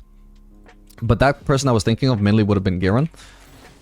So, I'll just try and shove in this wave. Can I even get this turret? Honestly, I think it's worth the risk. Fuck, this trap delays me so much. But I basically get Last Whisper if I go for this, so... It's going to be awkward trying to recall now, but... I can try. Okay, they're trying to go for me. I could even try and go for the... Scuttle Crab? No, there is no Scuttle Crab. Okay, so where am I going to base here? I have to coin flip a base somewhere. No, never mind. Kha'Zix stopped chasing, so I should be fine to base here. And yeah, I got the Last Whisper from that, so... Paid off hard. Also gave us some global gold. Careful, guys. Good from San, actually, though, to tank this wave. He's actually delaying it crashing, and now I'm actually here at the wave clear. And Cassiopeia, I suppose. Ooh. Fuck's sake, he lived.